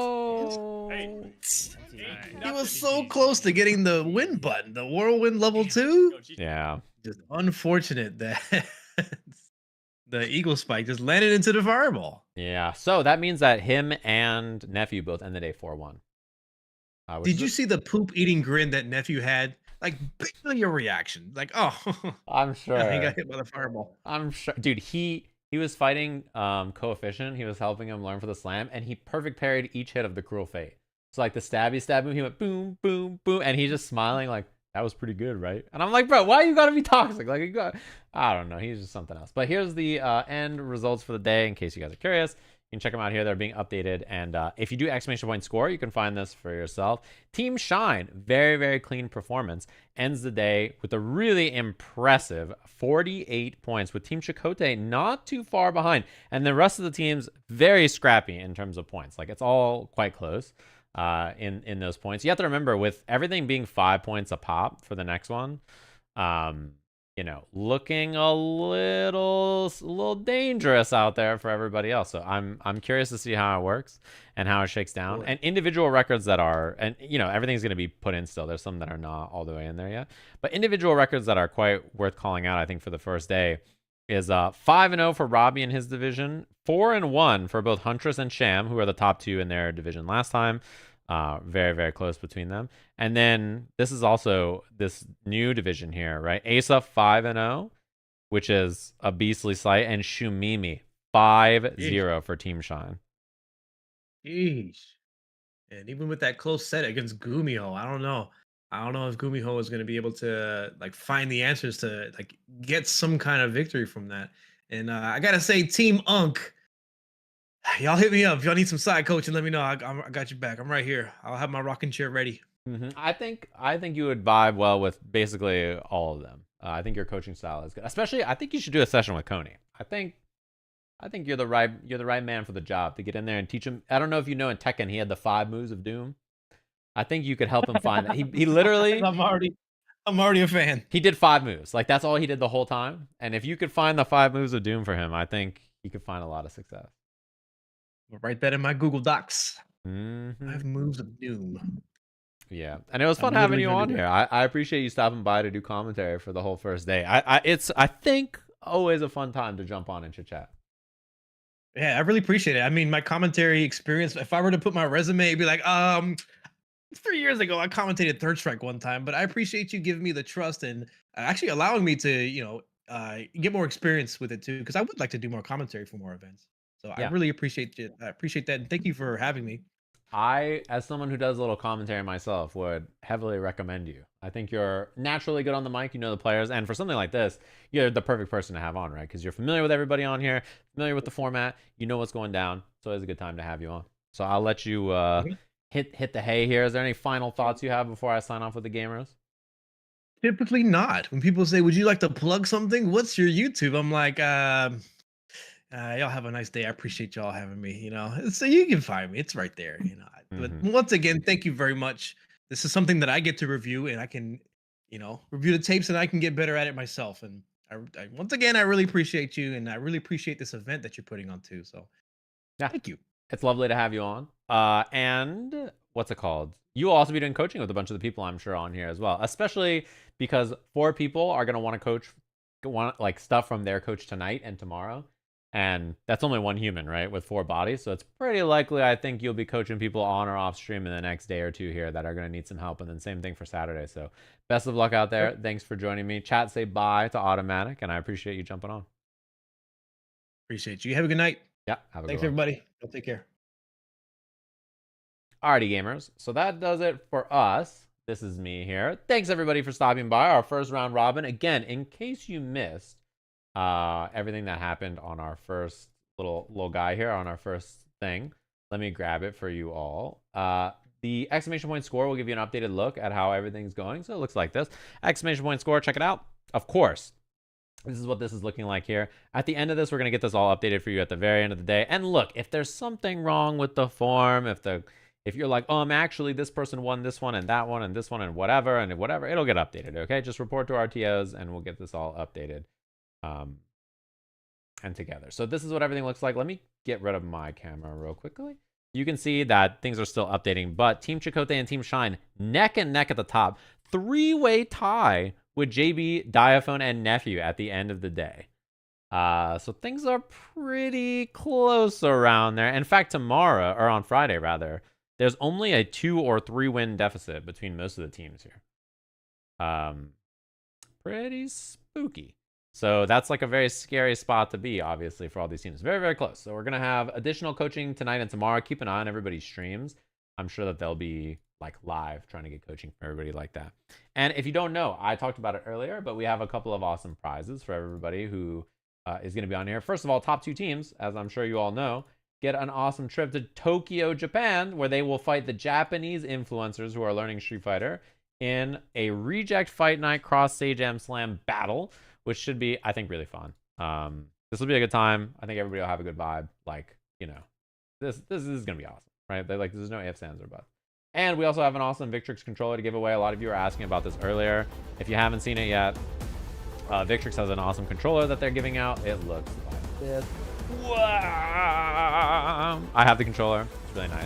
I would highly recommend it. It's called the Victrix Pro KO. It's swappable, customizable, very fancy, very nice, PlayStation compatible.